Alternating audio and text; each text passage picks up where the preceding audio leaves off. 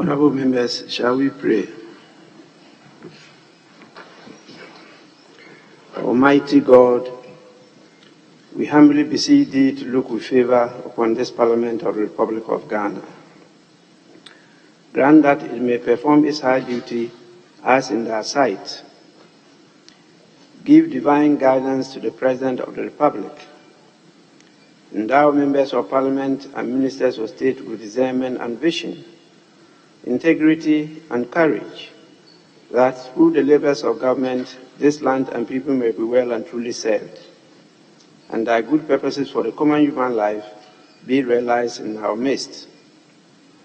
O God, grant us a vision of our country, fair as it might be, a country of righteousness, where none shall wrong his neighbor, a country of plenty, where evil and poverty shall be done away with, a country of brotherhood, where all success shall be founded on service, and honor shall be given to the deserving, a country of peace, where government shall rest on the will of the people and the love for the common good.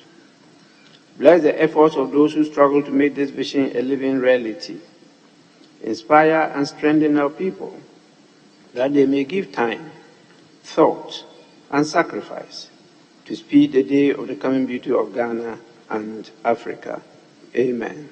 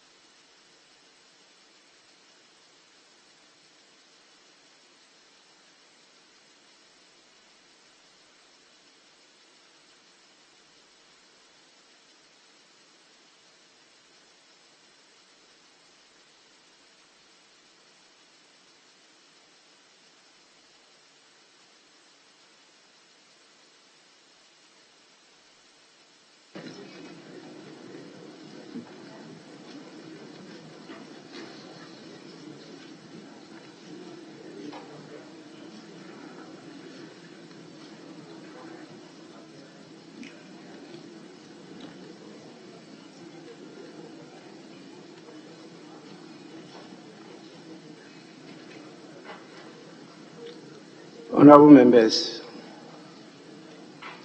to make two statements on two issues. The first is on non-communicable diseases and their impact in the country. The information available to me indicates that out of 10 deaths in the country, 7 are usually due to the cause of non-communicable disease. The Red Cross Society has decided to partner government to accelerate the progress in the prevention and control of non-communicable diseases throughout the country. They have identified Parliament, particularly members of Parliament, I mean the Ghana Red Cross, and they want to partner members to conduct intensive surveys in your constituencies on this matter. According to them, the entire exercise comes with a comprehensive visibility package that justifies the survey and projects that they want to, with your support, execute in your constituencies. Priority is being given to sitting MPs, but others are also invited, particularly if the sitting MP is not interested or not in the position to participate in the survey. The intention was to start the program last month, but they tried to get in touch with members, and because of our busy schedule, they couldn't succeed. And so what they did is to prepare some video and radio jingles in Dagbani, Twi, and English. The jingles are only for 15 seconds, and they deal with some health messages. They have forms which members are to complete, and if you are interested, you send some information to them to use in your constituency. They've given a telephone number for members who are interested to contact. And with your kind permission, what I have here is 0244 367 802. And then you can ask the person for the sample of the jingle. You are also called upon to submit a preferred bust size photograph for them to use to prepare a flyer for you in the constituency.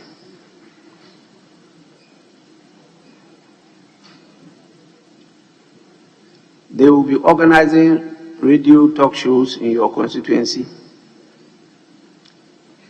to advocate and educate the people as what to do to prevent the NCDs.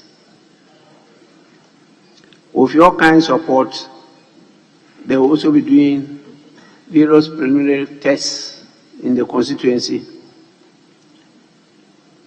so that there can be early detection and easy prevention of the spread of the disease. NCDs really, as you know, are killers in our society. And they want to map a survey for all the 275 constituencies in the country and focus on high blood pressure, diabetes, and the other ones, particularly the cardio, their effect on the cardio. And so this is to inform members, if you are willing and ready to do so, particularly as we get into the election year. They decided to dub the survey Live to Vote. Live to Vote. And I know you are all interested in the survival of your constituents. so that they can vote in the 2024 election. This is the first one. The second message is on attendance. We are putting some measures in place to try to enforce attendance. Earlier in 2021, I made a proposal for us because of a number of issues, including traffic and the participation of the public in whatever we do, whether we couldn't consider sitting in the afternoon from 2. This did not meet the pleasure of members, and so we couldn't at that time amend our standing orders. But clearly, you can see that we're having challenges with early attendance. Now, if it is the pleasure of members to always start at 10, then we'll have to put additional measures in place. You all know that the chief doesn't go to sit to wait for his subjects. Nowhere in any parliament in the world will the speaker always go and sit and wait for members. It doesn't happen anywhere in the world. So please, from the first meeting of the 4th session of the 4th Parliament, the 8th Parliament of the 4th Republic, at 10 a.m., we should say 10 in the phone, the doors will be locked.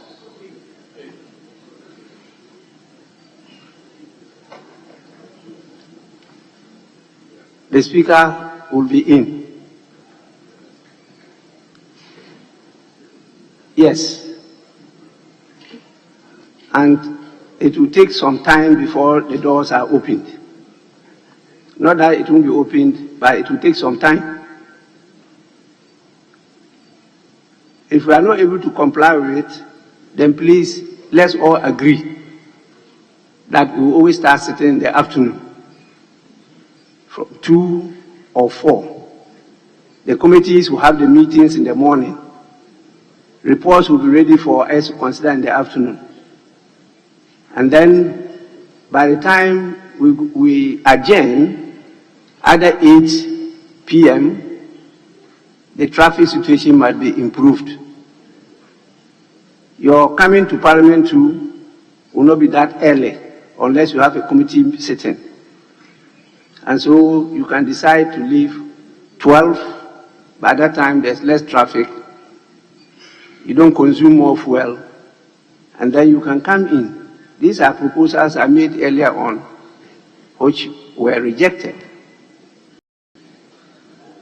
But I can see that it's not easy for members to report that early for sitting. So the two caucuses, either you have joint caucuses meeting or at your own level, you discuss these things and come back with proposals. If not, these are the measures that I want to put in place, which will take effect from next meeting. With this, I thank you so much for your attention. We'll go to item 4, correction of votes and proceedings and official report. We'll start with the correction of votes and proceedings of Thursday, 7th December 2023. Page 1. Page 2, page 3, page 4, page 5, page 6, Page 7. Page 8. Page 9. Page 10. Page 11. Page 10. Yes, Honorable Blackwell. I'm most grateful, Right Honourable Speaker. Right Honourable Speaker, please, at page 10, item number 7, presentation of papers. It is factually inaccurate. The Litasco Phase 6A was not presented by the Honourable Minister responsible for energy, Dr. Matthew Poku Prempeh. I recall that at the time he had stepped out, and so the majority leader asked permission for the Deputy Minister to lay the paper. So it was not laid by the substantive Minister for Energy. So this is factually inaccurate. Item 7A. Yes, table office, the Honourable Member is right. Yes, Honourable Dafiemako. Speaker, thank you for the opportunity. Speaker, may I seek your guidance in respect of the matters captured on page 10? Speaker, particularly item number 7, presentation of papers. We are told the papers that were presented. As to item number 8, presentation and first reading of bills. It happened yesterday that the minister, before the presentation of these bills, he sought leave of the House to withdraw one that was earlier presented, and I thought that once... It's captured at 9. Oh, I see. Okay. Okay. Speaker, I'm guided. Thank you.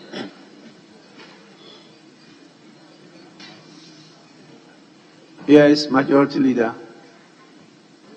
Speaker, just to associate with what the Honourable Member for the Northton said in respect of the presentation of the paper by the Deputy Minister. It had been advertised in the name of the Minister for Energy, but indeed it was the Deputy Minister who presented it. So perhaps it will be better captured if it is written as follows: by the Deputy Minister for Energy on behalf of the Honourable Minister responsible for Energy. So that is right. The Speaker, another matter which is not very clear is 6. I thought the Minister responsible for local government was urging the members of Parliament to help make the conduct of the district level elections a success. As it is now, it's made to appear as if he was appealing to the entirety of the citizenry. So I want to know the content, exactly what was he urging? The citizenry or members of Parliament as representatives of the citizens? I must admit. It was to the citizenry. The citizenry? Yes, in the text. Okay. In the text. Members of Parliament and the citizenry. That's appreciated. I wasn't really following. So if the clarification is given, Mr. Speaker, I'll stand by that. Yes, the earlier one dealing with 7A, the directive was given that I give the directive that the table office should capture it properly. Will we move on to page 11? Page 11. Yes, Majority Leader. The Speaker, page 11. Item 10. What was done in the House yesterday? The Speaker, I seek your guidance as to the correctness or otherwise of how item 10 has been captured. Here it is written that this Honourable House approves the budget the budget statement and economic policy of government for the year ending 31st December 2024. Mr. Speaker, this motion had been voted on last week Wednesday. And then you made a determination, the House made a determination, and you pronounced on it that the ayes have it. Now, that the ayes have it was challenged. That decision of yours was challenged by the Deputy Minority Leader. And accordingly, he called for a head count to be made. Mr. Speaker, what we did yesterday was in respect of Order 1133, which says, in the case of head count, the Speaker shall take the vote of the House by calling upon members who support or oppose his decision. So, Mr. Speaker, it's your decision that the ayes have it. Or, maybe in a particular case, the noes have it. That people are supposed to rise up and be aligned to. So, if you had said the noes have it, then members are supposed to rise up. They are supposed to rise up and align with your decision. Or, for those challenging, that you said the noes have it, no, the noes don't have it. So the question then would be, those who support the declaration of the Speaker is no longer the original. The Speaker. So yes, Arun, I told you that ever since you left the leadership, you have left with the standing orders. The Speaker. So I thought that we should look at how best to capture the 10, because it is not the original. It's not the original motion again. It is your determination, your declaration that the ayes have it, which is being challenged, and the orders to me very clear that in case of head count, Mr. Speaker shall take the vote of the House by calling upon members who support or oppose his decision successively to rise in their places. Those who support your ayes declaration or those who oppose your ayes declaration. That is it. That's why I'm saying that we should look at how best to capture it. Mr. Speaker, thank you. Yes, Honorable Harun Ijusu. Mr. Speaker, let me remind the majority leader and leader of government business that I haven't abandoned the two guiding books, the Constitution and the standing orders of this House. And to remind him, Mr. Speaker, that whatever you did guiding this House yesterday was constitutionally apt and appropriate within our standing orders. Mr. Speaker, it's not for nothing that Article 1101 reads, and I quote, "Subject to the provisions of this Constitution, Parliament may, by standing orders, regulate its own procedure." So, Mr. Speaker, yesterday, you regulated the procedure with our standing orders. The other day, Mr. Speaker, he rose when I even reminded him that it lied within your powers, discretionary, to have proceeded to say that you are not even going to put yeah or no vote, but to proceed on a head count. It is within your discretion, understanding order 1131. But the Honorable Amabua, the deputy leader, challenged the Speaker's ruling. And Mr. Speaker, the majority leader must learn. Even the mere fact that Honorable Bua rose to say, "Mr. Speaker, I'm calling for a head count," in law, implied, Honorable, you are helping. The law is either expressed or implied. By implication, he was challenging the ruling of the Speaker. By implied conduct. And I say by implied conduct. Let alone, Mr. Speaker, he went further to remind you that he was relying on Order 1132, express. Then, Mr. Speaker, he wants us to revisit Wednesday. You are lucky I wasn't there on last Wednesday. Simple. Even the majority, you didn't have the numbers. You were -3. Abdullahi versus Supreme Court, you were less than 138. They could have frustrated you better not to be able to take a decision. The Honorable Kennedy Ajapong, the Honorable John Kuma, the Honorable Mavis Boyd were not here. So if this group hadn't supported you, you could not have taken a decision.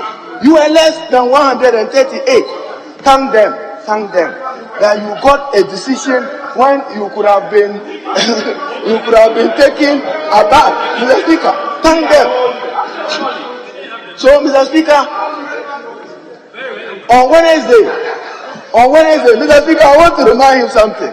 When Mr. Speaker those days in 2021 on e-levy, you were on your feet here saying that, oh, by the time Mr. Speaker put the question, there were still some minority members here. You did. At the time that the Speaker on Wednesday, if he had decided to proceed with a count, many of your members were still here. Indeed, even the Hansard captured that some members of the majority were present. Some members. Very significant for you. So, Mr. Speaker, largely, you got a budget approved. Pure and simple. That should be your business as majority leader. A budget approved. Don't go into the nuances of constitution and standing orders.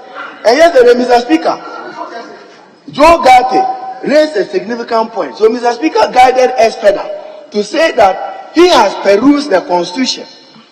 Where the constitution wants to use the word approved, it did so, like supplementary estimates. So under Article 179, there is no express provision that Parliament shall approve. However, Mr. Speaker, through practice, consistently, you have always put the question. Yesterday, I learned from the table because speakers are supposed to even guide Mr. Speaker on the standing orders. Once the minister came by motion, we were to take a decision on the motion. Mr. Speaker only put a question on a motion which was before this House, and the motion got carried. So we'll be dancing hooray home that you got budget approved. And then we go and do the other estimates. So don't call for fights that you cannot succeed. Mr. Speaker, I'm reminding the leader of government business. I've always told him that dance which ushers in down, the tie should not be in a haste to start it. Thank you, Mr. Speaker.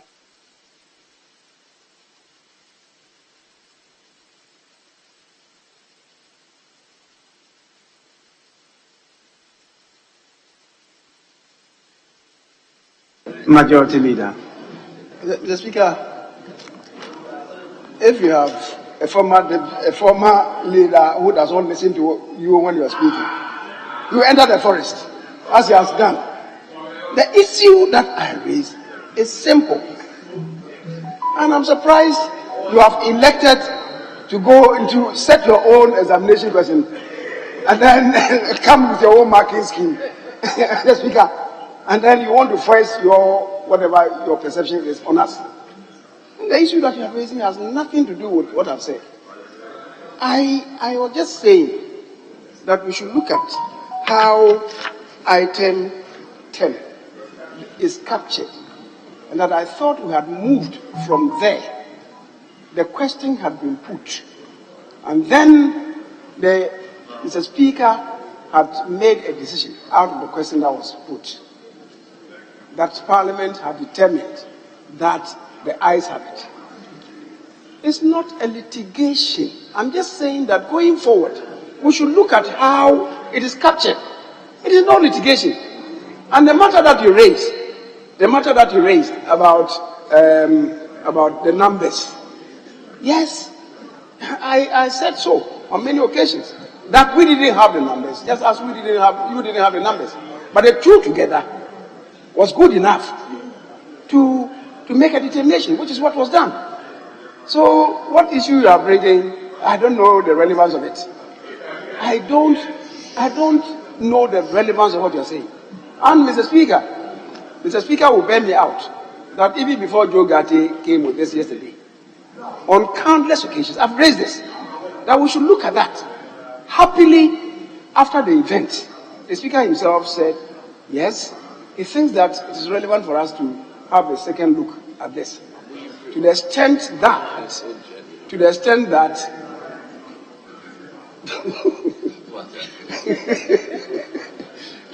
that we improve upon the conduct of business. Mr. Speaker, the issue about because a motion has been moved, certainly a decision must be taken. I even disagree with that.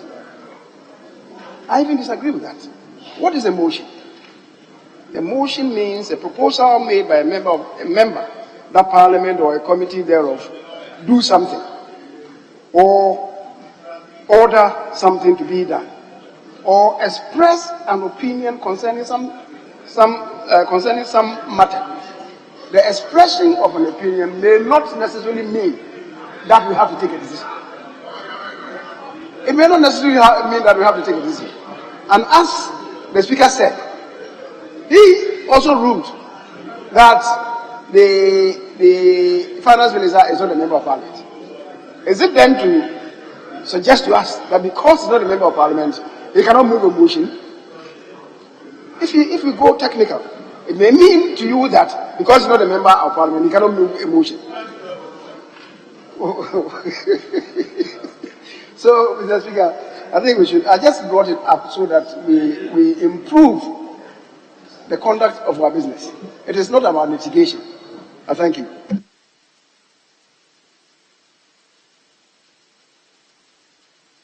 Madam Speaker, thank you very much. But I thought simply what I wanted to say was that it was last week Wednesday when I challenged your ruling because I believe that the nays had it.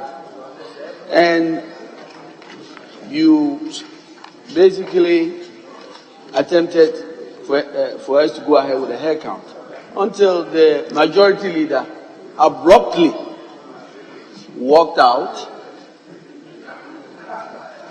Mr. Speaker, when that happened, you basically ended the day on order 104, and we agreed and we left.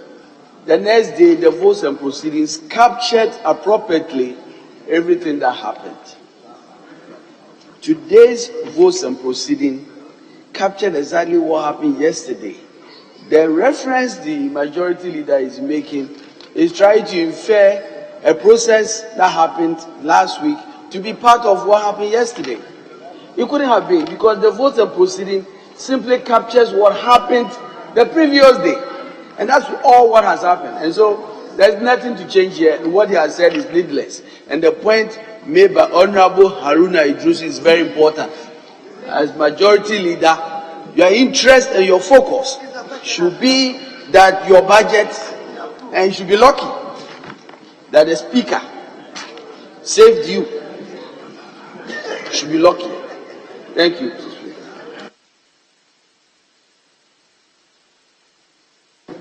Yes, Honorable. Mr. Speaker, thank you very much for giving me the opportunity. I know the majority leader and leader of the government business is an eternal litigant. But the issue that he's raising, Mr. Speaker, ought not to have been raised at all. Let me place on record that anybody who has the impression that until yesterday the budget was approved, with all due respect to the person, is having the blurred view of the law. In the sense that during the process of approving the budget, the voice vote was challenged.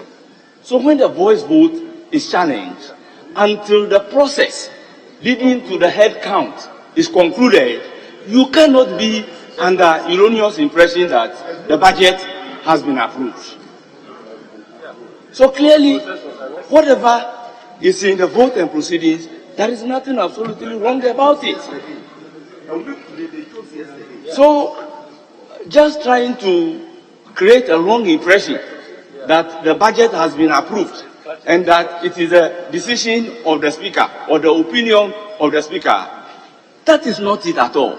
Once the issue or order 113 has been invoked, it means that the approval process cannot be said to be complete until the head count, which was carried out yesterday, was done to determine what will be the fate of the subject matter. Mr. Speaker, with this few words, I'm done.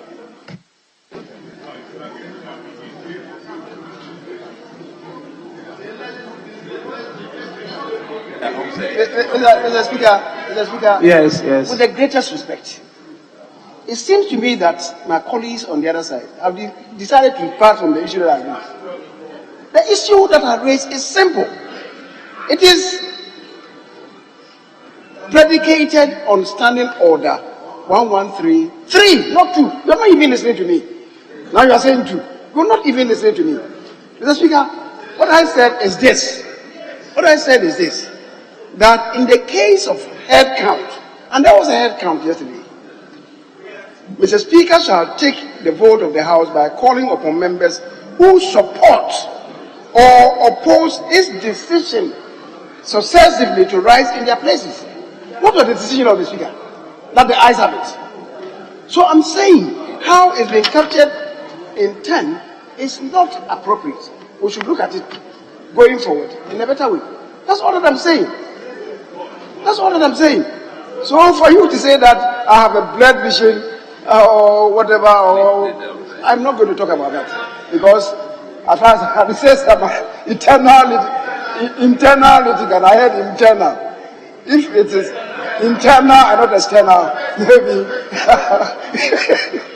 Mr. Speaker, please, I don't think that we need to waste time on this. It's a matter that is predicated on understanding of this. If they appreciate it, they understand what I'm talking about. Mr. Speaker, is left with you. Business statement.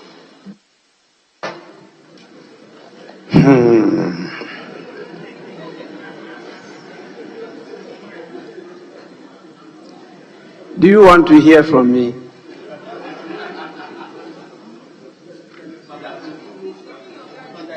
Do you want to hear from me? Mr. Speaker, I sought your guidance. You may respond to it or decline. It's with you. As a young man, my elders taught me that when you hear the pet dog do it means a lot.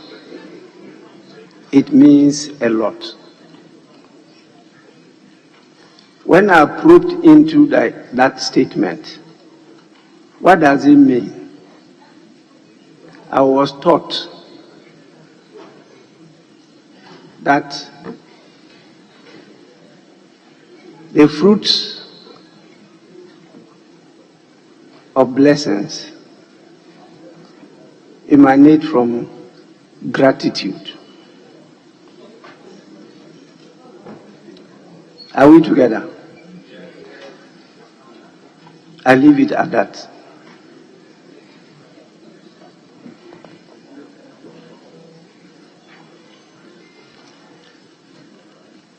If I have to go into these things, you all know it because you keep on quoting the standing orders. Standing Order 5 says, in case of doubt, these orders shall be interpreted by Mr. Speaker as he deems fit.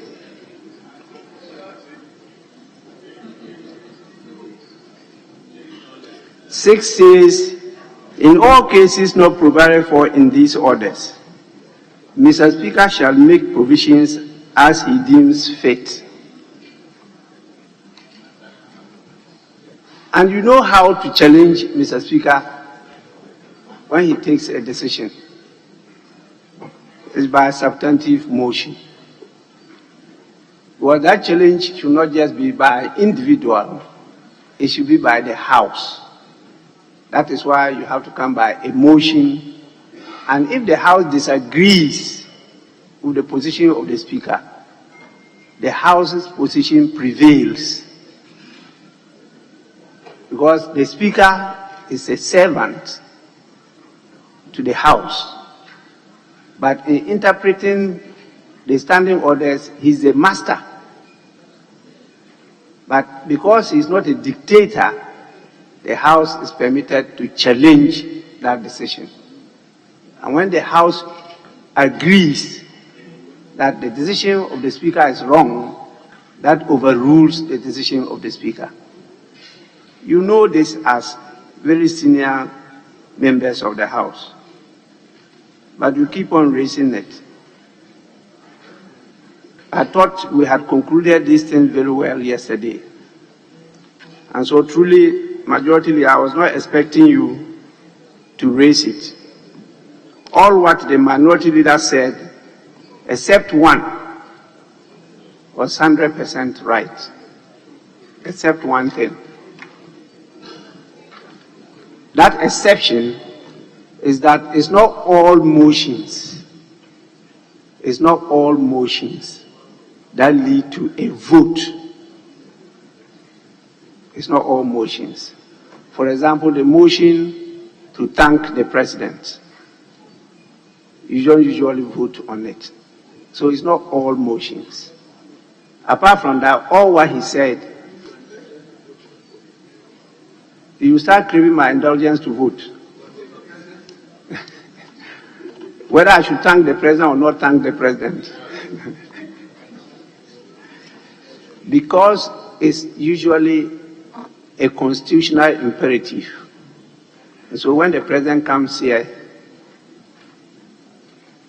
to perform a constitutional duty, it's imperative on us also to thank him, because it's part of constitutionalism, the rule of law. It's complying with the law. And so we should thank him for doing so. That one is not left to you to decide whether to thank him or not to thank him. So, honorable members, let's complete our item 4 by correcting the votes and proceedings of the day. Is there any other issue on page 11? If not, I take page 12. Page 12.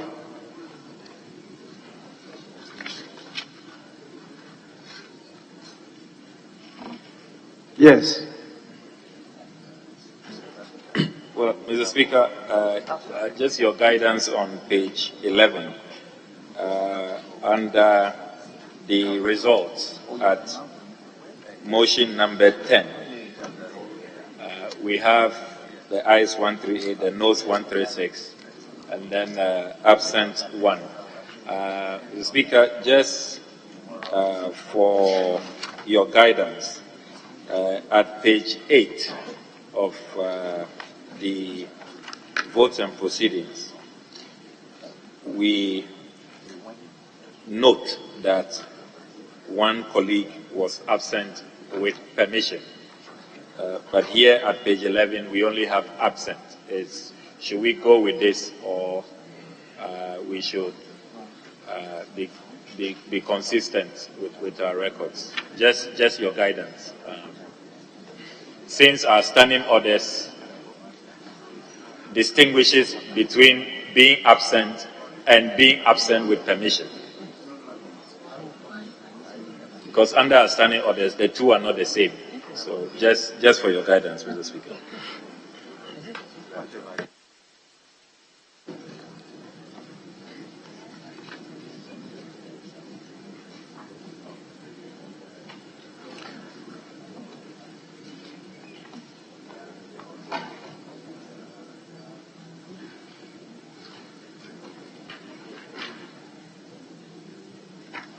Honorable Member, the votes and proceedings at page 8 definitely is right, because it deals with attendance. And the member had permission to absent himself from attendance. So that is right. At page 11, we're dealing with the vote. And one person was marked not available to vote, that is absent. There is no evidence that at the voting time any permission was given not to vote. And so it's very difficult to say absent with permission. That's why it's captured there. And you realize that no name is mentioned. But at 11, the name is captured there, that he had the permission to absent himself. And so I don't think there's anything wrong with that. I think it's right. And that was what I declared. The votes and proceedings just capturing what took place. That was what I declared, and that's what has been properly captured. So that is all right. Honorable members, with this, in the absence of any further corrections, the votes and proceedings of the 26th sitting, dated Thursday, 7th December 2023, are adopted as a true record of proceedings. We now will move on to business statement. Business statement. But before that, Majority Leader, let me just acknowledge, I think we have a few people here. We have students from one school with us here at the public gallery. They are from the Islamic University College, Ghana, led by one of their lecturers, Mr. Emmanuel Wode Wole. The Islamic University is situated at the Adentan constituency. There are 37 in number. And on your behalf, I want to warmly welcome them to Parliament. They have a university students' Parliament, and I'm sure some of the members will be here. And you learn from what takes place here. I'm sure it will assist you to improve your practice. And the trained staff will take you around and try to get copies of the standing orders. We have revised it. When we finish, come for the new one. This one is quite old school. And the new school one is coming. And so come for that copy. It will guide you to train yourself to be more or better prepared than us, so that when you are here, you perform better than us. So you are warmly welcome, and don't make it a 9-day wonder. Make it quite frequent and sustainable. You are welcome. Yeah, so let's listen to the chair of the business committee. It's time for the business statement for the 7th week to be delivered. Chairman.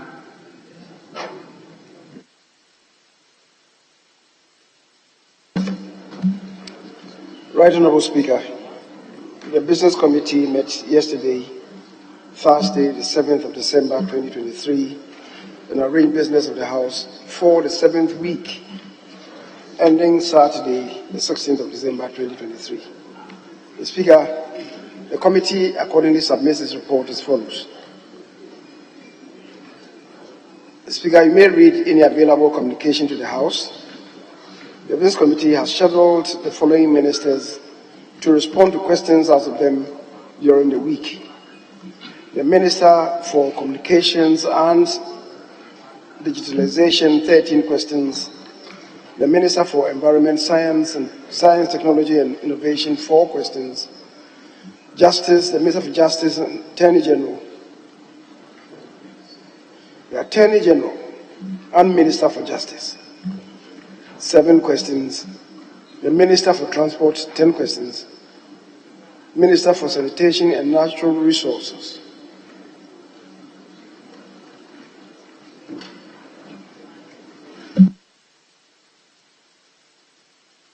Speaker, rather should read sanitation and water resources, not natural resources. Sanitation and water resources, 10 questions. Minister for Gender, Children and Social Protection, 4 questions. The Minister for Lands and Natural Resources, 8 questions. Local Government, Decentralization, Rural Development, 5 questions.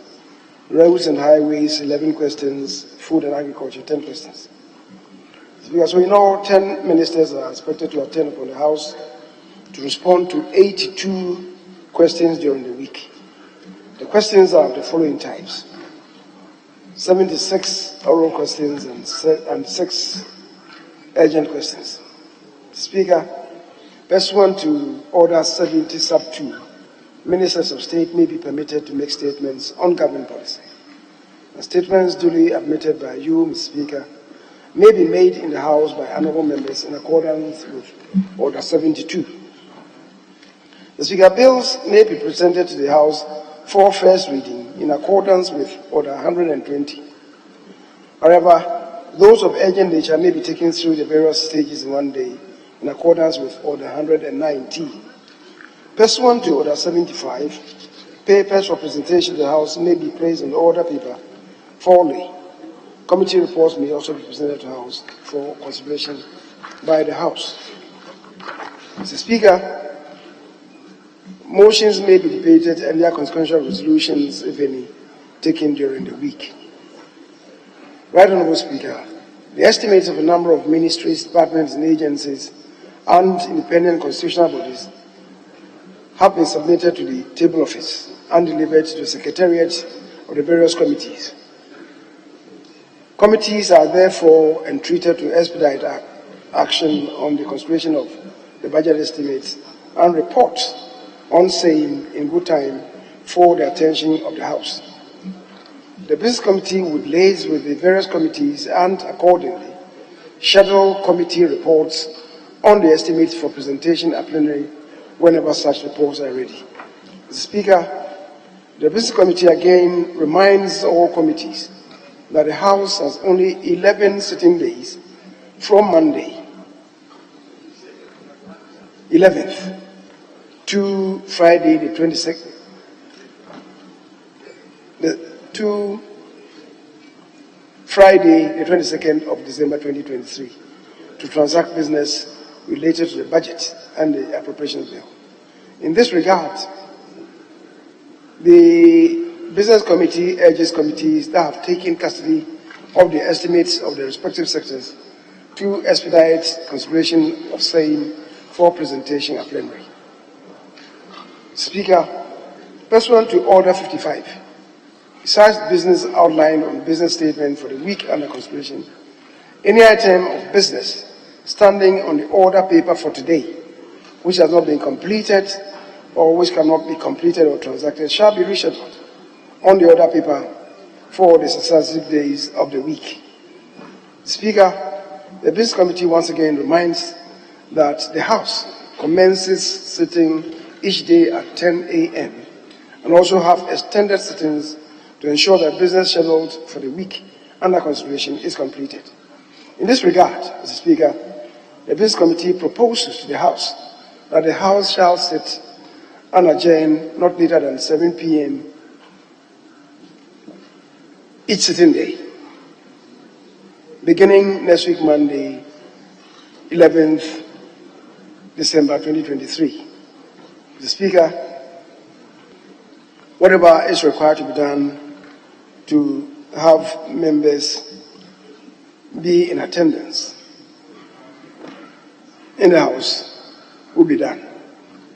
Mr. Speaker, as honourable members might have observed on the business statement, the House has once again been programmed to sit on Monday, 11th December, and also Saturday, the 16th of December.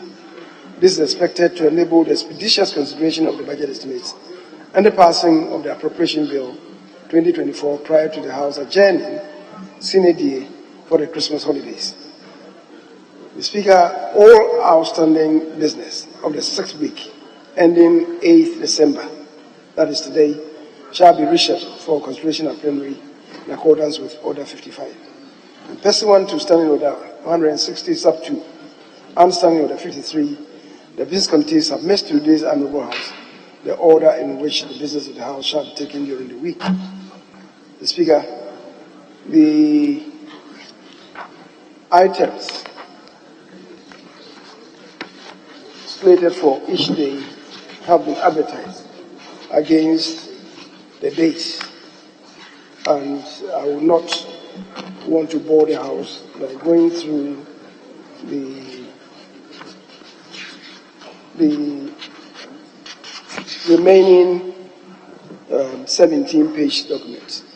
I want to urge the Housing Department to consider and indeed deem this as having been read and captured same into the Hansard. The Speaker begs to submit.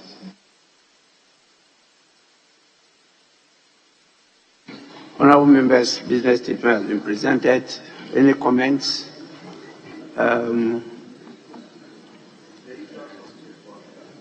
The usual motions.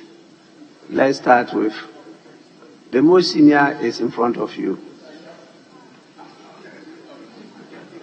Honourable Ablakwa.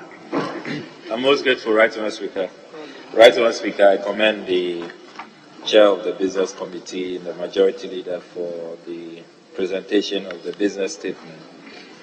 A few matters of concern, Mr. Speaker. At page 5, the scheduling of the estimate for the Ministry of Foreign Affairs and Regional Integration at item number IVG for Tuesday. It is not possible. We are going to meet on Tuesday. The committee is meeting on the estimates on Tuesday. So our report cannot be ready on Tuesday. So the Business Committee will have to probably align properly with the committees so that we can schedule these estimates properly. We are meeting on Tuesday, and there's no way we can meet, consider the estimates, conclude matters, and report on that same day. So we have to take a second look at that. Then secondly, Mr. Speaker, there's a suggestion at page 2, which is unnumbered, the overleaf, that we sit on Saturday, the 16th of December. I am wondering if the Business Committee considered an extension of the Monday to Friday sitting days. You have indicated that we will be sitting up to about 7 p.m. I think most of us would prefer, even if we can sit to about 8 or 9 p.m., so that we can rest on Saturday. But because already we've added Mondays, we don't normally sit on Mondays. Now you are looking at adding Saturday. And Mr. Speaker, the Assembly elections is also just around that period. The local government minister was here yesterday urging us to take keen interest. So there's a lot of obligations, that are imposed on us that particular weekend. And I would have thought that if we extended the normal sitting days, probably another hour or two, so that we can free that weekend. I think that most colleagues will prefer that. But going to encumber Saturday as well, in addition to the Monday which we have added. Mr. Speaker, we also have to be concerned about the health of members. We really are stretching ourselves. And I'm glad that Dr. Adumaku Kisi is here, and he's nodding. He's a respected medical doctor, and he knows that the point I'm raising is a very important matter. Already, colleagues are stressed. It's not easy. And the Speaker, if the Business Committee can take a second look at this, you can add a few hours to the normal days, but adding Saturday, the Speaker, that is really stretching us beyond limits. And then at page 17, if the Majority Leader can, I think there's a typo at the last page 17, under V, motions. that hashtag should not be there. I don't know what is doing there. The consideration and approval of estimates. It has to be deleted. It shouldn't be there. These are my concerns, Mr. Speaker. I'm grateful. Honorable Ms. Safo. Thank you very much, Mr. Speaker. Mr. Speaker, I want to thank the Majority Leader for presenting the business statement to the House. Mr. Speaker, I do have a couple of issues, and I would want to refer you to page 10 and 14 of the business statement. And on page 10, under bills that will be considered during the ensuing week, I see here listed the affirmative action bill. And on page 14, again, is listed for consideration. This, on page 10, it's for second reading, and on page 14, it's for consideration. Mr. Speaker, you would agree with me that the affirmative action bill is a very important bill that has been coming in and out of this House. And I strongly believe that as women, we are very much interested in this bill. The issue I have with the listings on the business statement is the timing where we find these bills being considered. Budget statement has been presented by the Finance Minister. We are done with the debates and consideration of the policy, but we're going to go into committees and start discussing and dissecting the estimates. I am a bit worried that around the same time we have such an important bill. Mr. Speaker, I know you've been a strong advocate and a promoter of this bill as well. So I just want to draw the Majority Leader's attention to the fact that it's very important.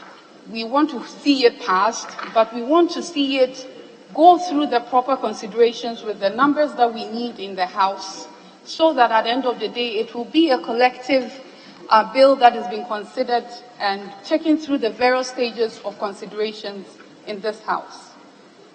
It is such a busy time for all of us. Honorable Okujeto Ablakwa has indicated even the timing for Saturdays and advocating that we should actually extend the evening hours so we can skip Saturday. All these are things that shows that indeed we are pressed for time. And Mr. Speaker, I think that the affirmative action bill is very, very important.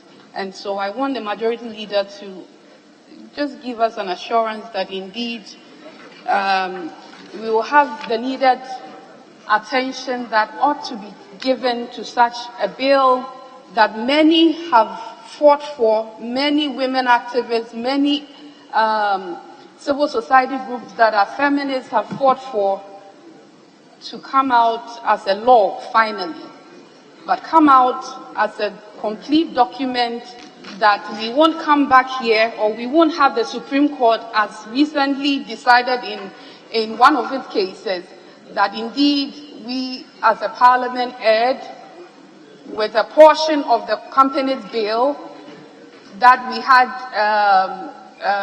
passed through this House, and it doesn't put us in a good light. The integrity of the House is at stake. We have to take our time, go through it line by line, and make sure that we do the right thing. The company's bill, as you know, Mr. Speaker, we had the company's law 1960, and we had operated for many years. And in 2019, we decided to amend it, and it was here in this House. Very bulky document. It wasn't our fault that we had a few things that we didn't look at, but the Supreme Court pointed it out, And I think that we can't suffer the same thing with the affirmative action bill. So, Mr. Speaker, the Majority Leader, I think that where it's placed and the timing, the constraints of time, I think that we have to look at it again. Thank you, Mr. Speaker, for the opportunity.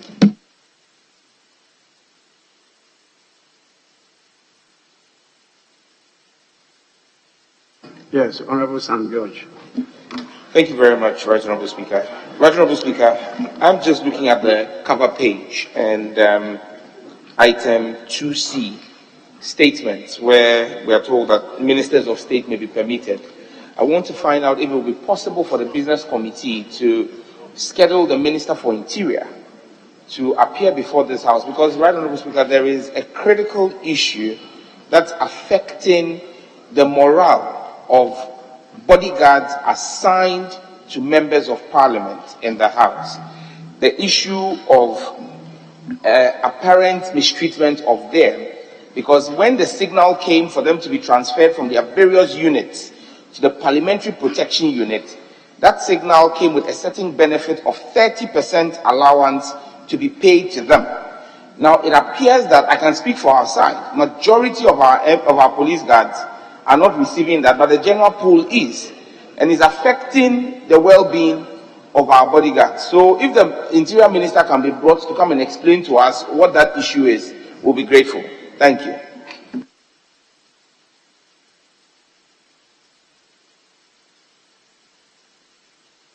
Yes, Honorable Member.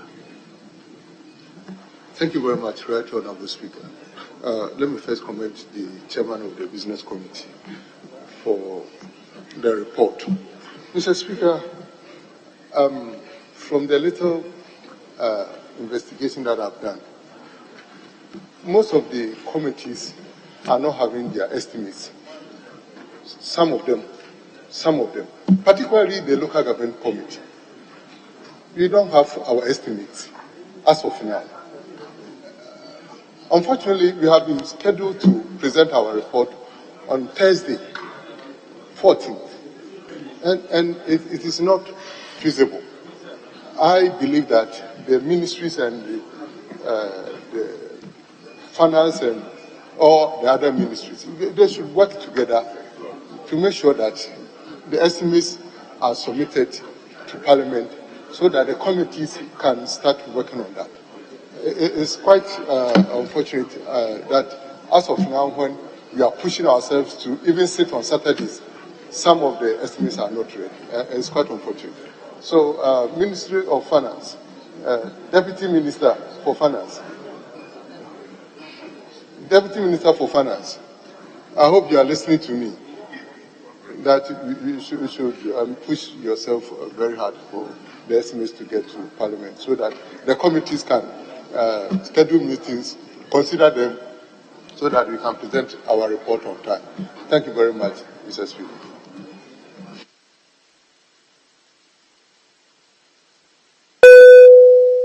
Sorry, Honorable Tafiemako. Speaker, thank you very much. Let me commend the Majority Leader for the statement presented for next week business. Mr. Speaker, there's a small correction in respect of the under item number 2B, Roman number 5, Minister for Sanitation and Water Resources, not natural resources. I believe it's a typo. Oh, yes, okay. Mr. Speaker, let me go to my substantive matter. Mr. Speaker, yesterday we received the Honorable Minister for the Local Government Decentralization and Rural Development to brief us and encourage us to participate, as it were, in this year's upcoming district level elections. And he bemoaned the low participation of the citizenry, and so encourage everyone to take it up seriously this year. Mr. Speaker, I've been on a crusade for some time now, urging the House to invite the Electoral Commissioner or the Electoral Commission to brief us. Mr. Speaker, I'm making this passionate appeal to the House because we have real problems on the ground. Mr. Speaker, especially those of us in the Volta region that is upstream of the dam, where there's been heavy flooding this year. Communities that ordinarily will have feeder roads reaching them have been cut off. I can speak of my constituency in South Dine. I can speak of areas in North Dine. Of course, across the lake, I can speak of areas in Afram Plains North, Afram Plains South. Of course, the Ijura area, the Yeji area, the Oti, in the Oti region, we have constituencies like Kratchi East, Kratchi West, Nkwanta South, Nkwanta North. All these areas and districts have communities that have become inaccessible because water simply has cut them off. And these are communities that are polling stations that ordinary Electoral Commission will supply materials via road. Now they will have to do so by motorized canoe if they have to supply electoral materials for purposes of the elections. And Mr. Speaker, if you don't come from this terrain, the Volta Basin, to experience what we are going through, you won't appreciate these matters. So it's important that Electoral Commission comes here to tell us the preparedness in supplying electoral materials on the election day on the 19th, as they've slated. As we speak, we're in the dark. We don't know how they are going to organize that. And Mr. Speaker, we don't want to be told that it is midday, it is 1 p.m., it is 2 p.m., and electoral materials haven't gotten to places that they ought to have gotten to for the people to participate in the district level elections. And so, Mr. Speaker, this may be the last time I have the opportunity to make the comment, because next week appears very heavy, and of course after that, the elections will be due on the 19th. I'm making a passionate appeal that the Electoral Commission should be brought to tell us something in respect of that. Mr. Speaker, I thank you for the opportunity. Yes, Honorable. Thank you, Mr. Speaker. Let me also take the opportunity to thank the Majority Leader for the presentation. Mr. Speaker, somewhere around 7th of March this year, you directed the Defense and Interior Committee to investigate the invasion and then the brutalities of the residents of Ashiaman by the military. Since then, the committee sat, deliberated on the matter. We laid a report in the House for over a month now. The report has been gallivanting on the order paper each and every day, appearing without any comment. And the residents of Ashiaman are up in arms about the whole situation. And so I'm calling on the Majority Leader to, give a direction to this effect. Thank you, Mr. Speaker.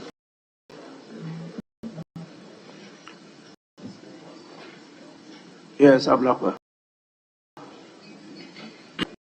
There's a matter which has been pending for a very long, which we should really try to address once and for all. We get about it before we rise on the 22nd of December.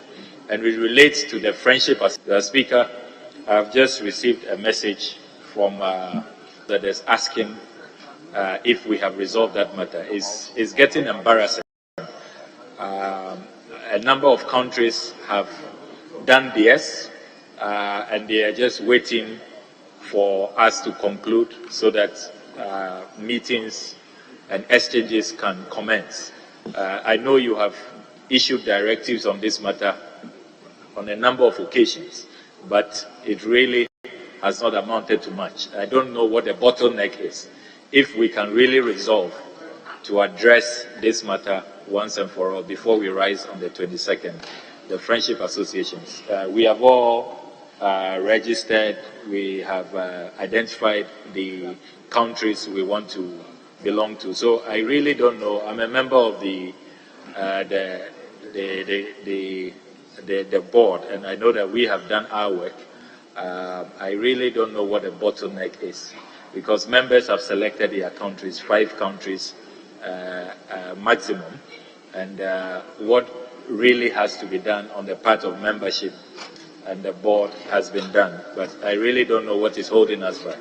So, Mr. Speaker, the friendship associations is becoming quite embarrassing within diplomatic circles. I'm grateful, Mr. Speaker. Minority Leader. Mr. Speaker, thank you. Mr. Speaker, the reason why the business committee scheduled to sit on Saturdays and next week Saturday, and also to sit for extended hours for Monday to Saturday, is for us to be able to at least do some good work on the estimate. Mr. Speaker, we are hearing that some committee chairs have not received the estimate till date. Mr. Speaker, if care is not taken, that decision will be meaningless until we get the estimate for the committees to sit on them. Then the decision for us to sit on Saturday and also to sit Monday to Friday till late will not yield the results that we propose. So I urge the Deputy Minister and the Minister for Finance to ensure that the estimates are here on time. In fact, today is Friday. Committees are scheduled to meet from Monday. So if the estimate comes in time, we'll be able to do the work and be able to present the estimate. Already, Mr. Speaker, we should have had at least 8 weeks to consider the budget. And the entire process takes about 8 weeks. But we are doing about 6 weeks. We are doing about 6 weeks, for slightly less than 6 weeks. So that will mean that we have to expedite action on the estimate. Other than that, Mr. Speaker, we will struggle to rise on the 22nd. And so for attention so that we can do something about it. Thank you. Deputy Minister for Finance. Thank you very much, Mr. Speaker. And I would like to thank leadership for their interest in this matter to make sure we try as much as possible to finish appropriation by December 22nd. But, Mr. Speaker, I just want to put it in the House, to the House, that we have submitted 40 out of the 44 estimates. 40 out of the 44 estimates I know are here. And so, Mr. Speaker, we have enough materials to look at. And so work can still go on. Thank you very much, Mr. Speaker.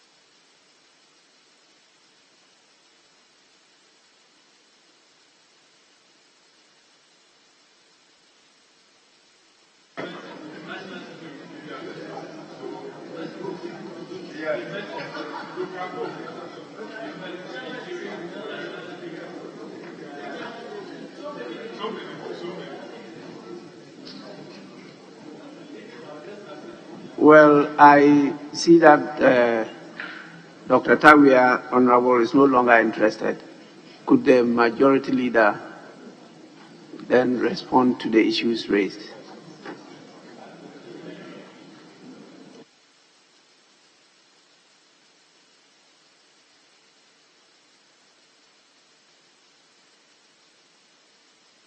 Mr. Speaker,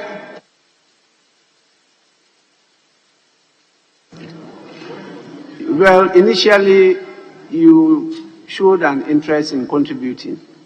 Then all of a sudden, I saw you move around and you were about to exit. And then you decided to join some discussion. So when it came to your turn, I was trying to get you, but your attention was on something else. So I thought you had lost interest. Mr. Speaker, I'm still on my feet, sir. So you want to make contribution? Yes, Mr. Speaker. You may do so now. Thank you, Mr. Sometimes when we speak, it's because it becomes duplication. But the issue Honorable Ablakwa raised about the committee's constitution is very important. Some of the embassies and high commissions have really reached out to us, but in going to them, we have no capacity.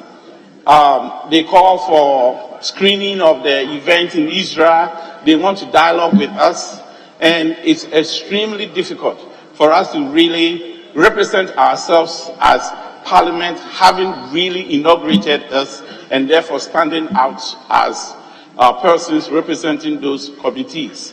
So I'm attaching myself to the issue that he has raised. If at all possible, your universal declaration that all the committees are inaugurated begins the process of us working together so that we will have the advantage of really interrelating with our peers in other jurisdictions, and especially even their representatives, ambassadors and high commissions in this country. So again, Mr. Speaker, I crave your indulgence to have this happen as soon as you have the opportunity to do so. Thank you, Mr. Speaker.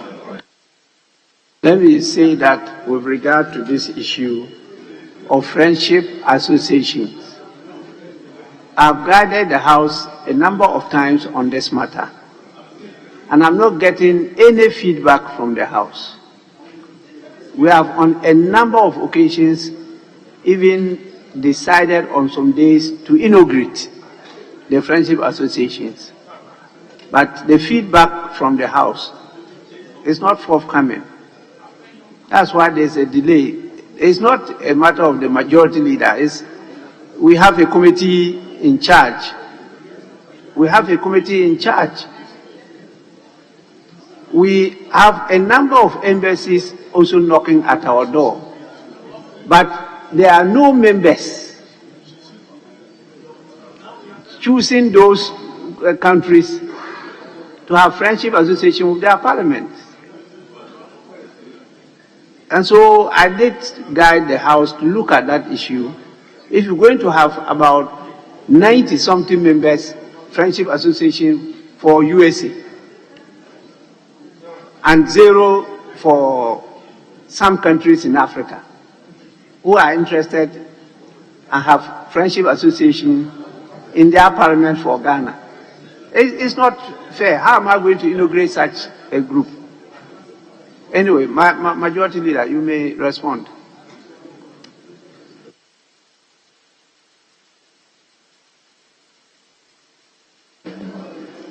Mr. Speaker, to begin with, the issue that was raised by the Honorable Okujetu, that the Foreign Affairs Committee is here to meet. Indeed, the program to meet on Tuesday. Mr. Speaker, if that's the case, their report certainly cannot come out on same day. I guess the earliest will be Wednesday or Thursday. So we'll look at reprogramming for the Foreign Affairs Committee. The Speaker, the same member is urging that we increase the number of sitting hours from Monday to Friday, and rather excuse our sitting on Saturday. The Speaker, I guess let's see how we make progress in the course of the week. If we have made sufficient progress, then we may not sit on Saturday. I guess maybe Wednesday or Thursday we'll be in a better position to pronounce on it. Mr. Speaker, my colleague was blowing hot and cold when he said that we need to have a rest on Saturday At the same time, he says he needs the day to also go and seriously get involved in the conduct of district level elections. Is he talking about any good rest for himself? So, but Mr. Speaker, as the primary issue in respect of whether to have a sitting on Saturday or Sunday, it's better we advertise it. Members are put in that mood than to spring a surprise on members. So let it be there. If we make sufficient progress on Wednesday or Thursday, and we have to maybe not sit on Saturday, we'll respond favorably. Mr. Speaker, I think the last matter that he raised with the hashtag, really, it was because at the time we had not been able to determine which committees which will be submitting their reports on Saturday or other for consideration on Saturday. That's why we did that. In the course of the week, we'll be able to fill in appropriately. Raised by some George about bodyguards. Mr. Speaker, it is not part of the business statement. And some has a very disingenuous way of introducing matters not covered in the business committee's report. The Speaker, the Honorable Adjournment Safo says to us that the second reading of the affirmative action bill slated for Tuesday and also for the consideration stage to begin on Thursday, he thought that the dates were too close. Mr. Speaker, to remind my colleague that it offends no rules. Indeed, it sits with the standing orders that once we are done with the second reading, then we'll begin the consideration stage not earlier than 48 hours after the second reading. So, Mr. Speaker, it sits well with the orders. Having said so, it doesn't mean when we begin that day, we are going to conclude that day. It's a very important bill, I agree with her. The Speaker should also bear me out. Sometimes when bills are introduced in the House, it attracts the civil populace to align themselves and then begin to submit memoranda to the House. If that should be the case, then certainly the memos that passing the bill through the consideration stage may engender would be duly considered by the House and indeed maybe by the committee itself. If the committee upon receipt then indicates to us that we have a number of memoranda which have been submitted and appeal to the House for us to slow down a bit, the Speaker will act accordingly. This affirmative action bill has been with us for a very long time. I mean, the Parliament of Ghana, and has indeed traversed the tenure of at least 3 administrations. And we certainly should bring this matter to a closure. So, Mr. Speaker, it will be, the second reading will be done on Tuesday next week, and the consideration may start on Thursday. And I believe if the purpose is to attract attention from the civil populace, Mr. Speaker, I think it will be not to the benefit of the House and also go to fertilize the discourse in the House. The Honourable Jemfi is indicating to us that the estimates of the Ministry of Local Government are not yet in. The Deputy Minister is here. The Deputy Minister for Finance is here. And I guess she's taking that on board.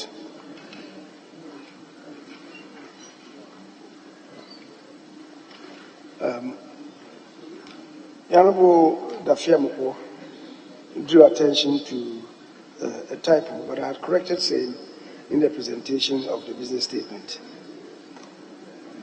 The Speaker is indicating to us that in view of the pendency of the conduct of the DLE, the district level elections, the House invites the Electoral Commission to deal with this. I think the Special Budget Committee is even invited the EC to be with us, I guess, today. So we'll have a discussion with the Commission on that and look at their schedule.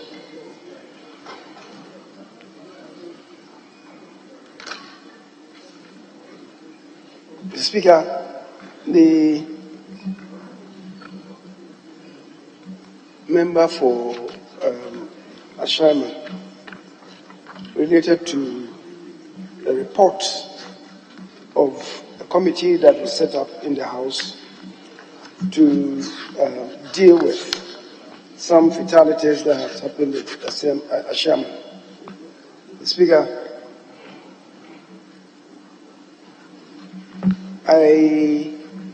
I've just noticed that motion listed as item number 10 on the order paper for today captures it. And as was indicated in the presentation of the business statement, I said that matters that cannot be transacted today would spill to next week. So next week we'll find the appropriate place for it and allow the committee responsible to lead us in the discussion on the report of that committee, or the Committee on Defense and Interior, on the military operation at Asham. Certainly next week, Mr. Speaker, we'll deal with that subject matter. The Honorable Tevia joined ranks with the Honorable Kujito Ablaka when he came with the afterthought of the inauguration of friendship associations. I think the Speaker has given a response. But I agree that it cannot be right that 3 years after the inauguration of this Parliament, those associations have remained inactive. Just one more year, whatever it takes. I guess we'll touch base with that board that is working on it, and it's an embarrassment to all of us. I guess in particular to the Speaker, because delegations come, embassies come to visit, and many of them are asking what the level of activity is in these various committees. So we need to really reignite the friendship associations. Certainly before the House adjourns, I guess we have to find space and do what is right and appropriate. But as the Speaker alluded to, there are some of them that have been rendered Siberia committees. We need to populate those committees. We need to populate those associations, I should say, and move on as a House. Mr. Speaker, I thank you very much.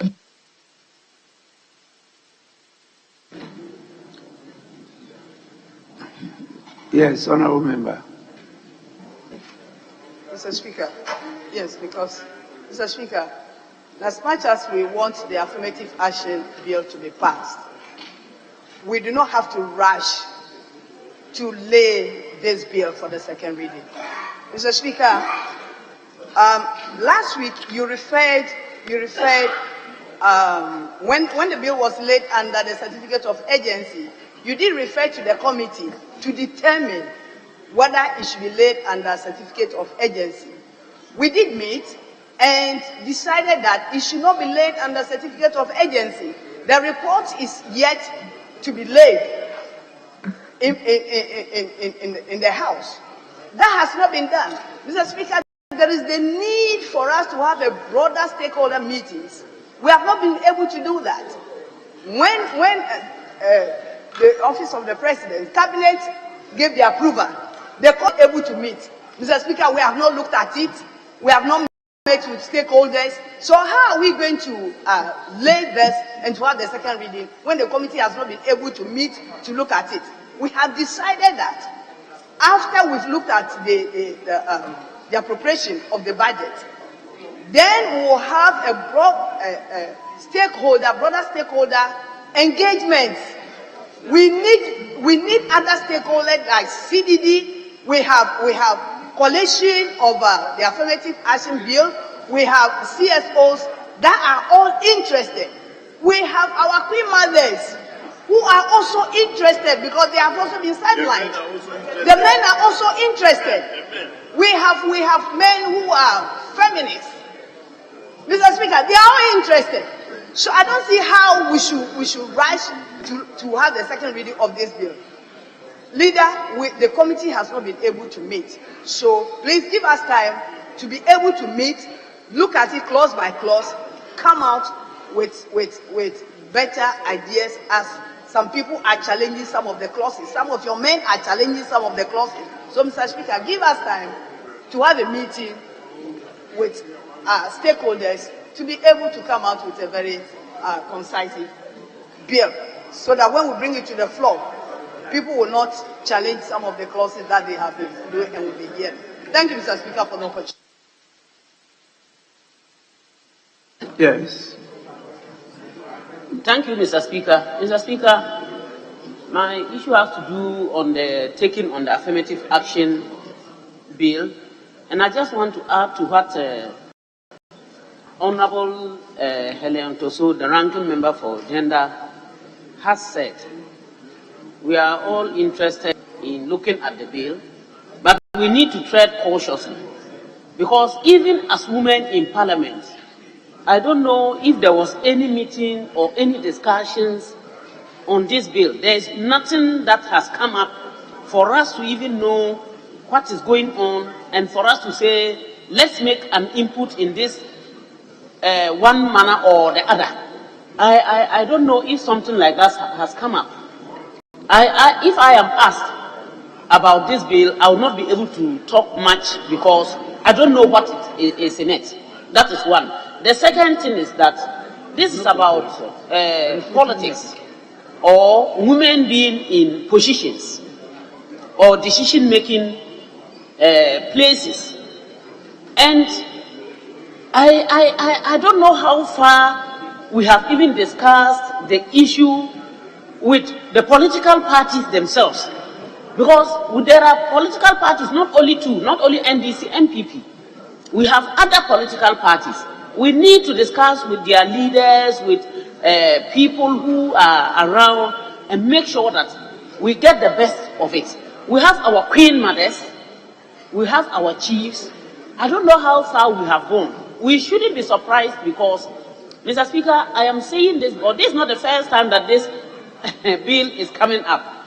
And I recall that when we tried taking it, there were a whole lot of issues that came up. And that was why it stalled in Parliament and is coming up again. So, Mr. Speaker, we shouldn't rush in laying it. Because if we lay it and the issues are to come up, we may not be able to deal with them. So for me, let us tread cautiously and see what we can do for it to be better. Thank you, Mr. Speaker.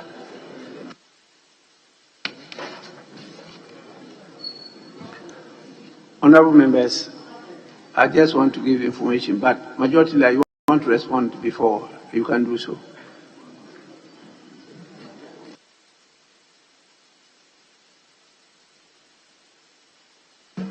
The Speaker, in the issue raised by the Honorable Ntuso is relevant.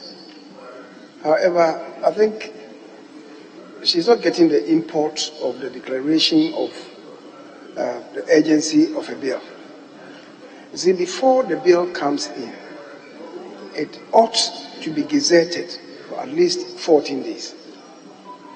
Now, from now until we adjourn, we're not going to have the 14 days. So if it should be gazetted before it comes here, right, it will mean that it cannot appear in this house, it cannot be presented in this house before we adjourn Sine Die. Now, if you declare it if you, after meeting over it, come to the determination that it is of urgent nature, then the day you present that report to make that declaration to this House, that day it gets gazetted so that it will be properly before you to engage stakeholders on it. As it is now, there's nothing. If you come to say that, oh, it's not urgent, then you should go back to be gazetted. Then there's nothing before you to have any conversation on it with anybody. So the import of it is to have you come to say that, oh, it's very urgent, it's of urgent. It doesn't mean that you should rush it. No. It is basically avoiding the 14-day gazette period. So that after that, then when you come to the report that is urgent, it's gazetted that very day when your report comes to Parliament. And then there's something before you to engage the stakeholders out. Otherwise, you have to wait until we come back, maybe next year, next session. That is what it means. So it doesn't mean that you must rush it. That's not the import of it at all. So it's the essence of it. So I don't know if you want to have a second consideration. It doesn't mean that some people seem to think that once it's urgent, no, so it must be rushed through Parliament, or maybe one day or 1 week it must be done. No. That's nothing to do with that. So that's what I wanted to clear. So that at least you have something before you to engage the stakeholders on. If you advise after that we need to engage so many people. The other day, was it, I think it was Wednesday or Tuesday, when the Queen Mothers came visiting the Speaker. Some of them showed interest, and they stayed behind to listen to us when the Minister of Parliamentary Affairs was having this meeting. They stayed behind, and I understand they made very positive contributions. So it's important that we have extended engagement with major stakeholders in the system. But it's when you will have it. But for now, if you come to say that there's is of no agency, then it means that you don't have any document to engage anybody on. So that's the essence. Mr. Speaker, thank you.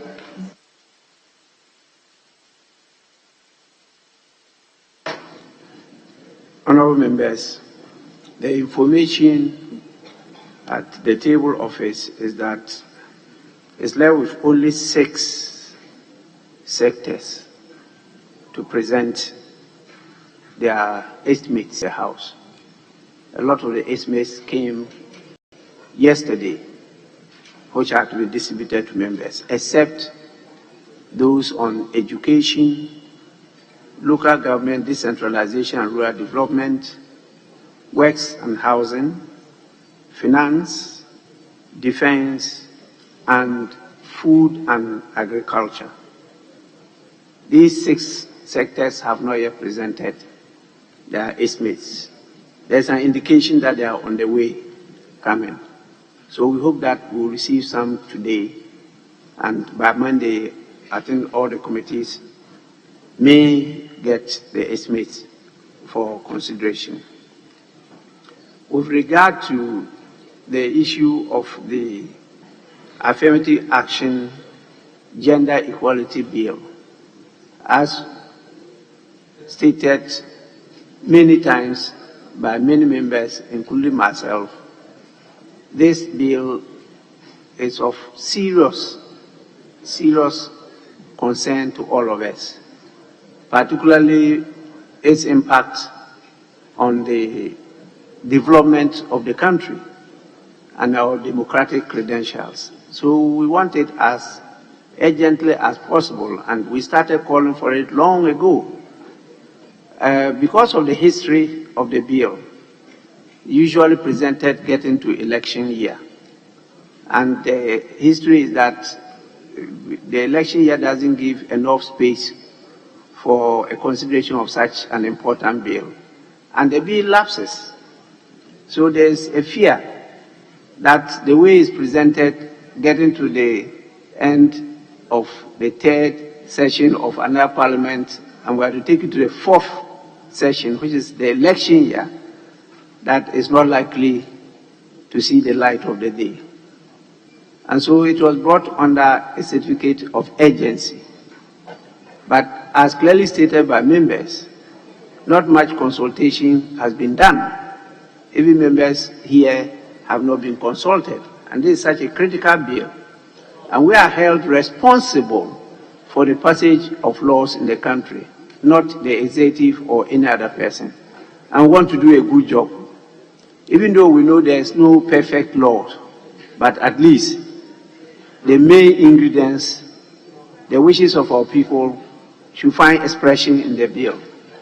And so that is why, even when it came under the certificate of agency, I myself expressed my views on it, that there was a need for us to look at it in a more thorough manner than under a certificate of agency. Now, the provisions that both of you have referred to, including the majority leader, need some clarification, because our standing orders say something that is not likely captured by the Constitution. But that is a procedure we ironed out for ourselves. And that is Order 119. Order 119 says, where it is determined and certified by the appropriate committee of the House appointed in that behalf, that a particular bill is of an urgent nature, that bill may be introduced without publication. Copies of the bill shall be distributed to members and may be taken through all its stages in one day. And that is what I spoke against. Well, this is such a critical bill that it cannot be taken through all the stages in one day. And so the reference was to the committee to determine whether this is a bill of an urgent nature that it should be taken through all the stages in one day. We are yet to get the report of the committee. We haven't received a report as to whether this is a kind of bill that can be taken under a certificate of agency. I'm told the committee has been reconstituted and Honorable Mrs. Patricia Apieje is now the chair. Unfortunately, she's not present in the House to guide us as to whether the committee had met, what is the decision of the committee, and where is the report. The ranking member, you may do so for us to know. Well, actually, we have to take that decision. And yesterday, I insisted that because of the views expressed by the coalition of civil societies on this affirmative action bill, it's important that we be seen working on the bill so that if anything at all, if we are not able to complete during this meeting, early next meeting, we could pass it without much delay. So it's something that we should prioritize and take seriously. If you can share information with us as to the stage the committee has reached with the consideration of the bill, that would be very good.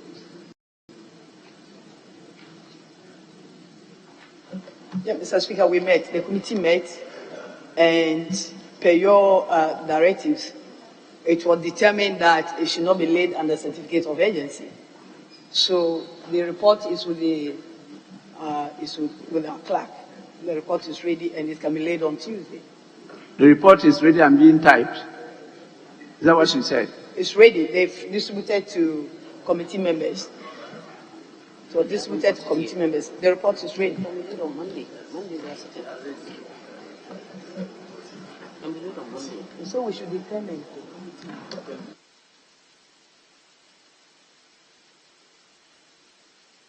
We need copies of the report. The report has to be brought to the House and laid and then distributed to members. Then we know that is the determination of the committee. We don't have it at all.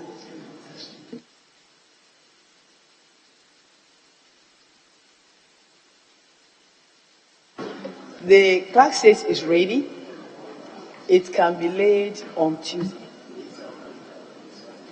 The report On Tuesday. is ready to be distributed late on Tuesday. Yes. Could we be scheduled for Monday so that copies will be distributed to members on Monday? Yes, Honorable. The Speaker, if I can have the opportunity to straighten up the record.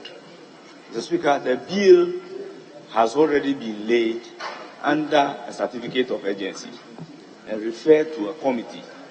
What the committee is supposed to do is to determine whether we should consider the bill under a certificate of urgency or not. The committee is not supposed to consider whether it should be laid under a certificate of, it has already been laid under a certificate of urgency. Whether or not it should be taken by the House under a certificate of urgency is what the committee would have to report to the House. Yeah, you just repeated what I said and what we've been saying. That's what we've been saying. So the committee is to submit the report to the House. Yes, Majority Leader. Mr. Speaker, that's the issue. As I was saying, the main thing is that now the minister who presents it gives an indication that can you do it under a certificate of agency. He cannot say that we should consider it under a certificate of agency. He makes a proposal to the House. It's for the committee to make that determination. And if you have made that determination that it is urgent, then, as I said, when you submit your report to the House, that very day, when you present the report to the House, that very day, it will be gazetted. If you say that it is not urgent, you bring the bill, you bring the report, and then it will mean that the minister will have to take it back and then gazette it and wait for the 14 days before bringing it here. So for as long as you keep it yourself, you're not doing the House any good service.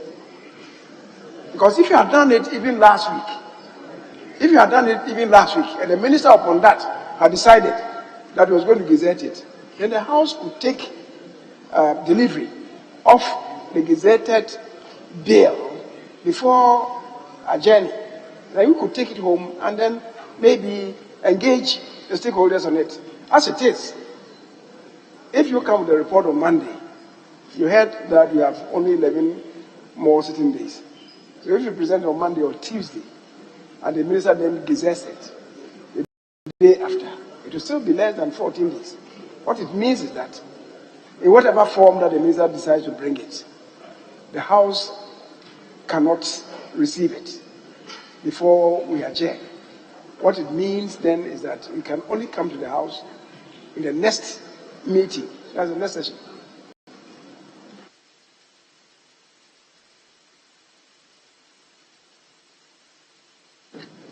Honorable members, subject to the comments and responses made, I will put the question for us to adopt the report of the committee.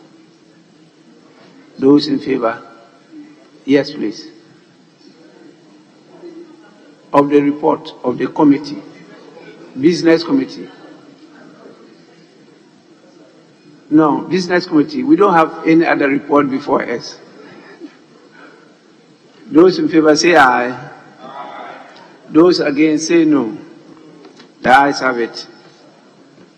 The business report for the 7th week is accordingly adopted by the House, subject to the comments made.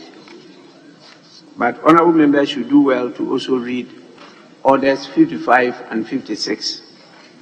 During the course of the week, the Business Committee is by our standing orders empowered to come out with other reports depending on the stage we've reached with the consideration of the business before the House. Now we move on to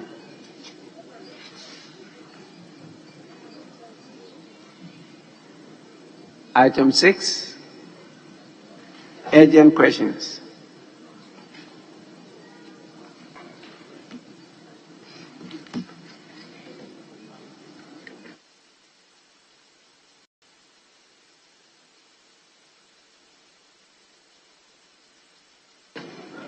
We have a number of urgent questions, 3 in number, at page 3 of the order paper under item 6. They are all directed at the Minister for Roads and Highways, so I call on the Minister to take his appropriate seat to answer the questions. 6A stands in the name of the Honorable Member for South Dai, Honorable Roxanne Nelson Echi Kwame Dafiamako. Honorable Member, you may ask your question now.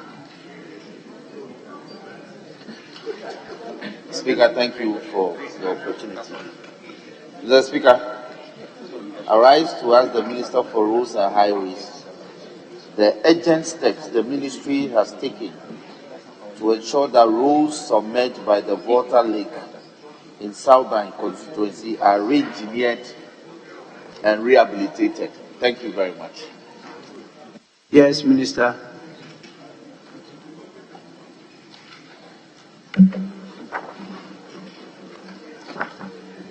I thank you, Mr. Speaker. Mr. Speaker, the road within the Southern district that was submerged by the Water Lake that has been brought to our attention is the Germany Township Road to the lakeside, covering a distance of 2.4 kilometers. This road is bitumen surface in poor condition. About 800 meters of this road falls within the restricted area along the Water Lake, contour 280, where no development is permitted. Currently, Mr. Speaker, there is no program on the Germany to Lakeside Road. But the future program, Mr. Speaker, is that data gathering and engineering studies on roads affected by the dam storage are currently being conducted to ascertain the extent of damage to determine the estimated cost for restoration of such affected roads. The necessary procurement process will then be followed to undertake the restoration works. I thank you, Mr. Speaker. Honorable Member, any supplementary question? Speaker, humbly, that is so. Mr. Speaker, my supplementary is to the effect that the information the Minister has is accurate, that there is a 7-kilometer Germany to Ajebwi, which runs parallel to the shoreline of the lake, that has been cut off in 3 sections. That has not been reported on for your attention for purposes of this addressing this question. So I think that I'm happy that in your answer there is an assessment regarding what should be done.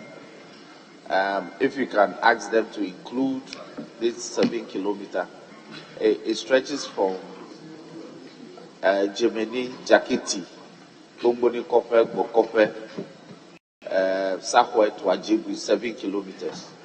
So if you consider including it in the assessment that will be done for rehabilitation, we'll be very grateful. Well, this is information, it's not a question, and I think that you can discuss that outside the floor of the House. Can we now move to 6B?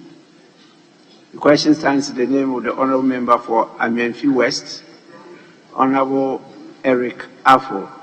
Honourable Member, you may ask your question now. Thank you, Mr. Speaker, for the opportunity. Mr. Speaker, I write to ask the Minister for Roads and Highways, when contractors on the Samabwe Junction to Christia Road will be resumed construction and complete the road. The road is no longer accessible to the users and poses security threats to the people in the constituency. Thank you. Yes, Minister.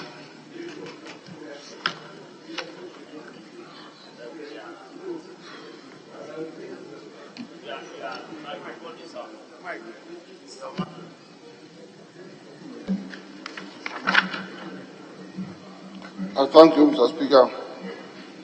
Mr. Speaker, the Sabraboy Junction to Mumini Road, R123, and Pristia Sabraboy Rose Road, R121, lie within the northern part of the Western region. They are located in the Amalfi West and Pristia municipal districts of the Western region, respectively. Mr. Speaker, currently the Sabraboy Junction to Numini section forms part of the project construction of Aboy Junction to Amakun Junction to Muni Road of length 45 kilometers, which was awarded under the Cocoa Rose program.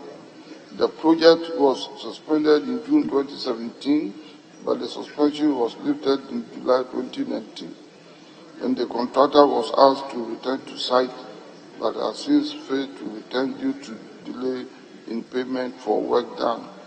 Progress of work at the time of suspension was at 69% physical completion. The future program is that, Mr. Speaker, the works have been repackaged, awaiting availability of funds for re-award. Moving to Pristia Rose. Currently, Mr. Speaker, this road was awarded under two separate contracts. One, upgrading of Pristia Sabraboy Road from kilometer 0 to 40, that is the first 40 kilometers, funded under the Cocoa Road program.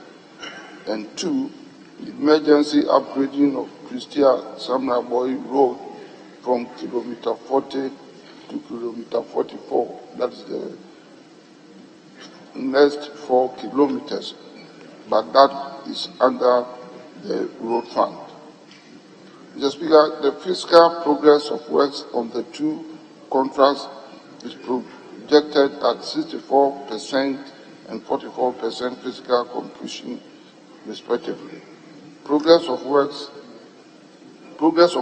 has slowed due to non-payment for work done. However, the contractor has indicated his willingness to mobilize some funds to speed up the work. Any further supplementary question? Thank you, Mr. Speaker. Mr. Speaker, I want an indication from the Minister today, because this is the sixth time I'm asking this question, and the same answers keep coming without any action. I want to ask him if this road is still under Cocoa Road program in this country. Because what I know is that this road was signed in 2016 under the Cocoa Road construction. So I'm asking if this road is still under Cocoa Road program. Mr. Speaker, the reason I'm asking this question is that the minister has been referring his answers to non-availability of funds by the employer, and the employer is the government. Mr. Speaker, only yesterday, the Minister for Food and Agriculture was supposed to answer a question, and he indicated in the other paper, the supplement aspect, question 109, Mr. Speaker, if you permit me to read. Mr. Speaker, the current value of Cocoa Roads projects in progress is 11.52 billion cedis. Out of that, they have paid 5.3 billion. Of this sum has already been disbursed to contractors, resulting in an outstanding balance of 6.63 billion. The last paragraph, Mr. Speaker, for the year 2022, Mr. Speaker, there was a budget allocation of 400 million specifically for Cocoa Roads. So, Mr. Speaker, if this is what is happening, why is the minister still referring this to non-availability of funds? I want to understand it. It's too contradictory. Thank you, Mr. Speaker. Yes, Minister.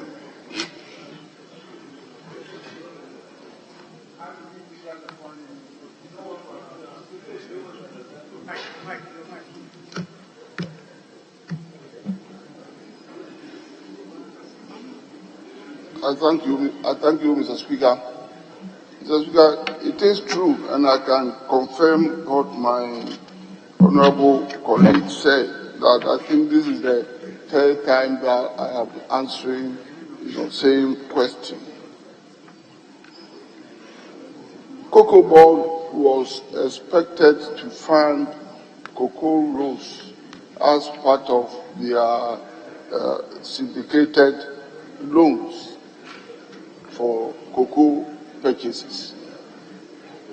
So yes, I am here to answer these questions, but Cocoa Board was strictly responsible for paying for all rows contracted out, under that program.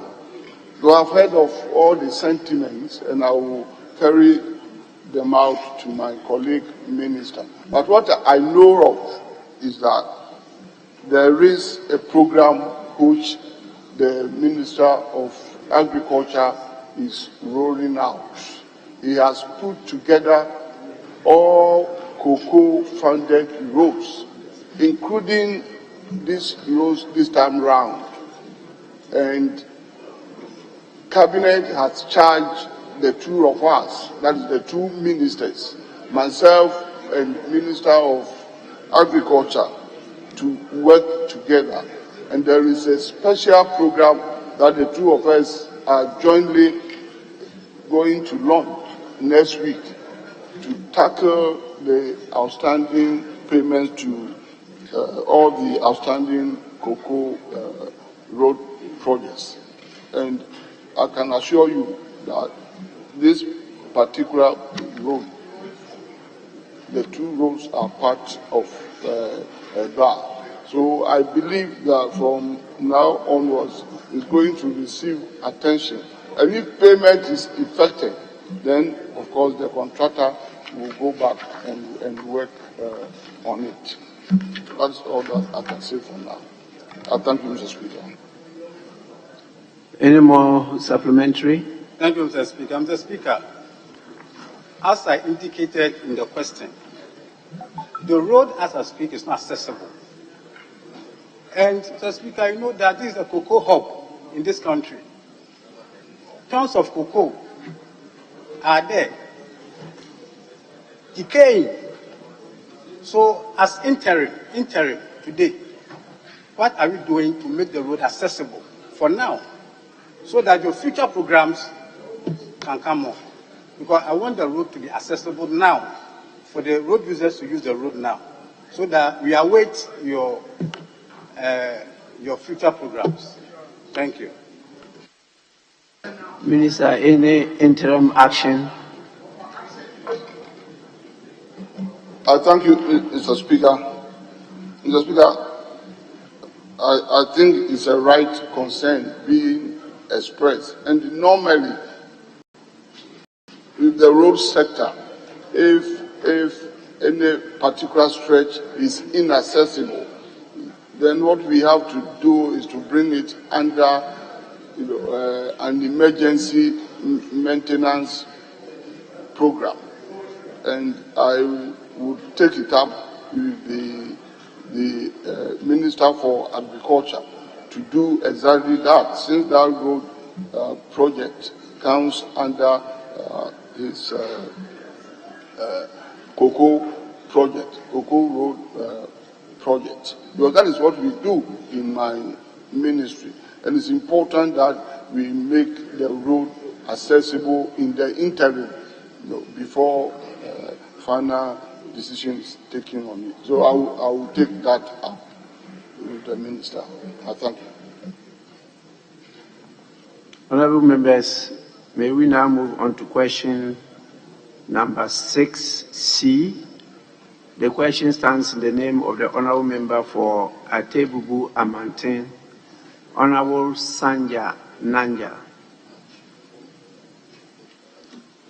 Thank you, Mr. Speaker, for the opportunity to ask the Minister for Roads and Highways what measures the ministry is putting in place to fix the collapsed bridge at Numwase on the Kumasi-Atebuyeji Highway, which occurred on the 9th of August 2023.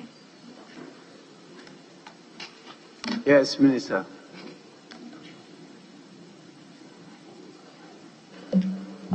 Thank you, Mr. Speaker. Mr. Speaker, the Kumasi-Atebuyeji Road forms part of the interregional road known as IR04. The length of road from Amantin to Yeji is 113.4 kilometers, and it traverses Atebubu to Amantin municipality, through West and through East districts, all in the Bono East region. Mr. Speaker, the road is bituminous surface dressed and in fair condition.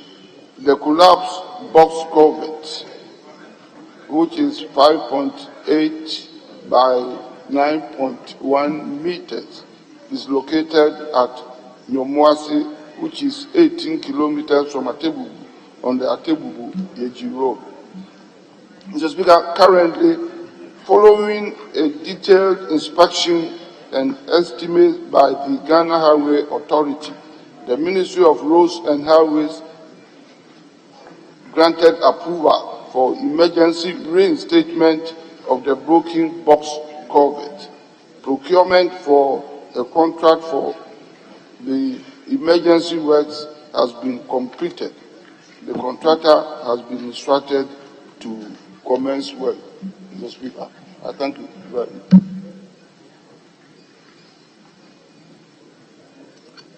Honourable members, we will then have to move to the normal questions. Or member, you have supplementary? Yes, then you can go on. Rightly so, Mr. Speaker. Given the loss of lives after the collapse of the bridge and the way it has affected the commercial activities in the area, Mr. Speaker, I want to know from the Minister if you could give us some assurance. You said that the tendering process has been completed, but the contractor is not still at site. When exactly will he be at site, so that at least it will give some respite to the people?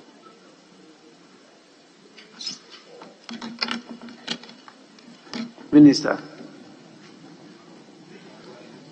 Thank you, Mr. Speaker. Mr. Speaker, the honourable member himself knows the importance that my ministry attached to this project when we had the information of the breakdown of the bridge.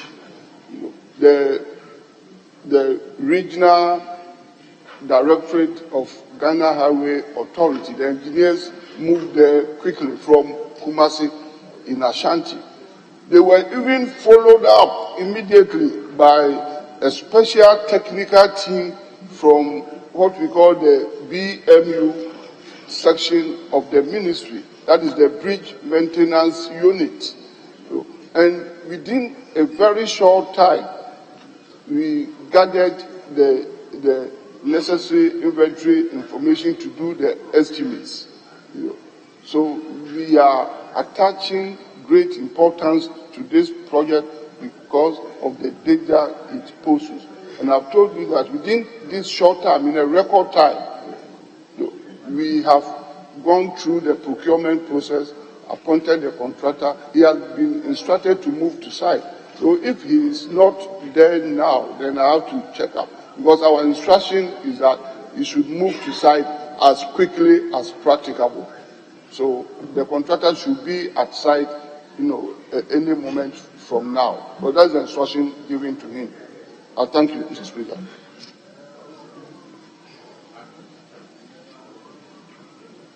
Any further supplementary? Mr. Speaker, thank you. I think he has answered the question, and we'll be waiting for the. I'm only giving him information that the contractor is not at site, and if you could get in touch with him to be there as soon as possible. Thank you. Please, honorable members, we then move to item 7, but I need to inform you that leadership agreed today that we should start with the proper human sexual rights and Ghanaian family values bill today. At least we should start the consideration today. So we'll go to item 7, which is still dealing with questions, and these are normal questions directed at the Minister for Roads and Highways. So we'll deal with question number 642, stands in the name of the Honorable Member for South Tong, Honorable Kobina Mensah Woyomi. Thank you, Mr. Speaker. Mr. Speaker, permit me to correct the spelling of one of the towns, and that is Anausukope. In fact, it is spelled A-N-A-W-S-O, so we delete N-O, S-U-K-O-P-E, Anausukope, without the no in between. So I'm sure yes, the minister will pronounce it well. I'm sure he will get the spelling well. As to pronouncing it well, it's a different thing altogether. But you ask the question. Thank you, Mr. Speaker. Mr. Speaker, I rise to ask the Minister for Roads and Highways the steps the ministry is taking to construct new bridges on roads to ease movement in the following communities. 1, Fievie to Game to Tetejikope. 2, Sope to Anausukope. 3, Gojekuta to Akpe Jume. 4, Ajake to Ziwenu. Thank you very much, Mr. Speaker. Yes, Minister.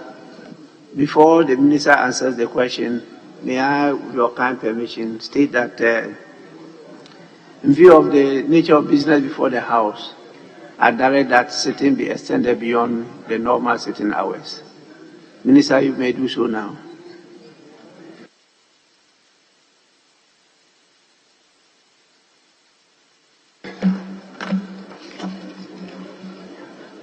Thank you, Mr. Speaker. Mr. Speaker, I want to address the 4 listed roles as announced and mentioned by the questioner.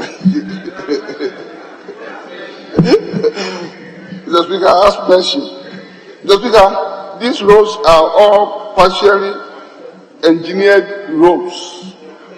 The drainage needs of the roads are all construction of a number of culverts, and Mr. Speaker, not bridges, as part of improving the current nature of the roads. All the roads are located in the South Tong district of the Volta region. Currently, Mr. Speaker, there is no program to construct culverts in the communities mentioned. However, the future program is that engineering design studies will be conducted on the roads to determine the appropriate intervention to improve accessibility. The implementation of the intervention will, however, depend on availability of funds. I thank you. Yes, Honorable Member, any supplementary? Yes, please, Mr. Speaker. Mr. Speaker, can the minister tell us what types of culverts are we talking about here? Because of the distance, the vast distance of the creeks as such that I can't imagine how that solves the problem, because they should have easy passage of canoes and people under them, as well as vehicles and or pedestrians. So can the minister tell us, if it's not bridges, what type of culverts are you talking about? Yes, Minister. Thank you, Mr. Speaker. Mr. Speaker, there are 4 different roads, 4 different stretches, and both culverts come with cells. So naturally, we don't have a standard bus culvert form. It depends upon the stretch of the road and the ground condition at the point of construction, whether it's a river crossing point or whatever it is. If it's a river crossing point, we have to determine the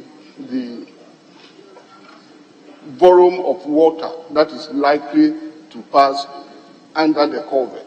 So the technical studies, the engineering studies will determine whether a particular bus culvert should be made up of 1 cell, 2 cells, 3 cells, or 4 cells, as the case might be, in order that it will have the capacity to contain the volume of water. So you are right. We don't have any standard bus culvert, but on all these 4 stretches, that is why I did indicate in my answer that engineering studies, is being conducted on these 4 different roads, and each one will come depending upon the facts on the ground, to determine the type of bus culvert to be constructed. Thank you, Mr. Speaker. Yes, Honourable Member. Thank you, Mr. Speaker. Mr. Speaker, the recent flood even worsened the problem for these people. And even till now, school children find it quite difficult to commute from school back and forth, as well as market women and everybody within these areas. So can the minister, maybe through your office and your engineers, do some kinds of remedial work to assist movement in a way before we look at the main permanent structure to be built going into the future? Is it possible to look at some remedial work, some intervention now? Yes, Minister. Thank you, Mr. Speaker. Mr. Speaker, that is very, very important. At least there is one good information from that side, and I hope that can be confirmed by you, since you are the sitting MP for the area and it is within your jurisdiction. My information is that, at least for now, the place, none of the roads is completely washed out. But we still have to work on it to improve safety and security of users of the road. So that one will obviously come under our ongoing maintenance program. And that one I can state here that we will take all necessary practical steps to ensure that we create accessibility to commuters, on these 4 different roads. That will be done. Thank you, Mr. Speaker. Yes, the last supplementary. Yeah, thank you, Mr. Speaker. Going further on the answer you gave, I was probably looking at a provision of a metal bridge or kind of pathway that people can use temporarily across those rivers. But let me continue. Per the last paragraph, you indicated engineering design studies will be conducted on the road to determine the appropriate intervention to improve accessibility. Can you tell us when you think this exercise will take place? When will this exercise will take place, leading to what you consider the design to determine when you will come in fully to undertake that exercise for the people, in terms of constructing the bridge, culvert, or whatever for the people? Yes, Minister. I thank you, Mr. Speaker. Mr. Speaker, emergencies of this nature, should not be delayed at all. And time is always of great essence. So as soon as practicable, we have to make sure that we work on it, because the more you delay, the likely it is that it can pose danger to human life, especially, and we do not want that to happen. So within the stretch and confines of our resources and everything, we have to undertake it, as soon as practicable. I thank you, Mr. Speaker. Honorable members, we now move to question number 950. Stands in the name of the Honorable Member for Presea Huni Valley, Honorable Robert Wisdom Kujo. Thank you, Mr. Speaker. Mr. Speaker, I rise to ask the Minister for Roads and Highway when the construction of the Bogoso Isu-Siding Huni Valley Road will be completed. Yes, Minister.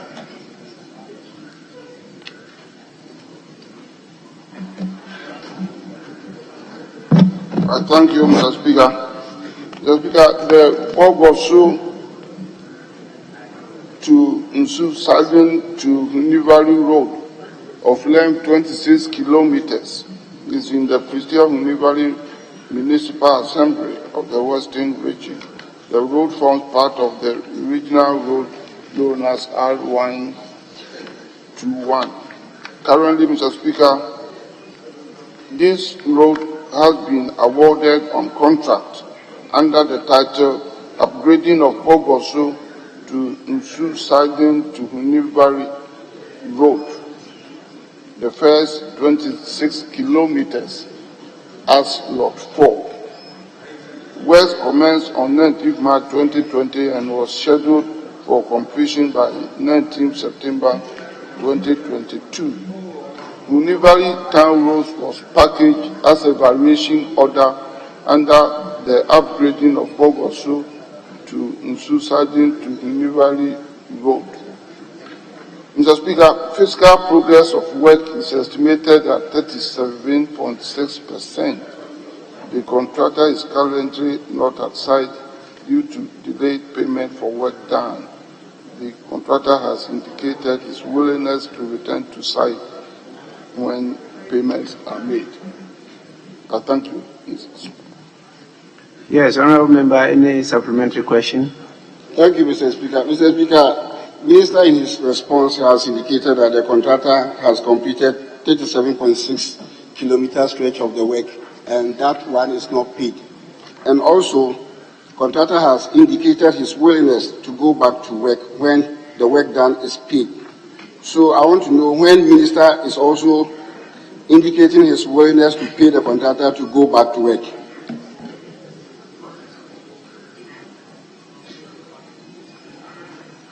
Minister.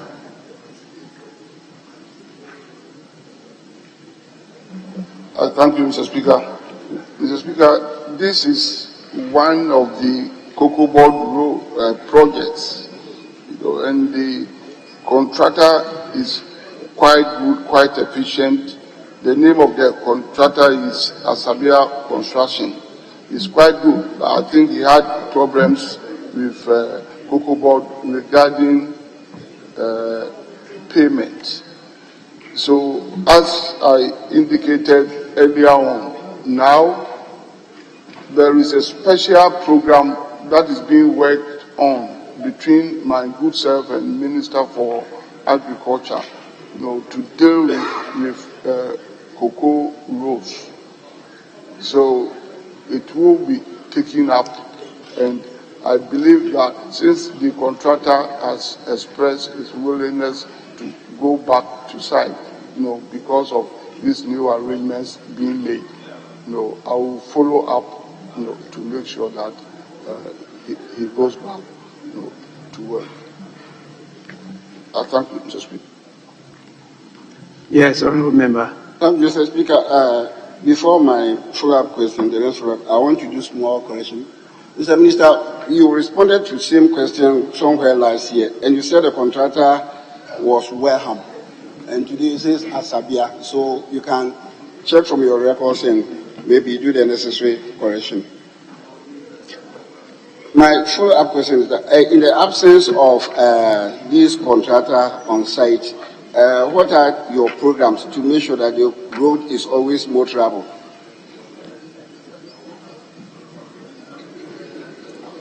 Since the contractor is not on site, what is the program to make the road motorable?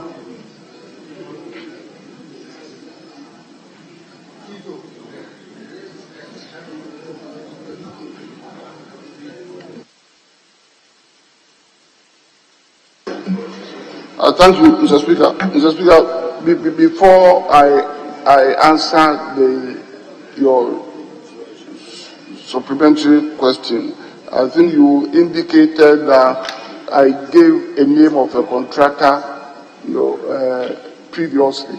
I don't know whether it was in relation to the same road, because normally in constituencies it depends upon the road in question, or it depends upon the stretch. You may have a long stretch of road that is being undertaken by different contractors. So I have to cross-check and see. But my information here is correct and valid, about the contractor. And he has even expressed the willingness to go back to work. And as I indicated, he's a good contractor, provided some amount of money is paid to him. And for your supplementary, the second question, I want to say that yes, until the actual work commences, we will have to, bring it under the ongoing routine maintenance program, at least to make the road motorable, before we start the actual work. Because that road is being worked on to the terminus level. But that step will be taken in the interim. Thank you.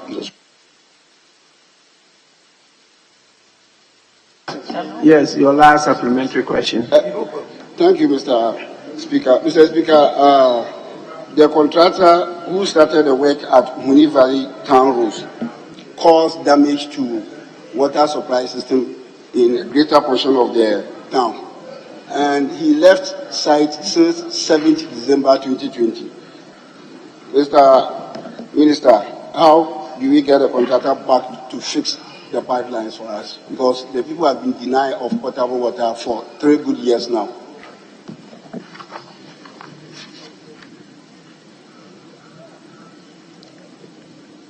Yes, Speaker.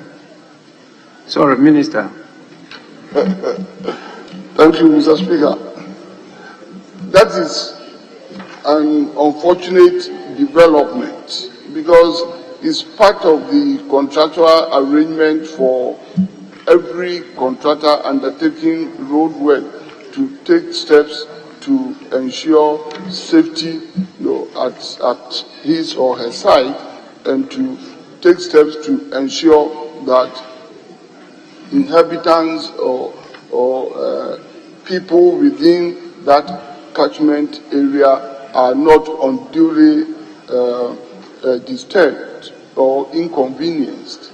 So I am surprised, that a contractor has caused damage to water pipe, as you indicated, and left it like that. It is a serious matter, and I will take it up, after today's session, and follow it up to make sure that it's restored. Even if the contractor is not around, it should be taken as our responsibility to make sure that the broken water pipe is reconnected for the benefit of the people, and it will be treated as an emergency situation. So please, after this, I would like to see you so that the two of us will have a discussion, on it. And we apologize to the people of your constituency for that inconvenience. Thank you. Honorable members, we move. Yes, any question? Thank you, Mr. Speaker.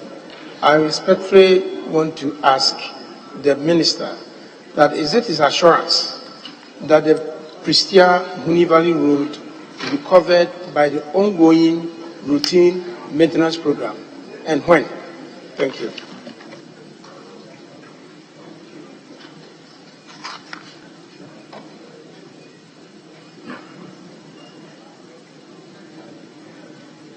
Honorable member, you are asking a substantive question. It's not a supplementary to the question, the main question that has been asked as question 950. Thank you, Mr. Speaker. It's about the Pogoso in Susadin Huni Valley Road. The Minister just said that the road will be covered by the ongoing routine maintenance program. And the Honorable Member said that how will the road be made motorable? And I asked, is it the assurance from the Minister that the road will be made motorable through the ongoing road maintenance program? And when is that going to be effective? Is that what the Minister said? I didn't get that aspect from the Minister. Hello, Speaker. I think the Minister said that the ongoing routine maintenance program will be covered to get the place, the road, the network motorable. And that is what I wanted to know from the Minister, whether it's an assurance that that will be done. Because the place is currently, the road is currently immotorable. It's difficult for you to travel from Huni Valley to Bogosu through society. So your supplementary is for the Minister to clarify. Is that an assurance? Yes, please. Okay, Minister.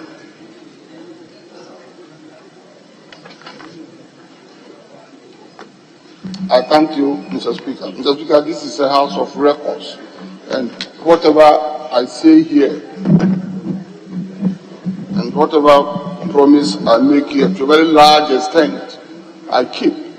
And it's always with a caveat of availability of funds. So once funds are available, I indicated that we have ongoing road maintenance program, and I did say to him that it will definitely come under that program. So once funds are available, the promise I made will be kept. Thank you, Mr. Speaker. Honorable members, we move to question number 1183, who stands in the name of the Honorable Member for Amenfield East, Honorable Nicholas Amankwa. Honorable Member, you may ask your question now. Thank you, Mr. Speaker. Right Honorable Speaker, I rise to ask the Minister for Roads and Highways what plans the Ministry has for the construction and completion of the following roads projects within the Amenfield East municipality. Thus, Sushenso Supreme Kotie to Nananko, Afransia Abroche Kobo to Enchenchina. Thank you. Yes, Minister.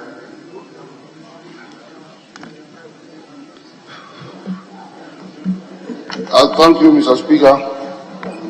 Mr. Speaker, the Sushenso Subre to Nkotia Nananko Figure Road is 29 kilometers long and is located in the Wasam-Memphis East Municipality of the Western Region. Currently, Mr. Speaker, a section of the road covering Sushenso to Subre to Nkotia to Jobuakom of length 18.5 kilometers was awarded by Cocoa Board on 9 December 2015 for completion within 10 calendar months. The contractor achieved only 36% physical progress after 15 months of commencement. That is as at May 2017. The contract was subsequently terminated by Cocoa Board on 2nd July 2019 due to excessive time overrun. The future program for this road, Mr. Speaker, is that engineering reassessment will be conducted on the outstanding works and estimates prepared on the Sushenso Subre to Nkotia to Yuabo Chrome, together with the stretch from Yuabo Chrome to Nananko, which is 10.5 kilometers. Procurement of works will, however, depend on the availability of funds. 2. Afransie to Abrochiri Crow to Nkrikrina Road. Mr. Speaker, this is a feeder road of length 28.5 kilometers and located in Wasa-Memphis Municipality of the Western Region. Currently, there is no program on the road, but the future program is that, Mr. Speaker, engineering studies have been conducted on the road. However, implementation of upgrading interventions have been hampered by inadequate funding. I thank you, Mr. Speaker. Honourable Member, any supplementary? Thank you, Mr. Speaker. Honourable Minister, I would like to know from your outreach, what measures are you putting in place to make the road more travel? Because the current state of these roads are very, very bad. Thank you. Yes, Minister.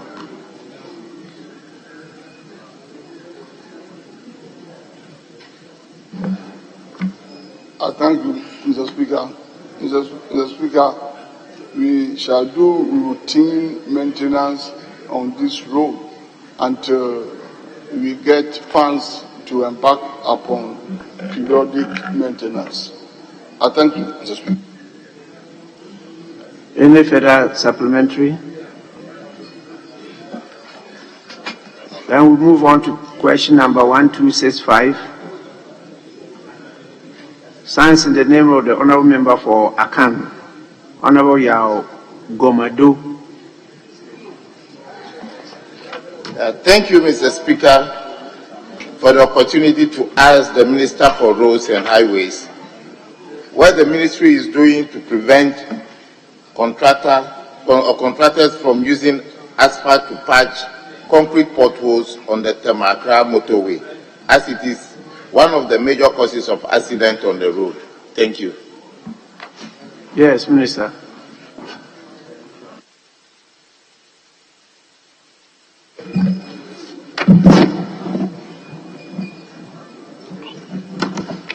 Thank you, Mr. Speaker.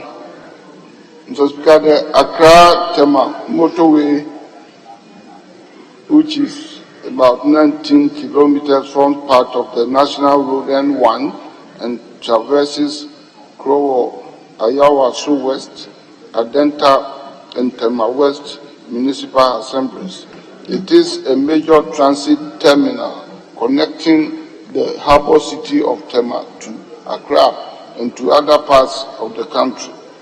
It is a concrete, rigid pavement pavement and in fair condition. Built in 1965, the Accra-Tema Motorway has outlived its design lifespan of 50 years. Plans are, however, far advanced towards the reconstruction of the motorway. Currently, Mr. Speaker, there are different methods of patching potholes on rigid pavement. Decision of which method to use depends on cost, function, and long-term plan for the road. Considering the current state of the motorway, it becomes cost-effective to patch the potholes with asphaltic concrete, which provides the same functional benefit compared to patching with concrete. Patching with concrete will mean closing sections of the road to allow concrete to cure. This will bring major disruptions to commuters on the motorway, therefore making patching with asphalt the most cost-effective method. Patching potholes with asphaltic concrete is the most cost-effective method, considering the fact that the entire motorway will soon be reconstructed. The future program on this road, Mr. Speaker, is that the reconstruction of the Accra-Tema Motorway is scheduled to commence by first quarter 2024. I thank you, Mr. Speaker. Honourable Member, any supplementary question? Yes, Mr. Speaker. Referring to the Minister's answer, that due to the long curing of the cement concrete, the choice of asphaltic concrete is the best alternative and cost-effective. Mr. Speaker, anyone who drives on the Tema Motorway could tell that these two materials are not compatible, as they cannot hold together. Are there no additives or construction method that would ensure patching of the concrete will be durable and effective? I take the question again. Are there no additives or construction method that would ensure patching with cement concrete is durable and cost effective? Thank you. Yes, Minister.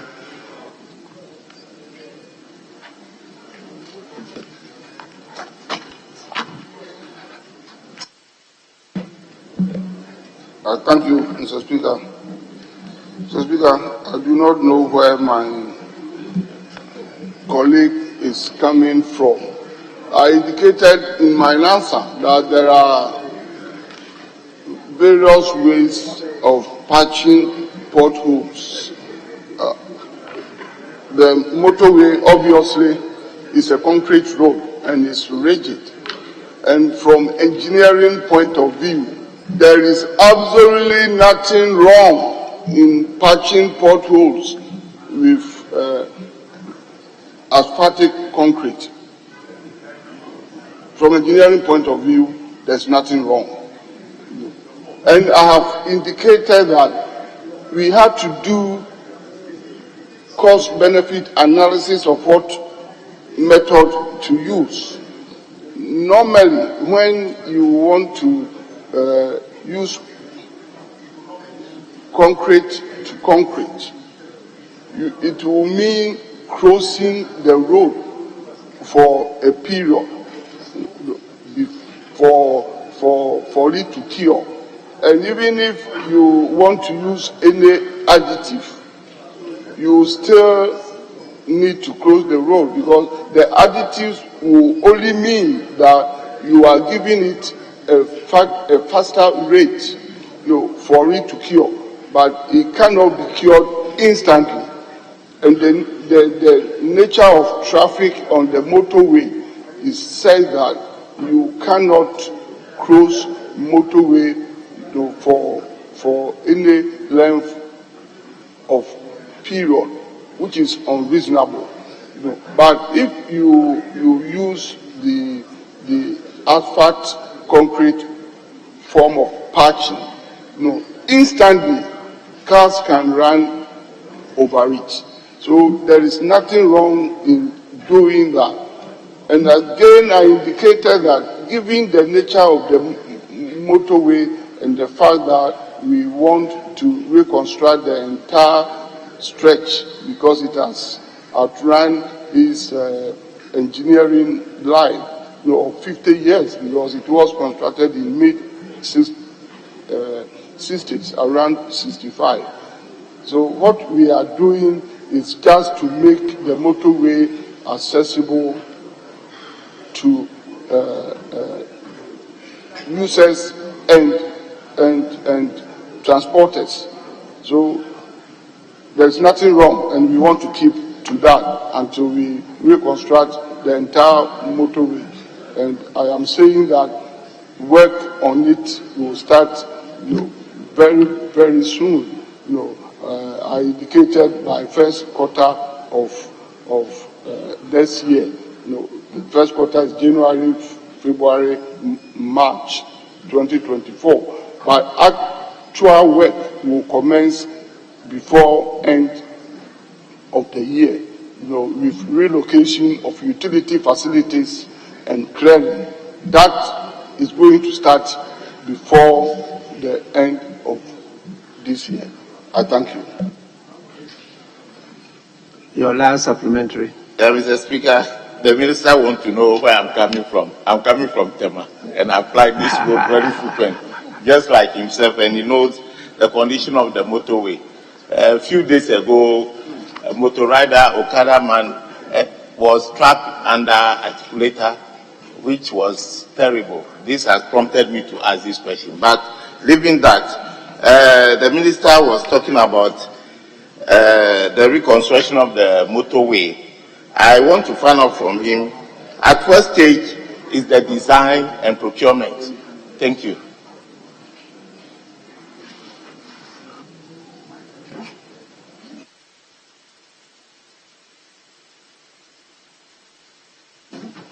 Minister, I want to at know what stage is the design and procurement of the contract? Design and procurement, that was the question. I thank you, Mr. Speaker. Yes, it's going to be the design and procurement contracts. And that's what I said. At what stage is it? But the answer I gave for the start of the work before the end of the year is that we are going to begin with relocation of facilities, before the end of the year, and from first quarter of next year, actual work, earth work on the road will begin.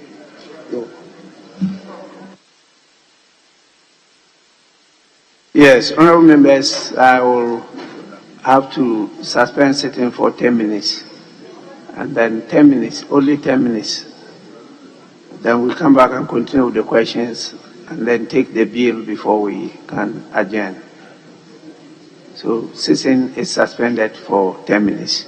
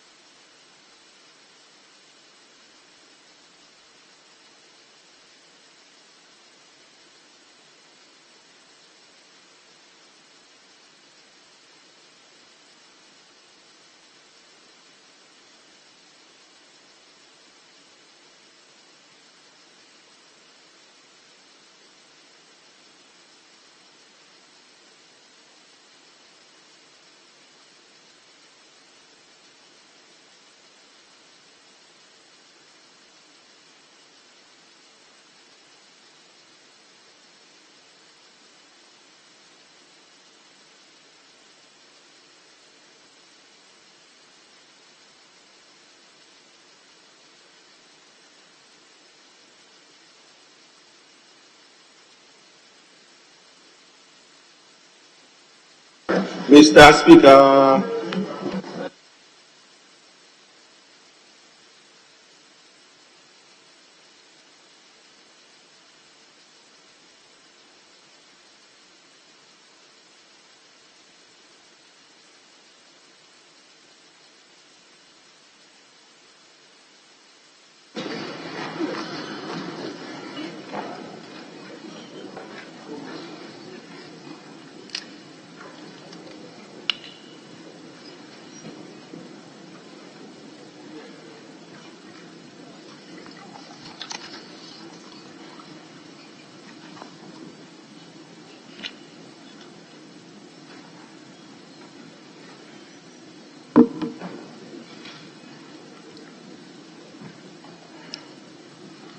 Honorable members, we will now move to question number 1268. Stands in the name of the Honorable Member for Navrungo Central, Honorable Samson Tangombu Chiragia.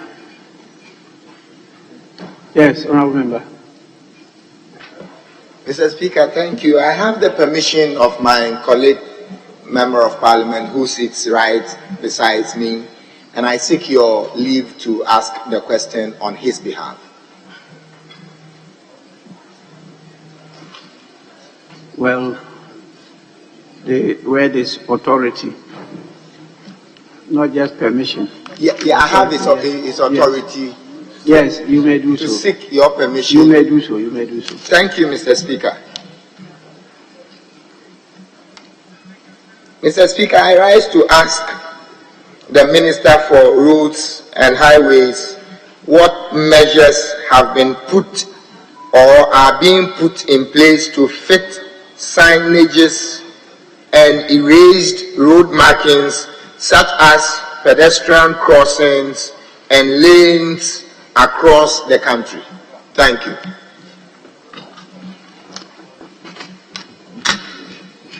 Yes, Minister.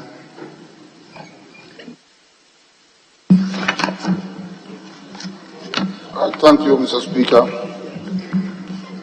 Mr. Speaker, assessment of signages and road line markings required for satisfactory operations of the national road network has been undertaken by the various road agencies.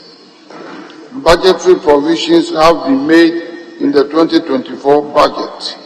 Procurement for the road line marking and signs will be undertaken after approval of the budget.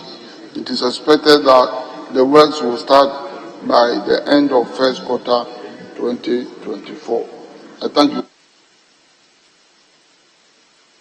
Honourable Member, any supplementary question? Thank you, Mr. Speaker.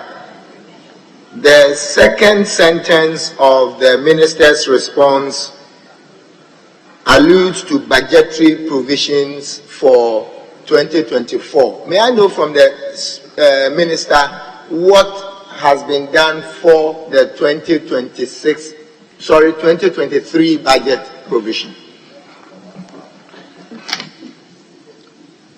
Yes, Minister. I thank you, Mr. Speaker. Mr. Speaker, I cannot put a figure on the quantum, the total amount. As I indicated, this has been undertaken by the respective agencies. And if I talk about the agencies in my ministry, I'm talking about the Ghana Highway Authority, the Department of Federal Roads, and the Department of Urban Roads. And when roads are constructed by these agencies, the road cannot be considered as completed, unless you do the road line markings with all the road signages and the rest of the road furniture. So every agency has its own budget. But I cannot give the entire or the total amount for that. But what I am sure of is that every agency made that provision in this budget for 2024 because it's very important component of road construction because of safety and all, particularly road line marking, very, very key, for safety. Since, we have not fully dualized our highways, it makes that feature very critical. I thank you, Mr. Speaker. Honourable Member, any supplementary? Thank you, Mr. Speaker. The import of the supplementary was to elucidate from the Minister what has actually been done for 2023 in terms of road signages and road markings. The Minister referred to road markings, but traversing the corridor to Asin North and other places, we see that most of the signages are either broken down or they are non-existent. And I'm also not referring to new roads that are being constructed, but our existing road signages and markings are almost off. We want to know what has been done this year, Mr. Speaker. Honourable Member, the main question actually doesn't elicit such supplementary questions. But the main question says to ask the Minister for Roads and Highways what measures have been put or are being put in place, to fit signages and erased road markings such as pedestrian crossings and lanes across the country. So it's looking at the future, not at the past or present. So that is where the supplementaries should come, future. But I allowed the first one, but now you are going further. Thank you, Mr. Speaker. I take a cue from your Thank you. Thank you. Honourable members, we now move on to question number 1345. Stands in the name of the Honourable Member for Ayenswano constituency, Honourable Teddy Safori Adi. Did I get the pronunciation right? Ayenswano.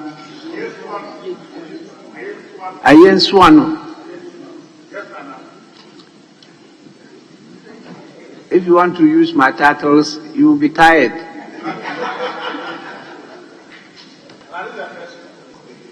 No, the first one is Na. Yes, Nana came recently. Yes, Honourable Member. Thank you, Honourable Speaker. I have the authority from the Honourable Member to ask the question on his behalf. It's your leave.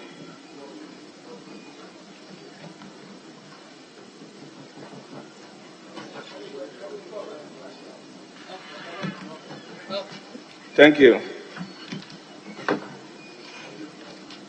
I rise to ask the Minister for Roads and Highways what is being done to get the contractor working on the Insawam to Ouram Road back to site. Say the contractor left the site shortly before 7 December 2020 general election and has since not returned to site. Thank you.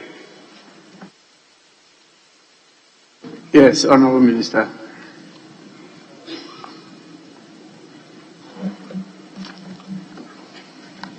Thank you, Mr. Speaker.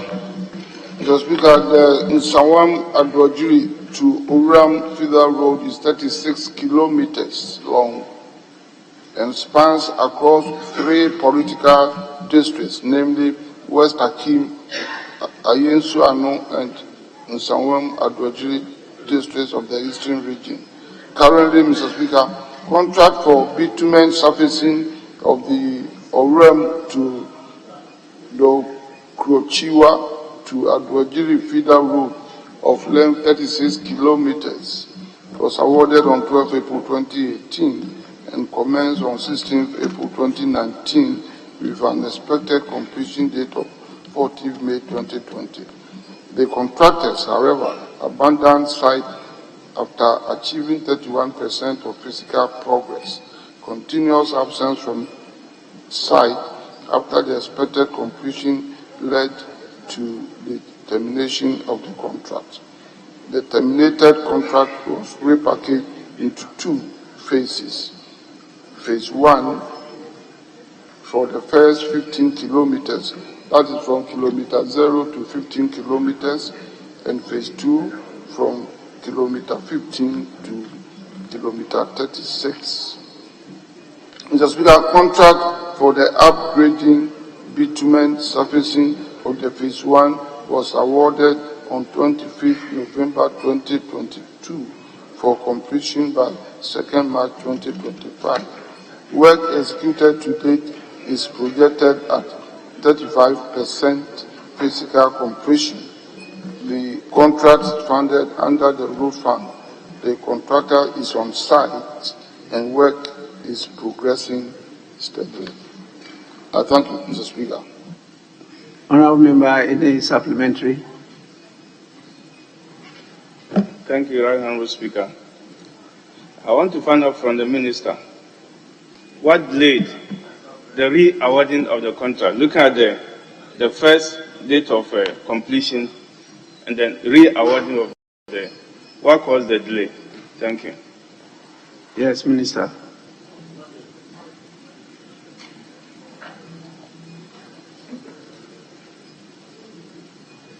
Thank you, Mr. Speaker. Mr. Speaker, because the first contractor couldn't execute the work, we had to terminate it. And any time you terminate a contract, you go through a process, of retaking the inventory, doing the estimates afresh, because the ground condition and scope of work would have obviously changed. So you have to repackage it, before you re-award. So the new completion date has moved to 2025, as I indicated in the answer. But one thing which is sure and which is heartwarming, that we now have a contractor on the road. And that contractor is quite good. West Brains Ghana Limited, they are quite good. The only thing to do now is to make sure that the contractor is paid quite regularly, when funds become available, to keep him on the road to work, to make sure that he completes the project. I thank you, Mr. Speaker. Any more supplementary? No, Mr. Speaker, thank you. Thank you so much. Honourable members, we move on to question number 1450. Stands in the name of the Honourable Member for Klote Kole constituency. Honourable Dr. Zanato Ajiman Rollins. Yes, please. Mr. Speaker, our colleague is on official duty out of the jurisdiction, and I have her authority, with your indulgence, to ask this question on. Yes, you may go so.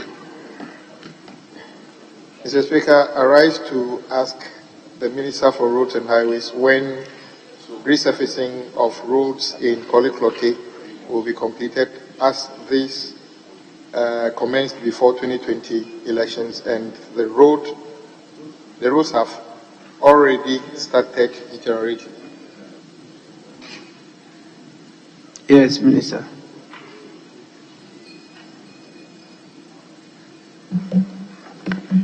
Thank you, Mr. Speaker. Mr. Speaker, Koliklote Municipal is one of the 29 districts located in the central part of Greater Accra region. The capital of the municipal is Osu.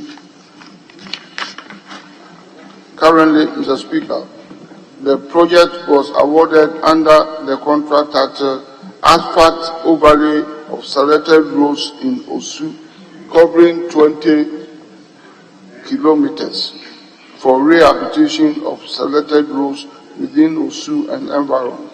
The contract commenced on 16th November 2020 for completion by 15 November 2022.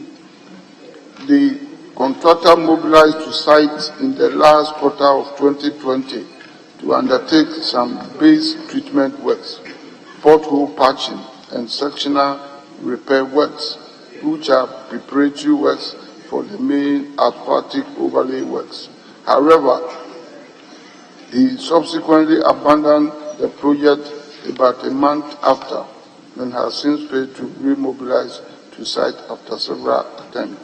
The contract has been recommended for termination, approval of which will lead to preparation of final accounts on the contract. Current works progress stands at 8%. However, maintenance works have been undertaken within the municipality in order to keep the road motorable.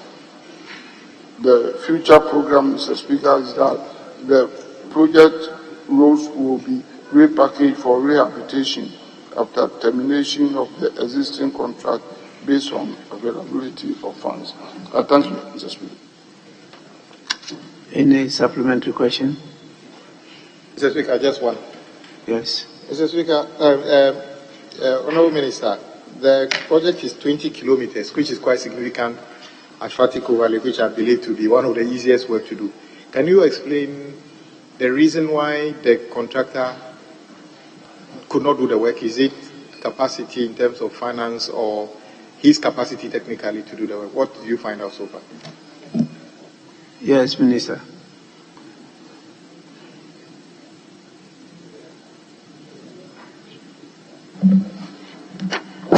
I thank you, Mr. Speaker. Mr. Speaker, the contractor's inability to do the work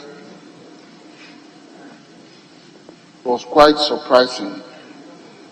Surprising in the sense that I'm not also surprised this person is coming from the honorable member, the chief whip, because of his association with the road sector for all this while. Because one would think that this should be the easiest work to be carried out.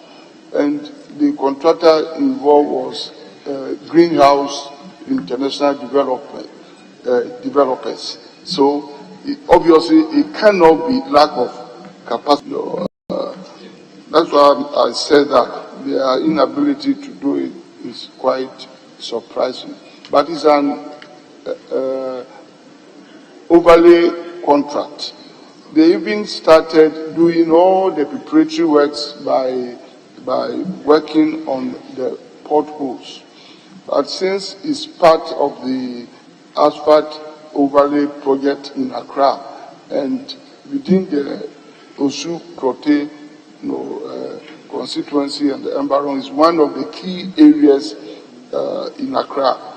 So because of that, we have taken steps to terminate it, repackage, and make sure that we get one of our key contractors with asphalt plant to do that work. So it will be undertaken within the shortest possible time because of the priority we give to the Osu environment. I thank you, Mr. Speaker. Honourable members, we now take question number 1754. Stands the name of the honourable member for Asutifi North, Honourable Patrick Bano. Thank you, Mr. Speaker. Mr. Speaker, I rise to ask the Minister for Roads and Highways when the contractor working on the road from Kenyasin number 1 to MIM will return to site to complete the project. Thank you, Mr. Speaker. Yes, Honourable Minister.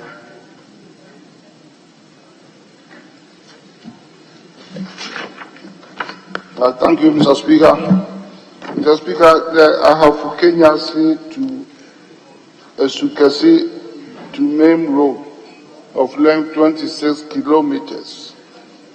Connects Kenyasin number 1 of being Chrome and Esukasi townships to MIM road, which forms part of the national road N12, that's N12. The road is gravel and in fair condition. Mr. Speaker, I have Kenyasi to Esukesi to Main Road forms part of the project titled Upgrading of Doma Ahinko to Bebianiha Road, covering the first 20 kilometers, and from Atrone to Main Road from kilometer 17 to kilometer 33.9, and I have Kenyasi Kuseso to Main Road from kilometer 0 to kilometer 26. Mr. Speaker, the works commenced on 4th June 2020 for completion by 4th December 2022. The contractor has requested for extension of time to enable him to complete the project. The project is being funded by COCOBO. To date, Mr. Speaker, physical progress of work is estimated at 65%. The current program is that the contractor is on site and works are ongoing. Thank you, Mr. Speaker. Any supplementary? Thank you, Mr. Speaker. Mr. Speaker, from my checks, the contractor is now on site, so I have no supplementary question. Thank you. Honourable members, we move on to question number 1885. Stands in the name of the honourable member for Uyo constituency, Honourable Oscar Lewal. Mr. Speaker, yes, please. I've been authorized by the honourable member to ask the question on his behalf. You may do so. Thank you, Mr. Speaker. Mr. Speaker, I rise to ask the Minister for Roads when the road from Najon, number 1, through Yonyo to Namango will be completed. Thank you, Mr. Speaker. Yes, Minister.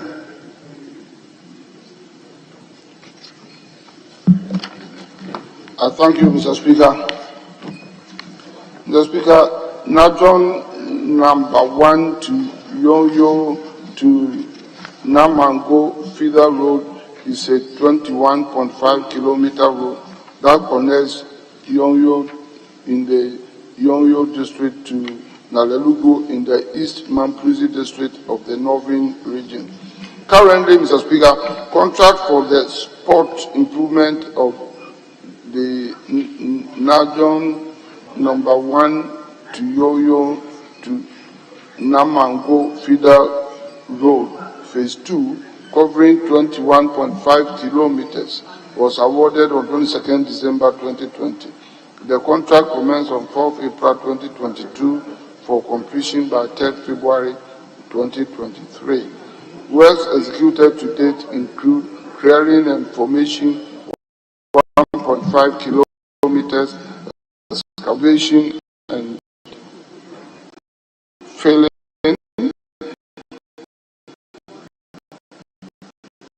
8,694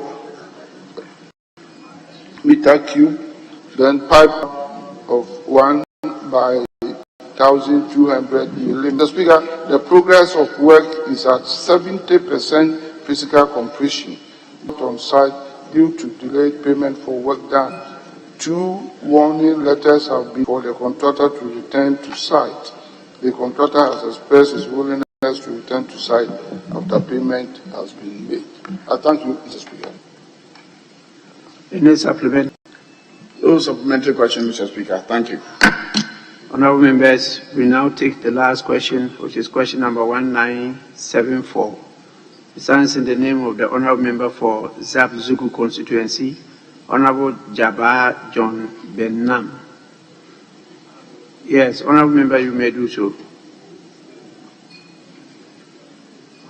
The member is not around, so that will be deferred. And with this, we come to the end of question time. Honourable members, on your behalf, I thank the Minister for responding to our invitation and for answering the questions. Minister, you are discharged. Honourable members, I indicated earlier on, we will now move on to item number 41, item number 41, which is the consideration stage of the Proper Human Sexual Rights and Ghanaian Family Values Bill 2021.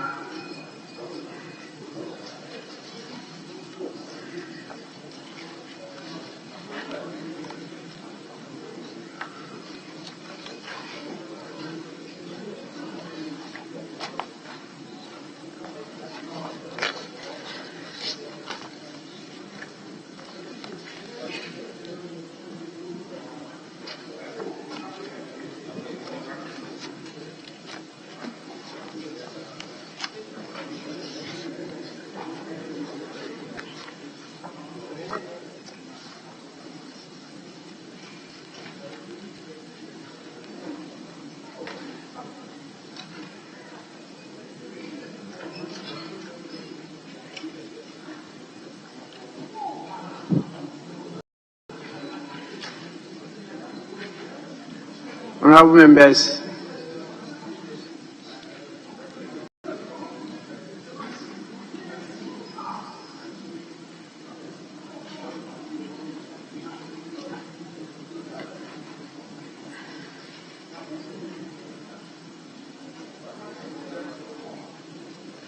members, the understanding is that in the absence of the chairman, any member of the committee could take up if the chairman is available, he will lead us. In the absence of the chairman, any member could take up the matter.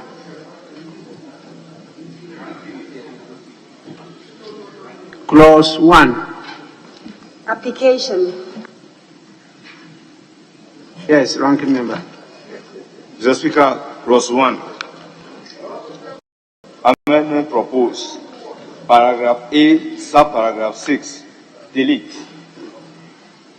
Mr. Speaker, the reason for the deletion is that queer is an umbrella term used for people who are not heterosexuals, who are not cisgender, and it relates to all the LGBTQ activities outlined.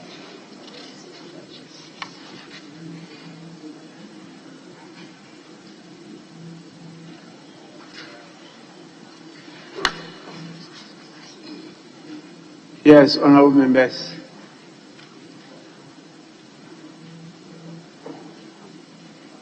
I put the question. All those in favor of the deletion say aye. Aye. Those against say no. The ayes have it. The motion is carried. We still have further amendments to clause 1. Yes. Mr. Speaker, clause 1, amendment proposed. Paragraph A, subparagraph IX, delete and insert the following. Of any other sexual orientation or in a sexual relationship that is contrary to the socio-cultural relationship between a male and female. The Speaker, I so move.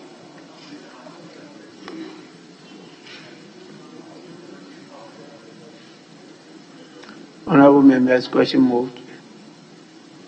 Consideration of the House. In the absence of consideration, I put the question. Those in favor of the deletion say aye. Aye. Those against say no. Honorable members, the ayes have it. The motion is carried. Yes, Mr. Feda. The Speaker, clause 1. Amendment proposed. Paragraph B, delete and insert the following. Who is involved in questioning? I so move, Mr. Speaker.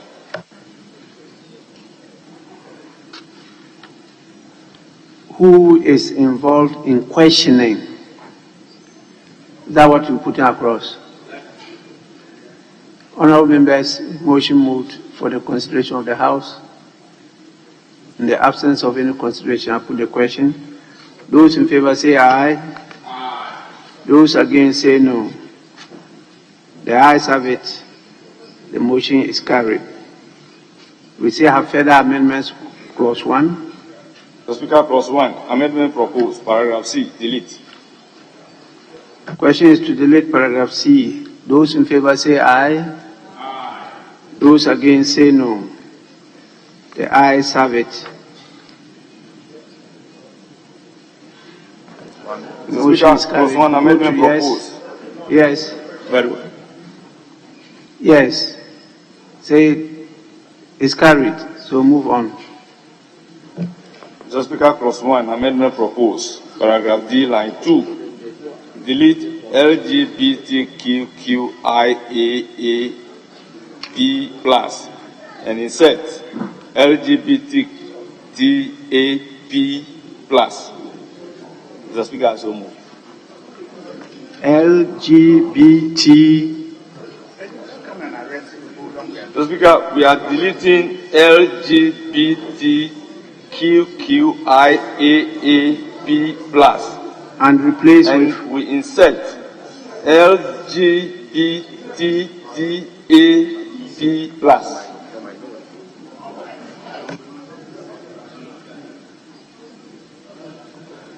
Why the deletion of the other parts? Mr. Speaker, the rationale behind this change is just to reflect what is captured in 1I, in paragraph 1A. Because if you look at what has been listed, the expressions, because if you look, we deleted 1AVI, which is queer, which is one of the Qs in the LGBTQQIAAP. We've deleted the queer from the bill. So in the pseudonyms that are put up,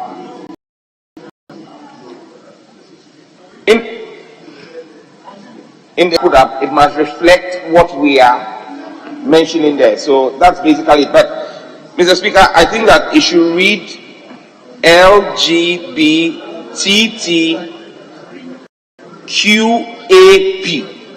not LGBTTAP. Reason being, there is questioning. We have amended 1B to read who is involved in questioning. So questioning is one of the things. So there should be 1Q. So it should read we should insert LGBTQAP plus. Yes, so that's a further. Yes. Honorable members, you heard it, but I see the Majority Chief Whip on his feet. Yes, please. Speaker, I never intended to interrupt the free flow of the consideration, and we have really engaged. My colleague, my respected colleague, Honorable Sam George, was here. We are engaged. Yeah, but I just want us to get one thing clear. When we spoke, when you came here, we spoke. We agreed on the chronology of the flow of activities or business. We said, we finished the question. When we finish the question, we have motions. There are 3 motions. And then we'll conclude with the consideration of the proper human rights bill. Because, Speaker, with respect, the majority leader had said that the special budgets and the Constitutional and Legal Committee needed him to be there for some consideration. So I thought, because I'm very interested in this bill, we also want to be here. And the majority leader has said that he wants to sit in whilst we are doing the consideration. So properly, we should have dealt with the motions, the 3 motions. We call the majority leader in, and then we flow with the consideration. No argument. We are all in agreement that we will do it. But Sam George, you agree that it's supposed to be the last item. So why do you jump it? You see, when we do this, we create impression as if somebody is against the bill.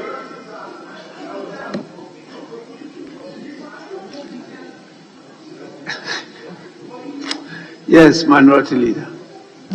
Mr. Speaker, this morning at the pre-sitting meeting, the understanding was for us to take the questions and move to this particular bill. Mr. Speaker, at the pre-sitting meeting, I was not aware of any of the motions. And the motions was never discussed at the pre-sitting meeting. And Mr. Speaker, we have 3 loans before us. These loans were never discussed at the pre-sitting meeting. So the understanding we had between the majority and the minority and your good self was that after we are done with the questions, we will start the consideration of Ghanaian values and what's the full name of that bill? The Proper Human Sexual Rights and Ghanaian Family Value Bill 2021. That was the understanding. And that is what I'm aware that we have briefed you on. So, Mr. Speaker, you've done nothing wrong. You are only going by what we agreed at the pre-sitting meeting. It is only until I came in and the chairman of the Finance Committee signaled me that he had had a conversation with the ranking of the Finance Committee and they want to do this 3 loan agreement, Mr. Speaker, which I did not object. But obviously, if you have engaged Honorable Sam George, he is not the leader. You have not engaged me that this is the chronology. Mr. Speaker, our position on this is that we are only starting this, not to complete it all. We consideration. And then when it's done, we can always go back to it. So, Mr. Speaker, let's continue. In fact, we have only done cross one. And if you cross one, we have not variously amended it. So we are only starting the process.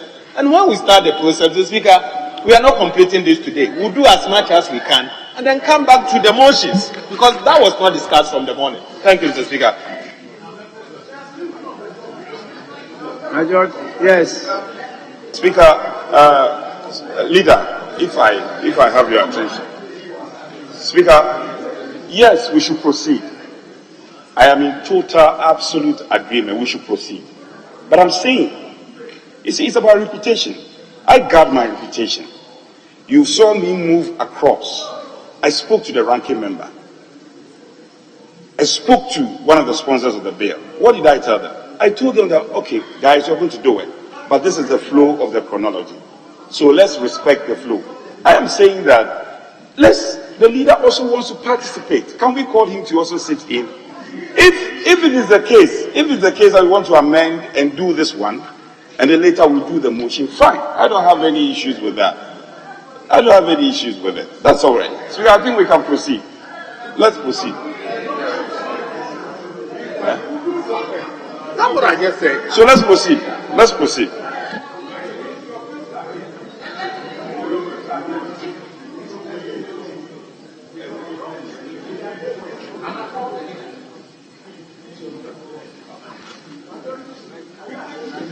Honorable members, I manage the business of the House. You simply guide me. I'm not a robot. It doesn't mean that when you guide me, I must, by order, go by your guidance. It's because I want us to always build consensus that we spend time at pre-sitting meetings. Some of the leaders have opted out, they don't attend pre-sitting meetings. We discuss in detail how to organize the business, the sequencing and everything. And exactly what the minority leader said, that was what we agreed upon. The majority chief whip has confirmed that. Now, if during the course of the day some of these issues crop up, you know the procedure to follow again. When the majority leader was leaving, he whispered to my usher that he was leaving and to be back. But the finance had some business to transact, because I had earlier on indicated that after the questions, we'll move to this bill, the consideration stage of this bill. So I got the indication from the majority leader through my usher, and I said, I agree, when we finish the consideration stage of the bill, we'll handle the items from the Ministry of Finance. And that is what is being done. Please, we'll definitely listen to the Minister for Finance. That's additional to the earlier agreement. But because of the importance of the business from the Ministry of Finance, we cannot ignore that. Please, so let's go on. We are not completing the bill today. We are just starting the consideration stage up to a stage, and then we will definitely defer further consideration and then handle the business from the Ministry of Finance. So let's proceed.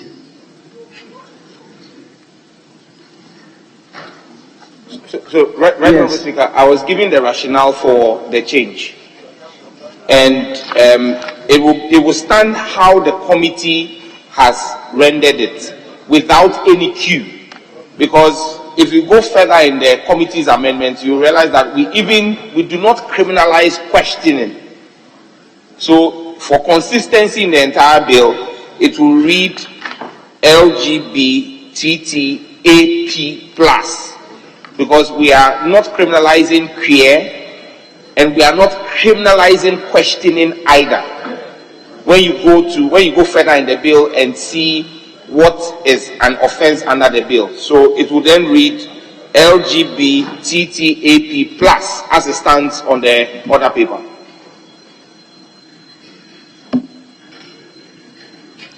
Honorable members, those in favor say aye. Aye. Those against say no. Honorable members, the ayes have it. The motion is carried.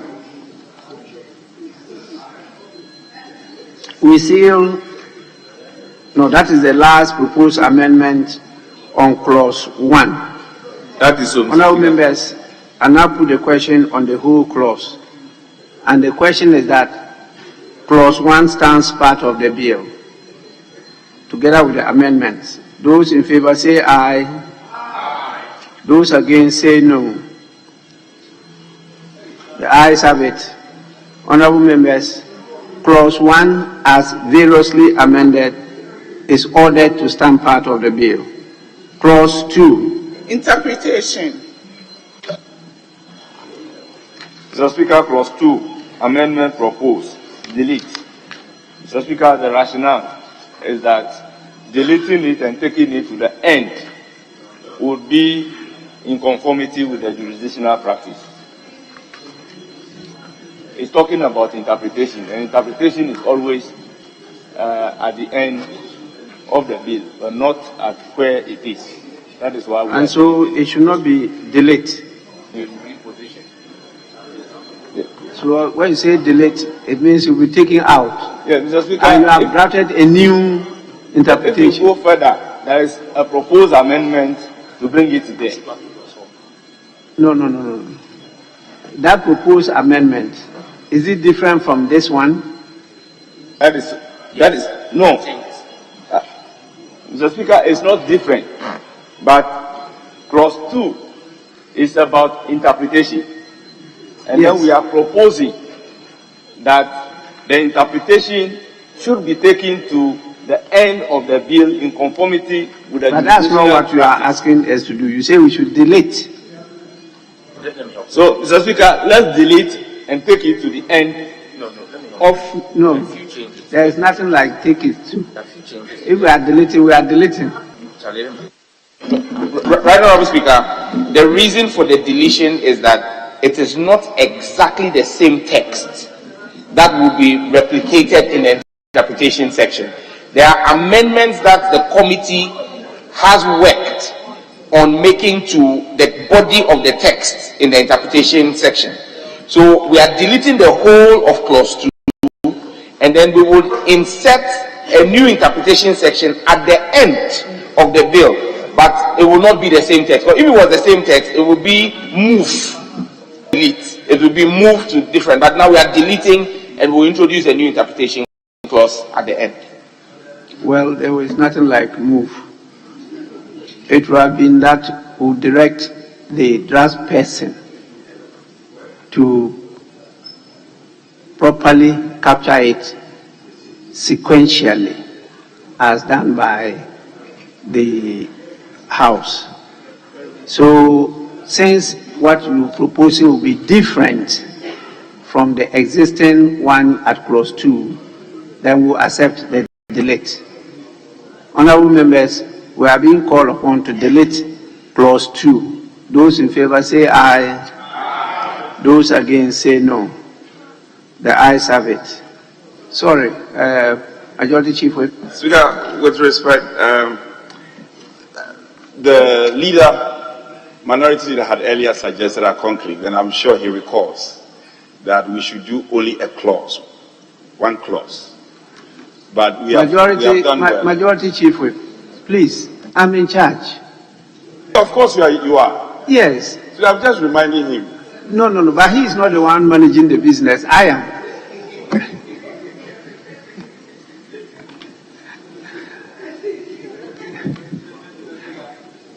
Yes. Just for the records, I said let us start the process. I did not say what. I said let's start. So, Mr. Speaker, we are just starting.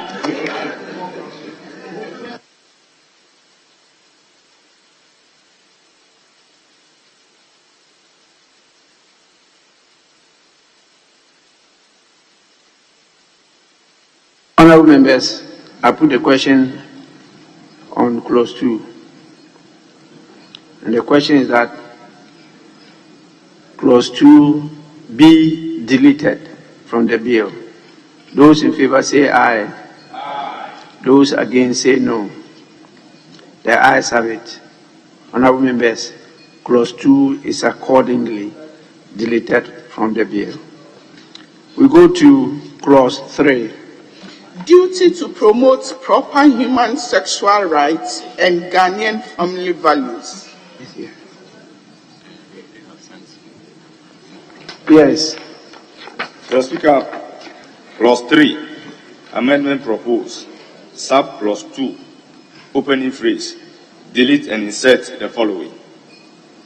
Subject to Article 39 of the 1992 Constitution, the following persons or institutions shall, within the control of the persons or institution, protect and promote through formal and informal education the human sexual rights and family values specified in Section 22 of this Act.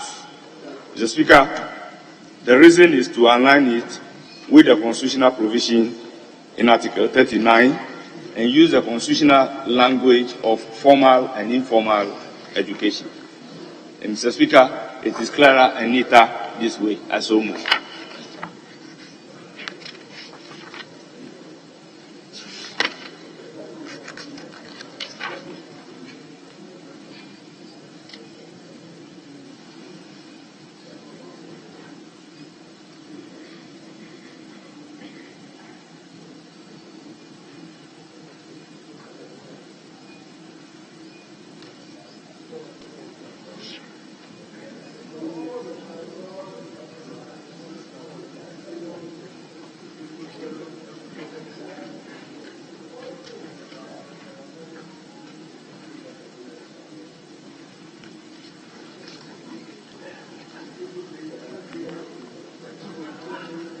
Yes, honorable members, the motion is moved before the consideration of the House.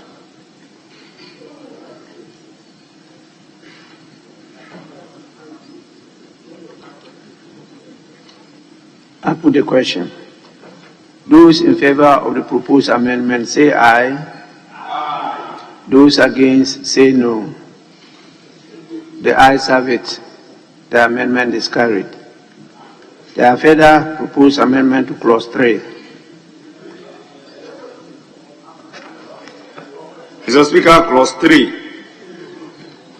amendment proposed, sub clause 2, paragraphs E, F, G, and H, delete and insert the following. E, state institutions and organs of state. State institutions and organs of state. Mr. Speaker, I so move. Honorable members, those in favor of the proposed amendment say aye. Aye. Those against say no. Honorable members, the ayes have it. The amendment is carried. We have further proposed amendment to clause 3. That is so, Mr. Speaker. Mr. Speaker, clause 3, amendment proposed, sub clause 3, paragraph C, line 2, delete adopted and insert adopted. Just reading the constitutional language in Article 39 of the Constitution. Speaker, let me take it again. Amendment proposed, sub clause 3, opening phrase, delete collectively and insert through formal and informal education. Before we can come to further adjustment. Yes, because I realized you jumped one. Yes, I jumped amendment. X. Yes. And Mr. Speaker, this is also in line with the constitutional language in Article 39 of the Constitution. Yes.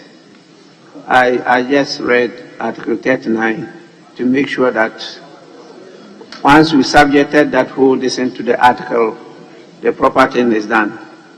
Honorable members, the motion is moved is for the consideration of the House.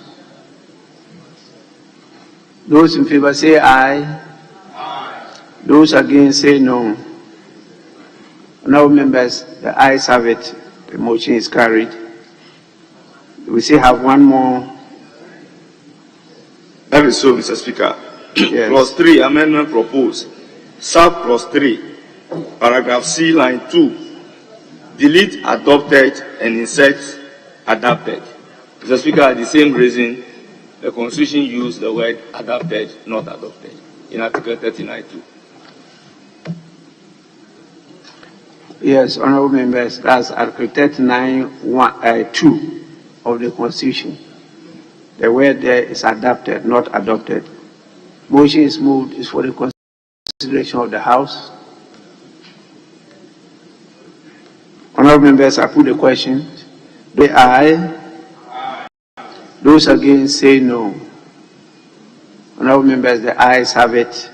I put the question on the whole of clause 3, and the question is that clause 3, majority leader, yes. Mr. Speaker, I'm sorry I have to be at the committee to defend my ministry's estimates.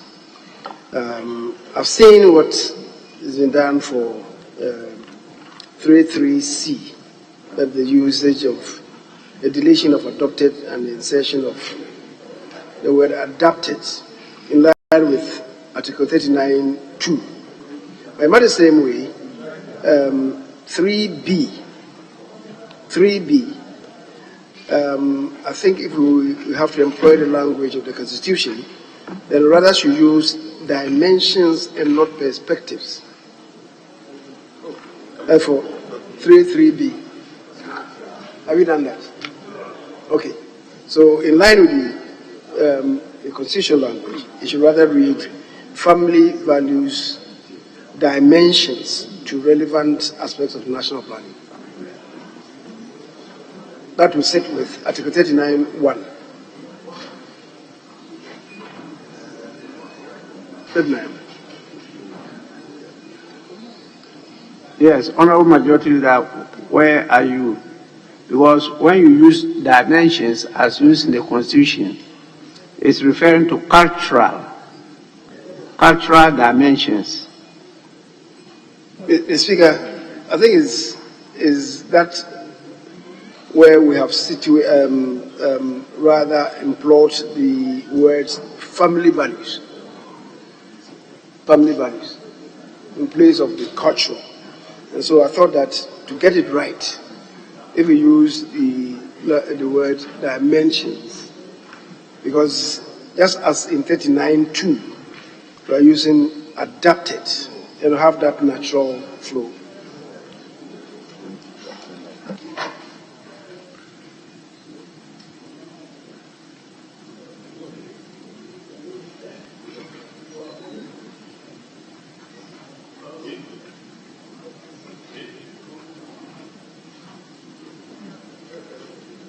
Yes, committee ranking member, what is your view on this? We can adopt it as a further amendment. So, honorable members, yes, please, Honorable Sam George. Mr. Speaker, I'm not opposed to the use of dimensions, because the cultural dimensions in Article 39 is actually what we refer to as Ghanaian family values. The only thing is how it reads is what I'm not sure about, because then it then reads, make conscious efforts to introduce the proper human sexual rights and Ghanaian family values dimensions to relevant aspects. Yeah, so we should still maintain, if it reads well, if dimensions read well, we are not opposed to it. Yes.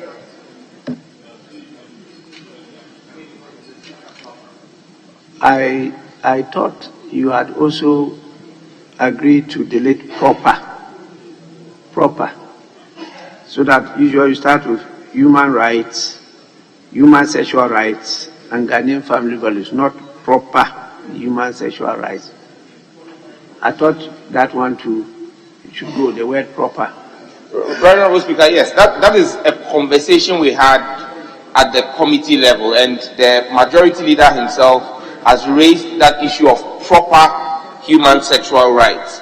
We had a debate on it as to if what we are trying to push is the proper or not, but we are not, if it will be consequential across the bill, it is not up to us to define proper. So we are not, as sponsors, we are not opposed to the deletion consequentially across the entire bill of proper, anywhere it is used relative to human sexual rights.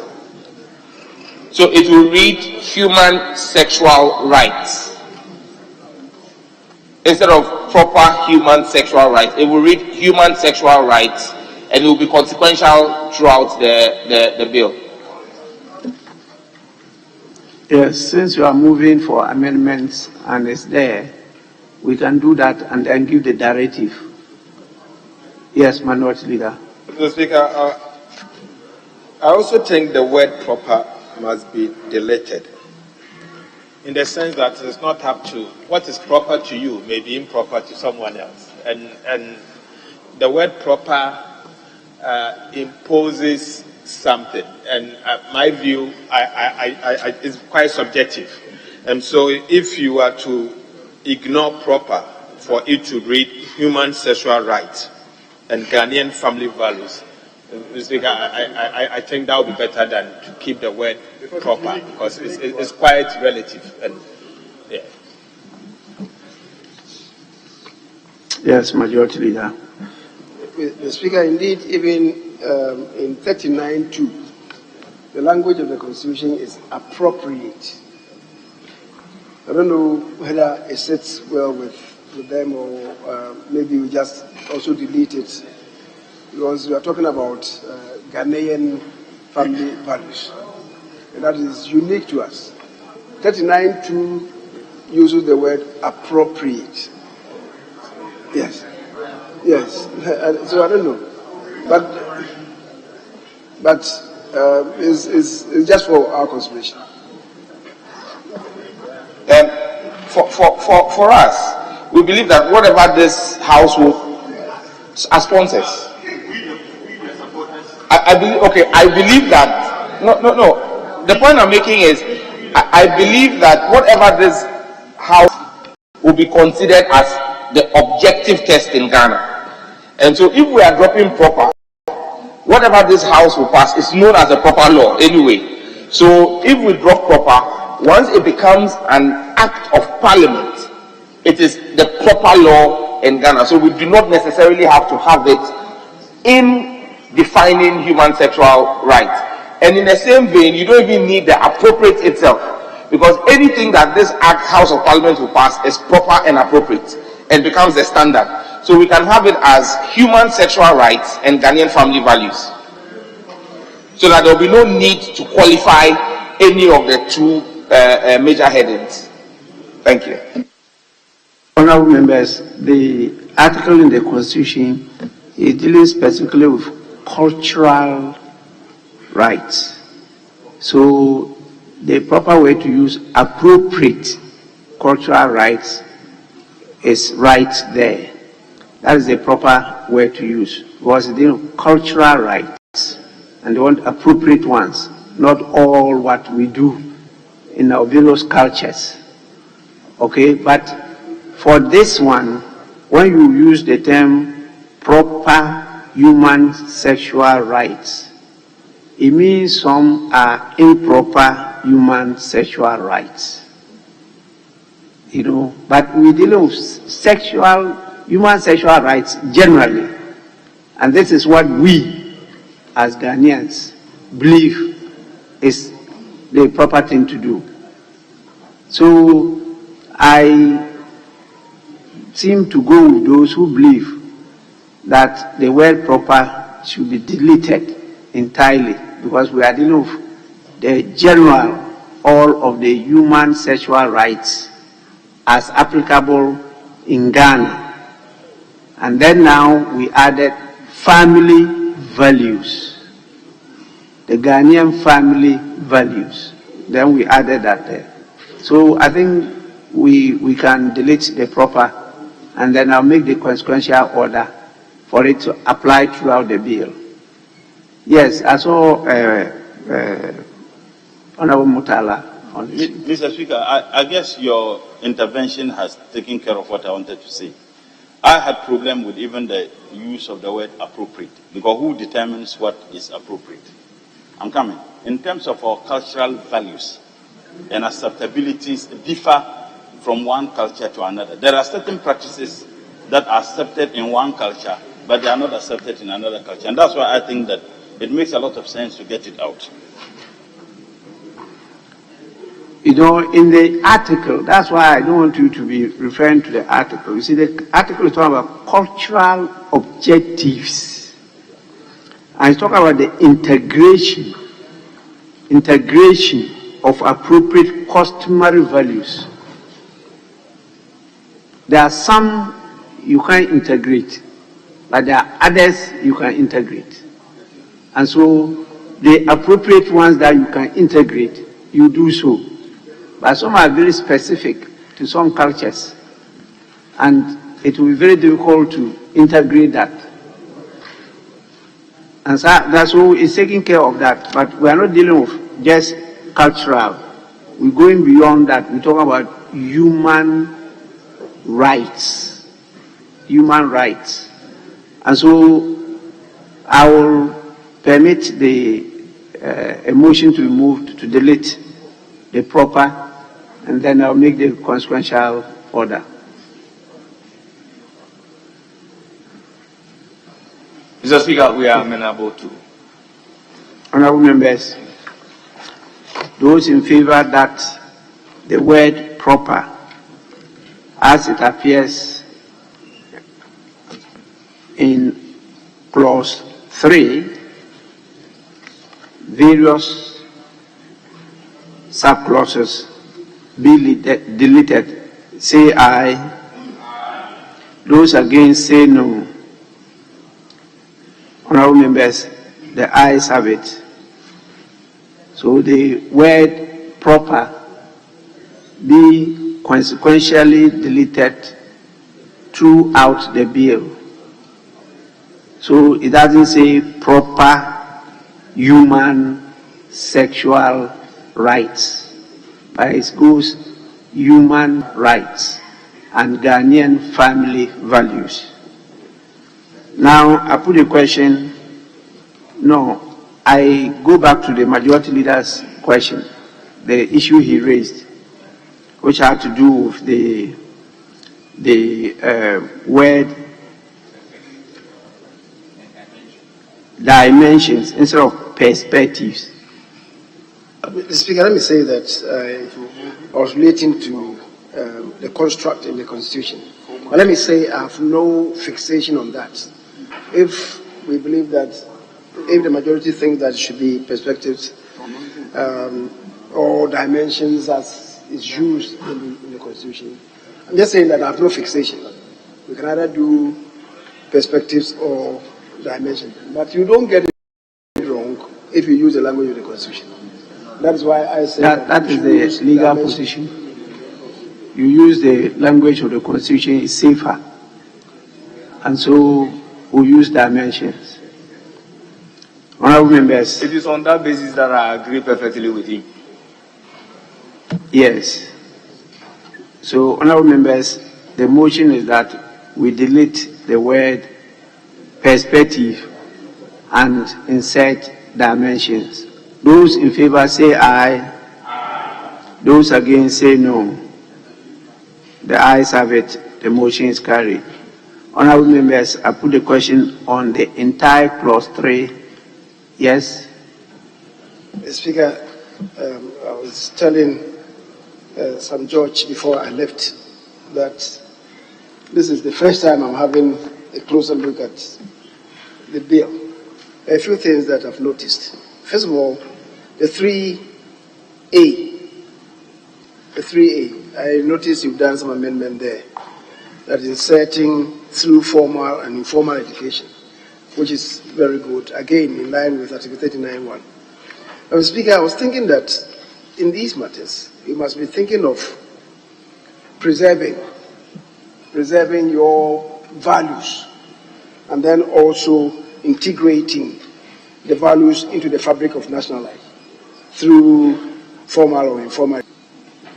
I don't know whether we cannot insert preserving in A, so that it will read, ensure that human sexual rights in Ghanaian family values are preserved and integrated into the fabric of national life through formal and informal education.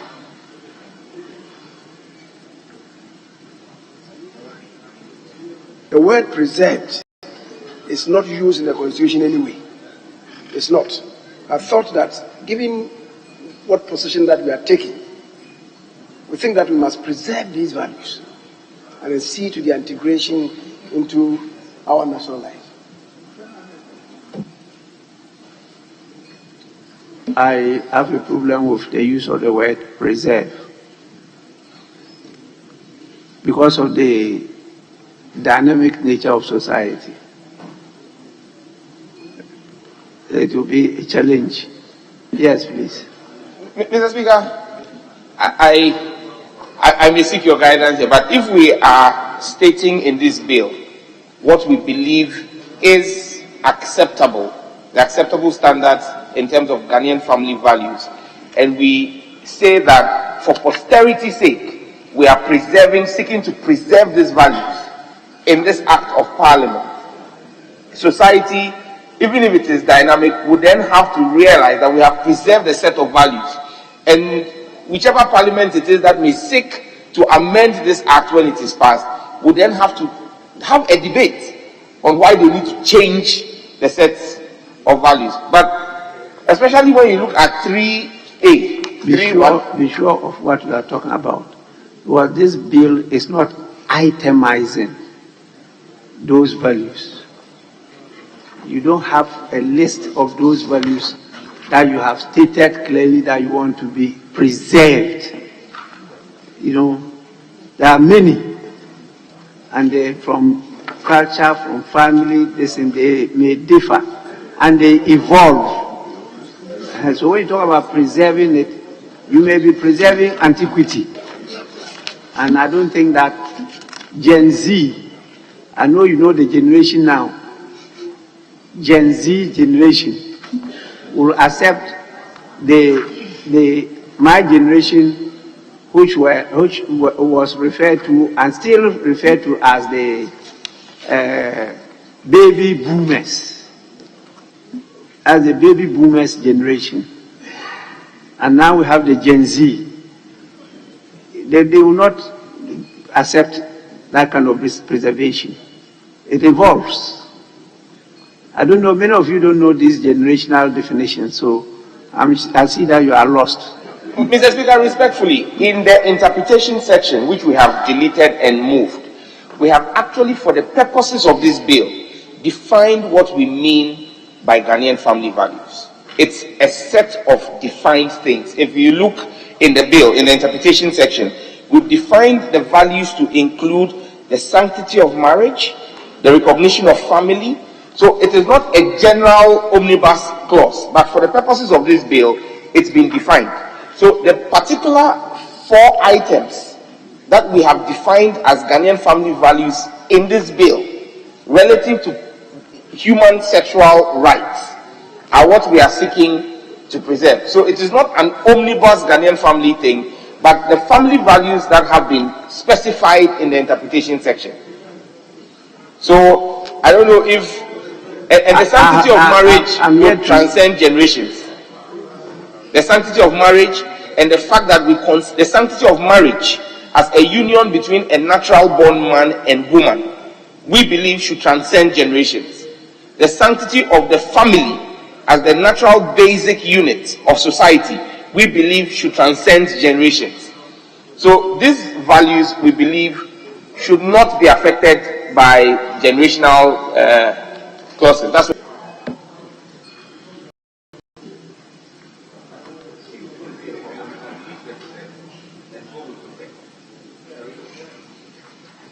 Yes. My colleague said the family is the base unit. Yes. So what about those who are totally orphans?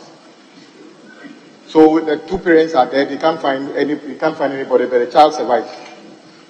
Are they? It means they have no basis in terms of your definition. No, that will not be the case. For them to be orphans, they had a family. The fact that the family, the father and mother no longer exist, does not mean that the family is not the basic unit of society. And the family consists of parents and their children. It's a natural consequence of nature that parents, there's extended family as well. So if your father and mother die, you have cousins, you have uncles, you have aunties, that's still the family unit. But we recognize that family unit as the basic unit of society. It won't be possible that everybody in your family is dead and you alone.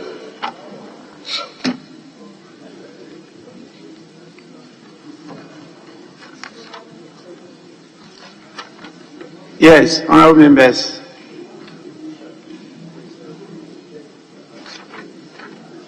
But Mr. Speaker, respectfully, if the preserve is going to be problematic, can we use protect and promote?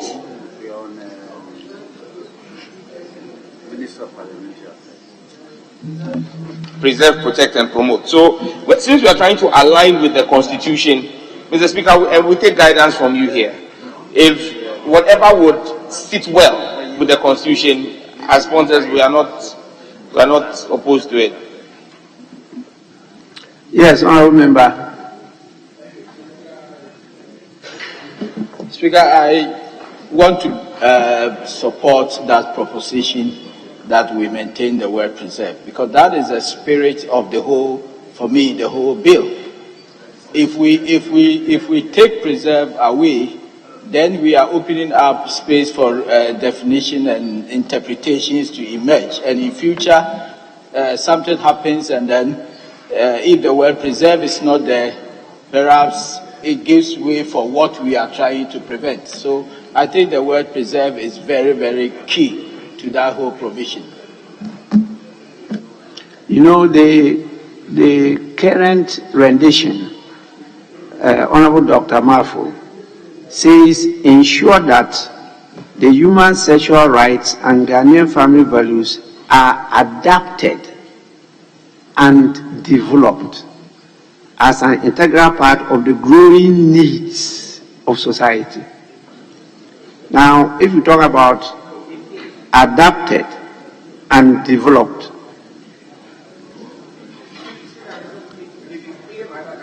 I know, I'm coming to A. C is talking about what? Adapted and developed. Now, A is what you are proposing, that we should include preserve.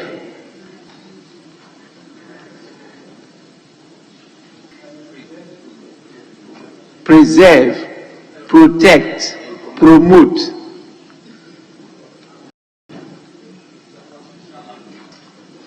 That is constitutional, but you see, you are using another word to adapt.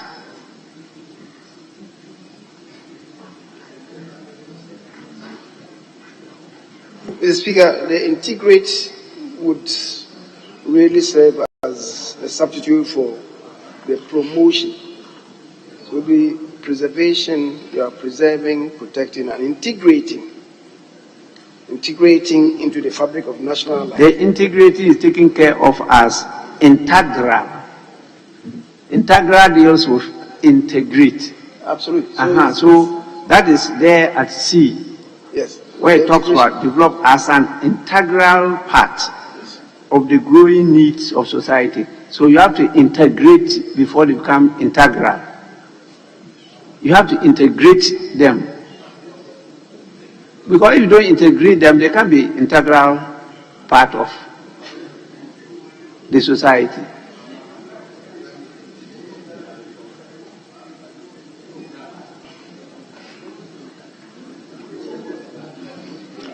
So the proposal by the majority leader is in 3A. His proposal is for us to say, ensure that the human sexual rights and Ghanaian family values are preserved and integrated into the fabric of national life. That is his proposal. Those in favor say aye. Those against say no. The ayes have it. Honorable members, his proposition is carried. And so to read, ensure that the human sexual rights and Ghanaian family values are preserved and integrated into the fabric of national life. Now, I put the question on the whole of clause 3. Mr. Speaker, it's unfortunate that I have not really gotten these proposals into the order paper, so sometimes it may be a bit confusing. But just to propose it to members, and if they find favor, I guess we can leave it with the draft persons. The Speaker, the first one to go back, 3.1. 3.1 should read, a citizen, not each citizen, a citizen shall promote and protect, not each citizen.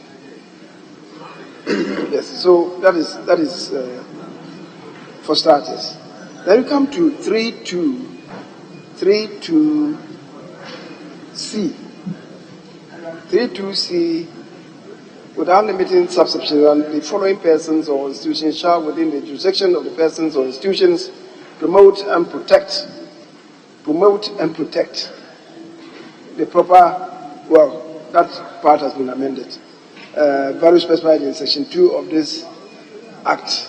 A parent, that is A, B, a guardian. The Speaker, the way C has been constructed, a teacher or any other educational or religious instructor. I think we should have begun a religious instructor, a teacher, or any other educational instructor. That's yes. That is better. It doesn't change, but it's just the arrangement. Right. Mr. Speaker, so then we come to D. D, the same construct. An institution, a church, a mosque, or any other religious institution or organization. That is a better argument. Mr. Speaker, then the other one is H. The subject should be the first. We have said relevant independent constitutional bodies, including. You have deleted the H. Oh, okay. Wonderful. Wonderful. For what reason did you delete the H? We deleted E, F, G, H and inserted state institutions and organs of state. Made it state institutions and organs of state. So the state institutions will cover all the various ones we were mentioning in H, like SHRAJ, NCC, and then instead of the executive, legislature, judiciary, we said organs of state. So state institutions and organs of state. Mr. Speaker, in terms of chronology, then it should be organs before institutions. Yes.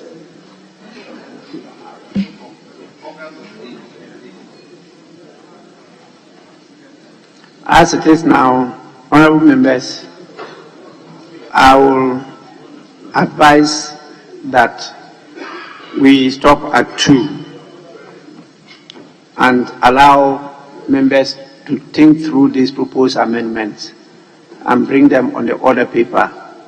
That will guide the draft people from compiling what decisions are taken by the House. The way we've gone now, it will be difficult for them to follow the debate and to capture them properly.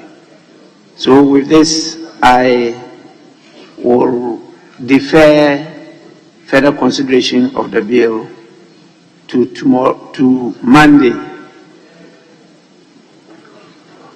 If this is agreeable to honorable members, the consideration stage of the promotion of proper human sexual rights and Ghanaian Family Values Bill 2021 is deferred to Monday. Yes, please. Speaker, thank you for the opportunity. Speaker, regarding the directives you are giving, does it mean that the newly proposed amendments from the leader will be re-advertised? Yes, all of you. Okay. It will be re-advertised in the order paper. Very well. They will submit that and it will be re-advertised. Then we can follow it properly. Very well. So, honorable members, we go to the last item, which is coming from the Ministry of Finance.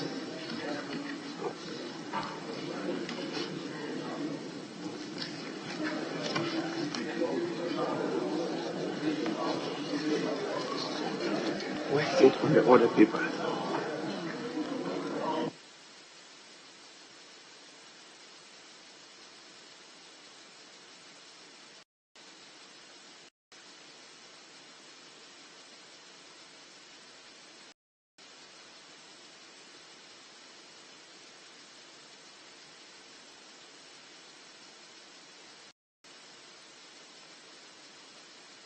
Yes, Mutala. Thank you, Mr. Speaker. Mr. Speaker. Sorry, Honorable Mutala. In fact, Comrade Mutala will be preferred. Honorable.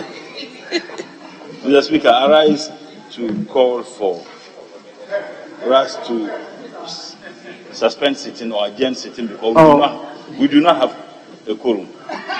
You are overruled. And the first yes. May we take the last lesson? Yes, Speaker, we will commence with item 20 on page 10. Speaker, page 10. And Speaker, let me say that the motion was moved and seconded, so we have to commence debate. Item 20 on page 10.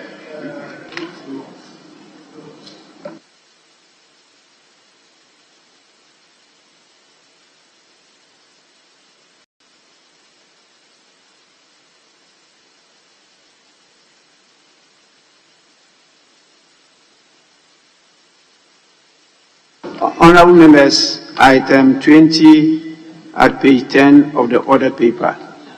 The motion was moved on Thursday, August 2023 by the Honorable Vice Chair of the Finance Committee, Mr. Patrick Yabuama, and seconded by the Honorable Majority Chief Whip, Mr. Frank Anodompre. Debate to commence. Yes, that's Chair of the Finance Committee. Well, thank you, Mr. Speaker, for the opportunity to contribute to the debate on the motion to adopt the report committee on the concessional financing agreement between the government of the Republic of Ghana and the International Development Association for the amount of $150 million United States dollars for the West African Coastal Areas Resilient Investment Project 2. And in doing so, Mr. Speaker, I'd like to refer honorable members to page 3, paragraph 4 of the committee's report. And I read with your permission, Mr. Speaker. Ghana is noted to have a coastline of 550 kilometers with about a quarter of the country's population living closer to the sea. The country faces some unique challenges that require immediate attention, such as the impact of the tidal waves in Qatar and its effect on the local communities. The WACA program, with its focus on strengthening the resilience of communities and coastal areas, could be a way to address these challenges and promote sustainable development in Ghana. Mr. Speaker, it is on this basis that I request honourable members to support this motion and get this facility available to the beneficiary communities. I thank you, Mr. Speaker. Yes, Honorable Ranking Member, right? Deputy Ranking. Speaking on behalf of the ranking member. Mr. Speaker, thank you very much to contribute to the debates on the floor. So are we to take it that the submissions you are going to make are submissions that the ranking member has directed you to make? Because you are a member of the committee and you are not speaking on your own behalf. I'm speaking on my own, Mr. Speaker. Mr. Speaker, the facility was referred to the Finance Committee. We met and then we interrogated the officers who were leading the discussion. And Mr. Speaker, it came to light that the project is meant to finance issues about flooding, erosion, especially on the coastal lines, because early this year we witnessed some devastating activities that happen, especially in the Volta region, Keita, and other surrounding communities. So we thought that the time is up to get this facility to deal with this matter. But Mr. Speaker, when they appear before the committee, if you look at the facility, about 15% of the facility will go into contingency charges, consultancy charges, and training. So if you are taking a loan of 150 million and you are going to spend about 22.5 million Ghana cedis for training and consultancy, though it's a concession facility, World Bank is giving you this loan, but they are taking 22.5 million. So it's like they are giving you the facility with the left hand and they're using the right hand to take a chunk of it. So we advise the implementers of the loan that at least in terms of training and the consultancy, they already signed agreement with a consultant. So there's little they can do. But when it comes to the training, they should at least make some savings so that when it comes to the development aspect of it, they can apply the savings on those areas. So it's my hope that the ministry will take up this advice given to them by the committee so that they'll make these savings, so I'll get value for money. You can't give in a loan of 150 million and you take 22.5 million. Meanwhile, I'm going to pay interest on the 150 million. So these are the issues we need to have a broader conversation around it. The ministry that will go engage these donors or these lenders, they have to sit down well, negotiate well, so that there's value for money. Because every year we train these officers. Every facility that we take, there's a training component in it. It doesn't make any economic sense to anybody. So we need to take this matter up and then address it going forward. With these few observations, I call members to support the facility because it's going to save our communities, especially the coastal lines, in terms of erosion, in terms of flooding, and other preparedness towards future attacks from either tidal waves or any other climate change issues. Thank you very much for the opportunity. Yes, Honorable Dr. Mafu. Speaker, thank you for the opportunity to... How are you, Dr. Mafu? Oh. Thank you very much. Mr. Speaker, thank you. I also like to support the motion for the House to adopt the report. Mr. Speaker, indeed, half of Ghana's coastline is vulnerable to erosion and other hazards. And as we have witnessed in Ghana recently, Keita, for example, we see devastation caused by the rising sea levels. And so the importance of this project cannot be underestimated. However, Mr. Speaker, I just want to raise two issues. The first issue is got to do with how we looked into the success of this project in phase one. If you read the motion, it reads that this project is kind of phase two. So I would have thought that before we approve this contract or this facility, we should have been engaging in the field to see what did we achieve with the phase 1 of the project, so that perhaps we will be more informed about the actual content. Mr. Speaker, and related to this is the fact that we also need to look at how such projects are also considered in this House. I think that for a facility like this, relevant committees should have been part of the consideration. Even though it's a loan facility and the Finance Committee has the main jurisdiction over this issue, in terms of content, technical aspects of the project, other committees may have provided relevant inputs. For example, the need for us to have gone to see what successes did we chalk in the phase 1 of the project that we are approving phase 2. And so maybe that is something that has to be taken on board in our next consideration of projects or agreements of this nature. The time has come for relevant committees that have technical jurisdiction over the areas that the loan is going to be applied to, should be involved in the consideration of the loan. If at least the leadership of those committees should be involved, because it's important. Mr. Speaker, and I also think that the content on the training and consultancy, I'm not too sure about it, but I would have expected that MPs who are the coastlines should have been engaged. Why? Because whenever there is disaster, it is MPs who are the first point of call. Recall the water spillage. And I saw how MPs were sitting on boats and trying to bring relief to the people. So projects of this nature, we should be able, once the proposal comes to Parliament, we should be able to build in a certain content of MPs' participation in the project. We can't just approve 150 million or so and then everything is done at the ministry. Meanwhile, when there's trouble, MPs are the first people who will be called to intervene. And so these are some of the considerations that if perhaps we were involved, we could have brought on board to shape the content of the proposal. Thank you, Mr. Speaker.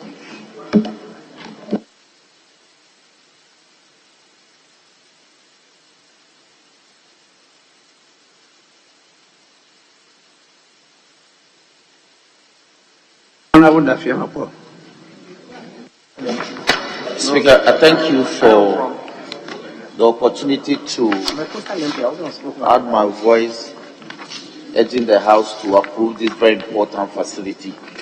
Mr. Speaker, the essence of this facility in intervening the livelihoods of our people in the coastal areas is extremely important. Mr. Speaker, the data shows that between 1993 and 2017, Dr. Manfu spoke in reference to the rising levels of the sea. The sea has risen by 5.5 centimeters between 1993 and 2017. Mr. Speaker, what that means is that the coastal communities in our coastal areas will naturally be susceptible to the slightest change in the temperature of the sea leading to storm.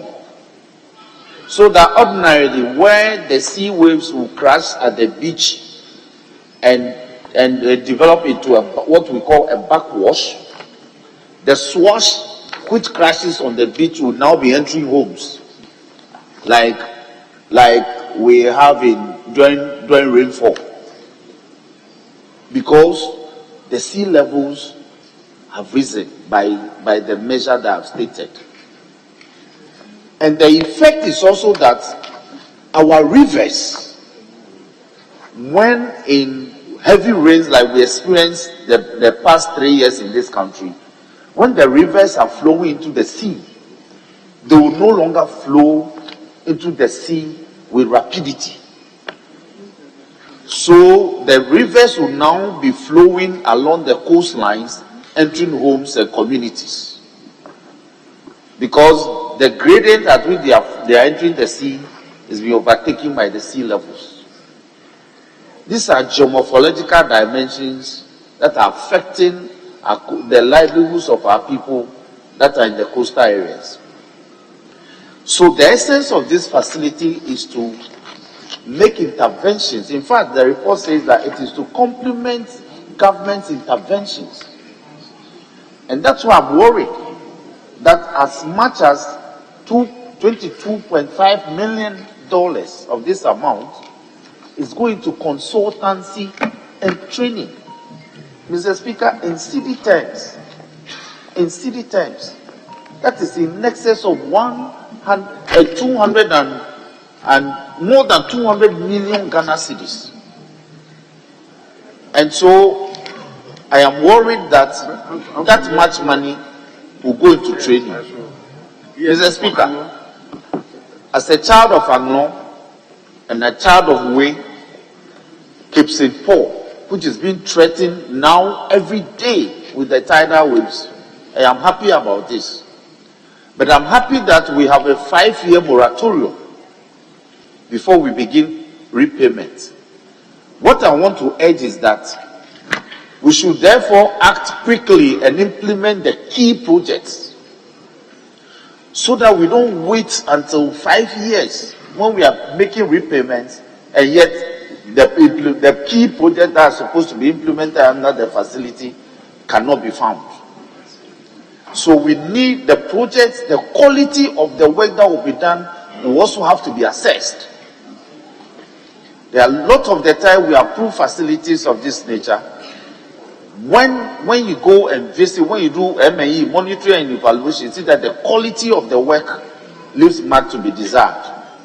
I pray that this money will come in quickly, and I pray that the interventions that are anticipated to be made in the lives of our people, from Aflau all the way to Elubu, through Pram Pram, and through Teshi, Mr. Speaker, through La Dadekutupong, and through Anglon, will come to affect positively the lives of our people. Mr. Speaker, with these words, I urge the House for this facility to be approved. I thank you for the opportunity.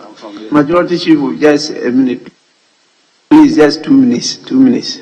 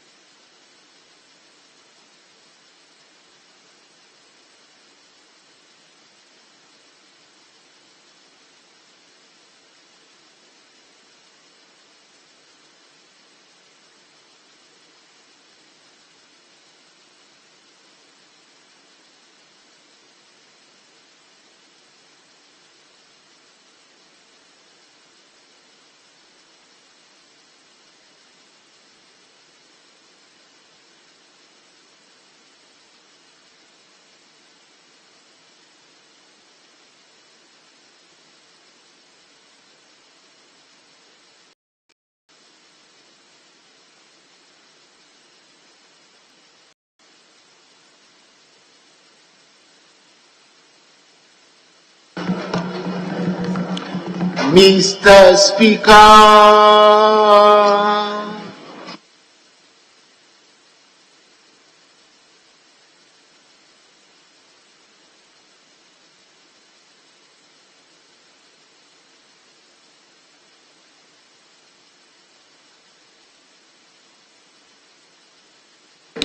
Yes.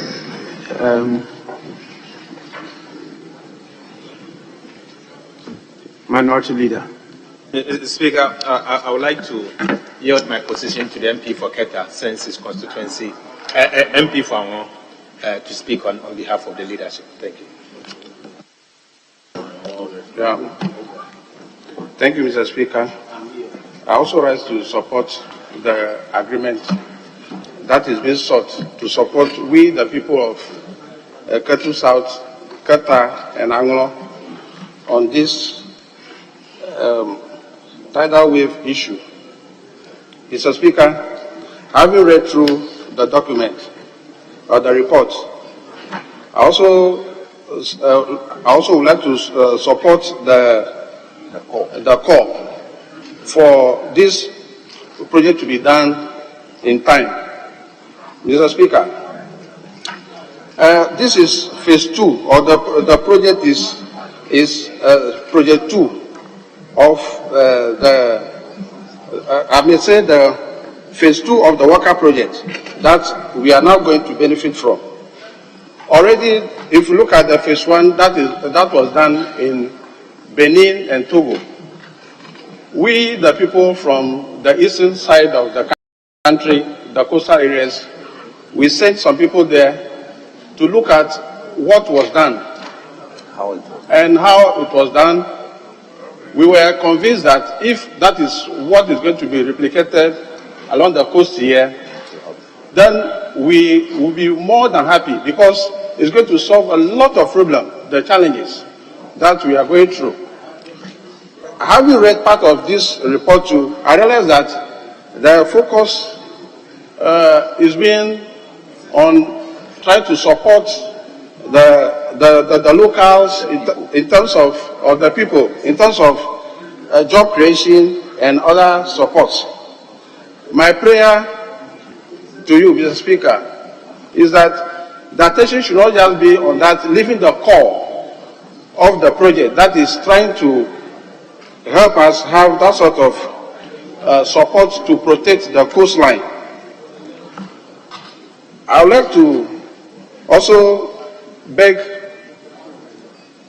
Mr. Speaker to support us by involving our local content persons. We have some persons that we commissioned to help us to come over this. Some of the experts, such as Professor Francis Soper, my brother, and other experts.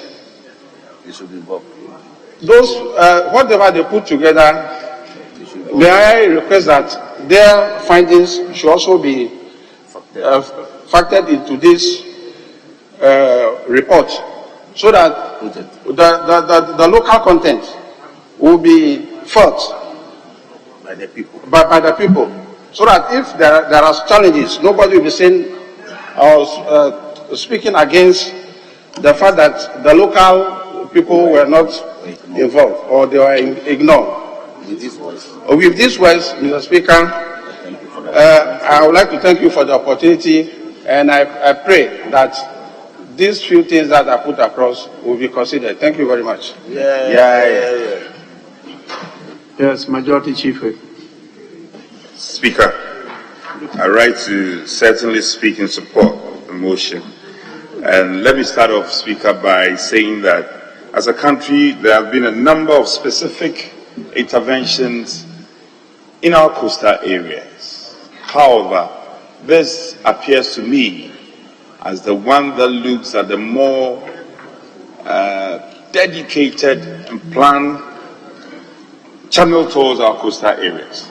And Speaker, if you look at the reports of the committee, I think page 3, functions that are being programmed to be executed, provision of social amenities, educational economic infrastructure, coastal line protection, ecological restoration, and alternative livelihood for coastal communities. For me, it appears as the topmost in terms of the agenda to be executed. Speaker, I couldn't have agreed more with Yonabo Echampong when he related to the amount of the facility being dedicated to consultancy.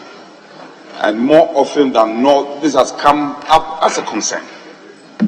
I cannot agree that that portion of the facility should be dedicated to consultancy. I think as a country we have to re-engage on this matter.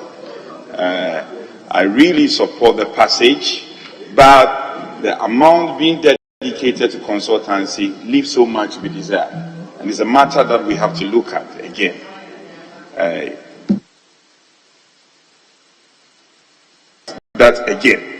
I'm not sure when Yonabo Dafemoko, who I know has shown a lot of concern about the sea level rise, the temperature, centimeters that he said that the sea is rising. I'm not too sure about it, but definitely the ocean is rising.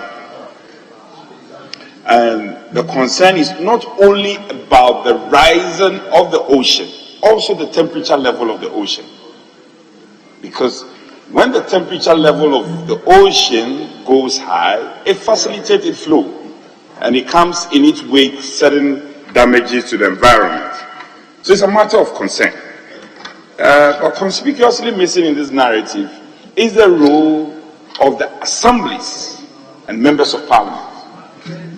Speaker, it is nice, it is well captured, the intendment and what the facility is seeking to do. But the aspect that is missing is sensitization. Times have changed. The extremities of weather patterns and the vagaries of weather, times have changed. There should be a dedication to a line budget of sensitization.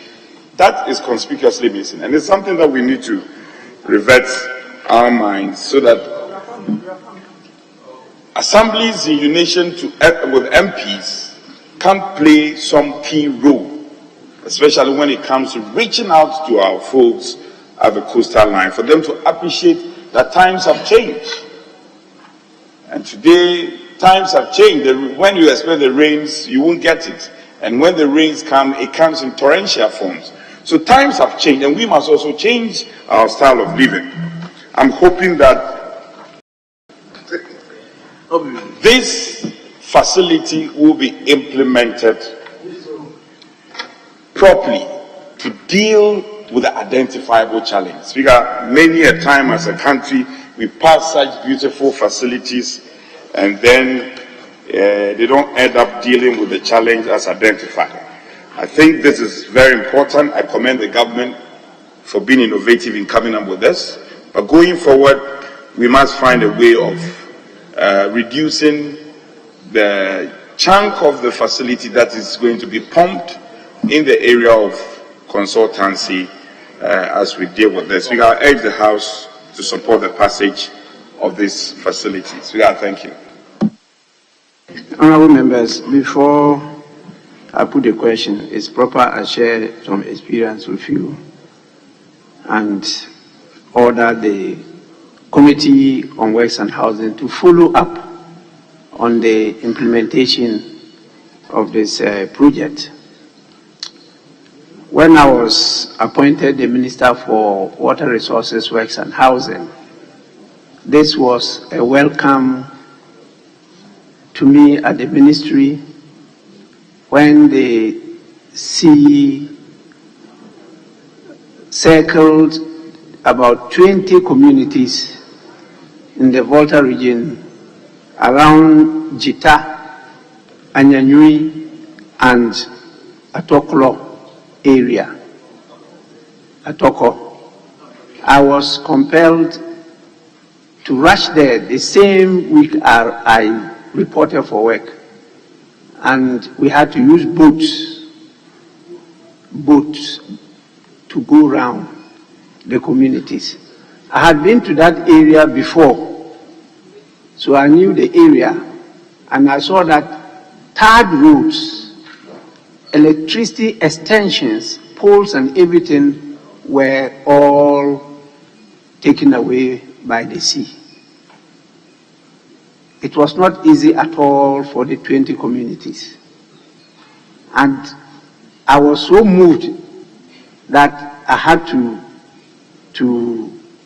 at least commit myself with some statements that were crazy, that I prefer losing my life to allowing the water to take away the lives of 20 communities. But there was no budget provision. And I had to meet our illustrious former president as to how to go about it,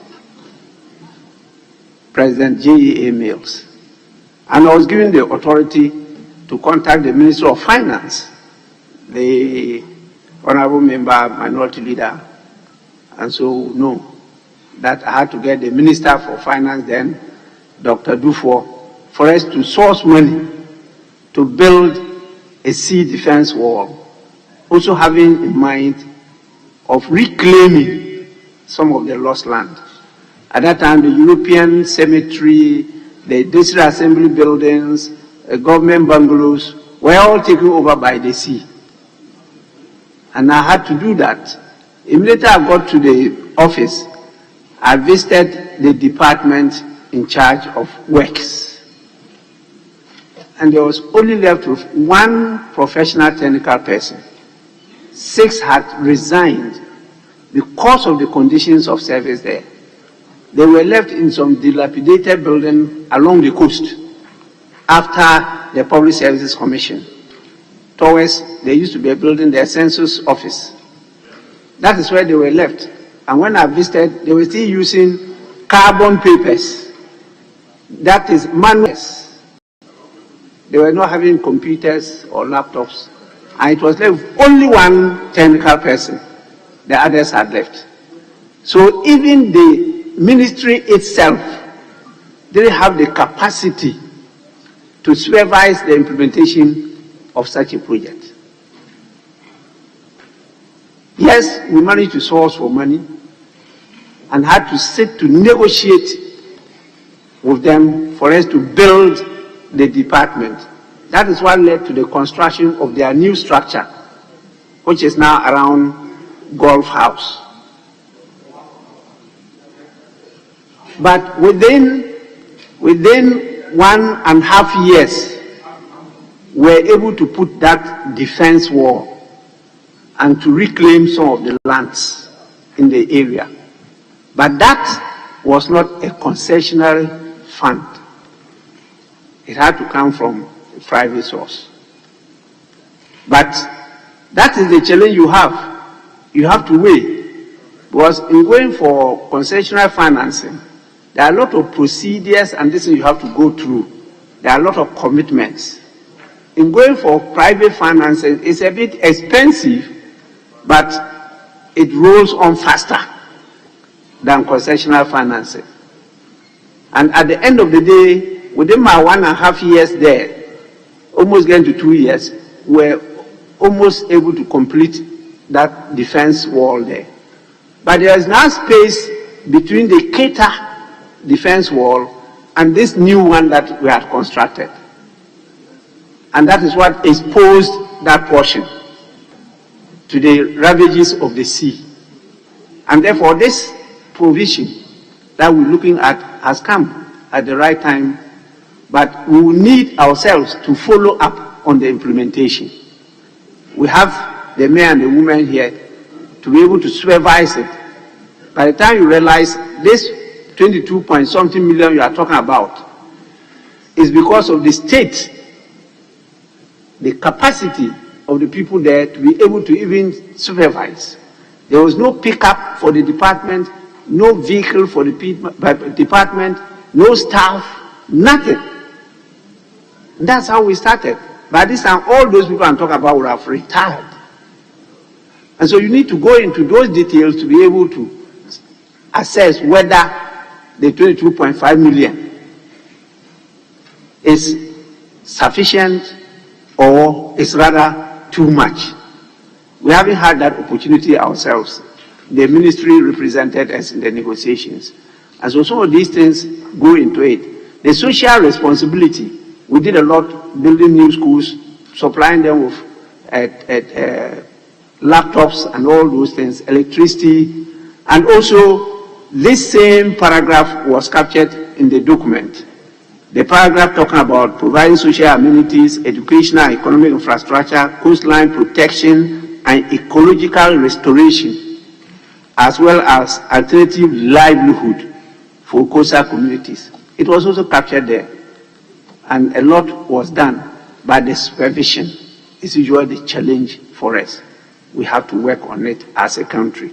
So please, I believe that it's something that we need to take now, strengthen our negotiating power, build our capacity, and we will not be spending so much on consultancies and the other areas we complain about. With this, I put the question. Those in favor, say aye. Aye. Those against, say no. The ayes have it. Honorable members, the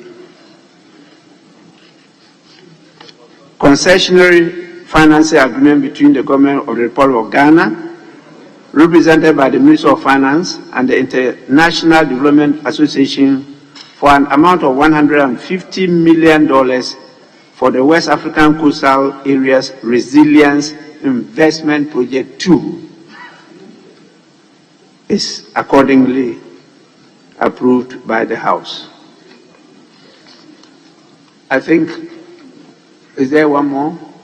Speaker, there's actually two more. Speaker, we will seek your leave to, for the two, we will go on to page 12 and take item 22. Speaker, with your leave, after which we will take the two resolutions together. And we take 22, 24, and then we'll take the resolution. Speaker, with your leave. 22 and 24.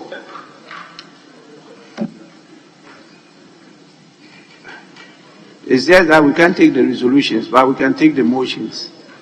The Deputy Minister of Finance is here. And again, with your kind leave. I would prefer when we have the numbers. Okay. But the motions can be taken, but the resolutions. Please, item number 22 at page 12 and number 24 at page 13 of the order paper. Thank you, Mr. Speaker. I rise to move that this Honourable House adopts the report of the Finance Committee, which report I request the Hansa Department to capture in full, whilst I do the conclusion. A report of the Finance Committee on the credit agreement between the Government of the Republic of Ghana and the International Development Association of the World Bank Group for an amount of $200 million United States to finance the Ghana Tree Crop Diversification Project. Mr. Speaker, the committee, having reviewed the request,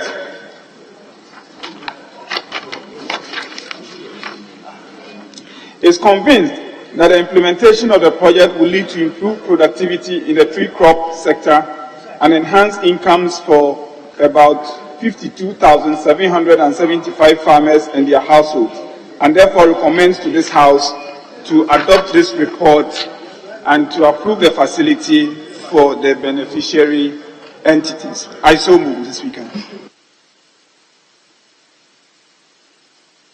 Motion moved. Any seconder? Yes, please. Mr. Speaker, I want to second the motion and make a few comments on the committee's report. Mr. Speaker, if you look at the facility, it has a grant element of 38.59% on the entire amount, which I think they negotiated well and is going to go a long way to help the authority to undertake its intended projects. But, Mr. Speaker, we should be careful as a country the kind of bureaucracy we create, because Tree Crop Authority since it was created, Mr. Speaker, they've not had about 4 meetings. No resources. They can't even have offices to do their work.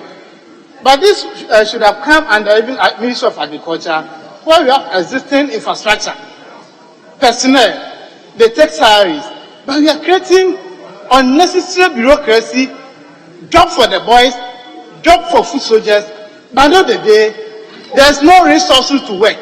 And they earn salaries, allowances by the end of every month. So we should be very, very careful dealing with such matters. Oh, when was the last time they had a meeting? They can't meet, no resources. Mr. Speaker, when the CEO appeared before the committee, he was lamenting.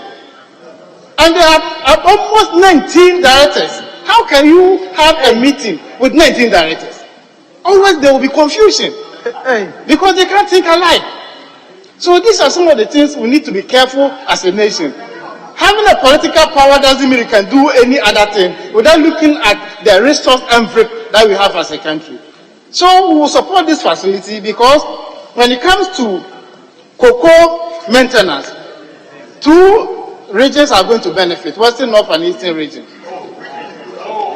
And in Western North, Adabo Chrome and Isam will be the beneficiary district. So in this case, there's no way I can speak against this facility because my people are going to benefit, the aged cocoa will be maintained. But the point is, they should have brought it under Ministry of Agriculture. They are responsible for cocoa because they are merging the 2 agencies. Cocoa Board is going to handle the cocoa affairs, and then the tree crop is going to handle cashew and other activities. Cocoa is a tree, cashew is a tree. So why are we creating unnecessary bureaucracy in the system? So with these 3 observations, Mr. Speaker, I think since my district and my constituency is mentioned here, I have to support it so that the cocoa farmers in my area will also benefit. Thank you very much for the opportunity.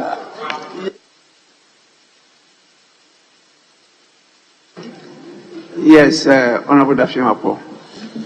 Speaker, thank you very much. Mr. Speaker, I am sad today. Mr. Speaker, I'm very, very sad. I am sad because as a government, we have decided to take this facility and implement it in some selected areas, minus the Volta region.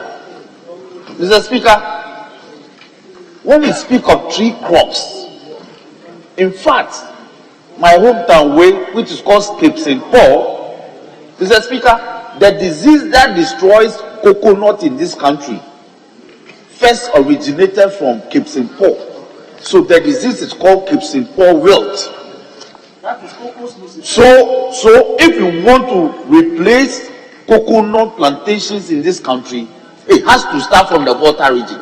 Yeah. Mr. Speaker, let me refer the House to page 5 of the report under project description. The project, Mr. Speaker, paragraph 2, the head notice, the project is meant to A, support important sector-wide activities and reforms, as well as investments on the ground in priority agroecological areas, chosen for their ability to reach critical mass and make interventions as effective as possible. So the Volta region, we cannot reach critical mass. How? Mr. Speaker, I demand that we are included. I demand that the Volta region is included because of the project focus. I am the elected representative of the people of Sabdan, and I speak passionately about this matter.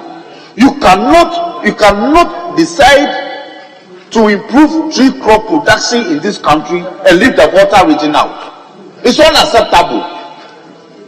Mr. Speaker, again under the project, the project description, Roman numeral 3, it says, is to ensure better inclusiveness of all actors in sector management, including women and young people, by improving the governance of the sector, the management and efficiency of farmer-based organizations, and the capacity of key institutions that oversee the sector. And you are saying that the Volta region cannot benefit from this? Mr. Speaker, under project components, page 6 of the report, it says the project clustered its activities around 3 interrelated technical components supporting soft and hard solutions to promote the development of the tree crop sector. Roman numeral 1, institutional strengthening and value chain governance. Roman numeral 2, improving tree crops productivity and climate resistance. Mr. Speaker, the issue of climate resilience and resistance has just been discussed in this House. We have just approved a facility to improve the climate resilience of the coastal areas, including those of the Volta region. So how can you leave the Volta region out in terms of the tree crop production that will further strengthen this policy? Mr. Speaker, as for this one, we will not accept it. Mr. Speaker, let me again take the House to page number 11 of the report under project geographical focus. Mr. Speaker, under the geographical focus, and I'm surprised that the committee didn't interrogate this matter properly. The committee was informed that the project will be carried out in 11 districts across 5 regions of Ghana as follows. Cocoa in the Western North region, Eastern and Adabo Krom districts, Eastern region, Asamankesi districts. Then 2, cashew in Bole and Sola Tuna Kalba districts of the Savannah region, Wenchi municipal and Tyne districts in the Bono region and Techima municipal. And 3, coconut in Upper West Akim and Suhu municipal of the Eastern region, and rubber in Upper West Achim. Mr. Speaker, Upper West Achim alone is getting coconut as well as rubber. And yet, when we speak of the ecological zones in this country that support the growth of coconut, I believe our Volta region will rank first or second. Mr. Speaker, even the famous Western region is not included. So on what basis were the ecological zones selected? Mr. Speaker, I speak passionately about this matter. And even though I want to support the approval of this facility, Mr. Speaker, I am demanding, as a citizen of this country that hails from the Volta region, that we should be included. We should be included in the first phase of this project. Mr. Speaker, there is no basis why we have been omitted. There's no reasons have been given. No reasons have been given. Mr. Speaker, with these words, I will urge the House that this be approved, subject to the inclusion of the Volta region and the Western region in terms of the coconut tree crop production. Mr. Speaker, I thank you for the opportunity. Yeah.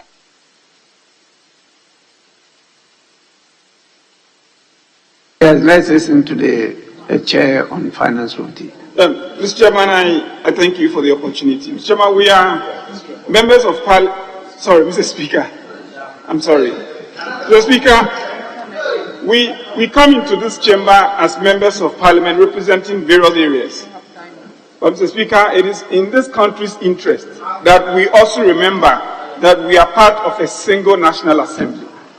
And what my colleague, a friend for whom I have a lot of respect, has just done is completely unfortunate. Mr. Speaker, we have just done a facility for coastal areas dedicated largely to the Volta region. And for the Member of Parliament, in addressing just another facility, to speak as though a deliberate attempt has been made to exclude people who should be included in this facility It's most unfortunate. We should move away from that. Mr. Speaker, the work, and I close now, the work that has been done in the selection of the beneficiary geographical areas was done by technical people on the basis of empirical information. And if my colleague would avert his mind to the very paragraph he read, the criteria, and Mr. Speaker, with your permission, I'll quickly read. As to how these geographical areas were selected, the committee was page 14 of the report.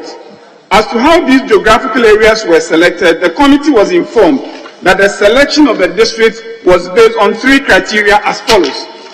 And on page 12, the criteria has clearly been stated here. I find it completely unfortunate that anybody could give the impression that certain people have been excluded. It's not good for our love for our country. It's not good for national cohesion. And I ask my honorable member to move away from this position so we can work together as one country. I thank you, Mr. Speaker.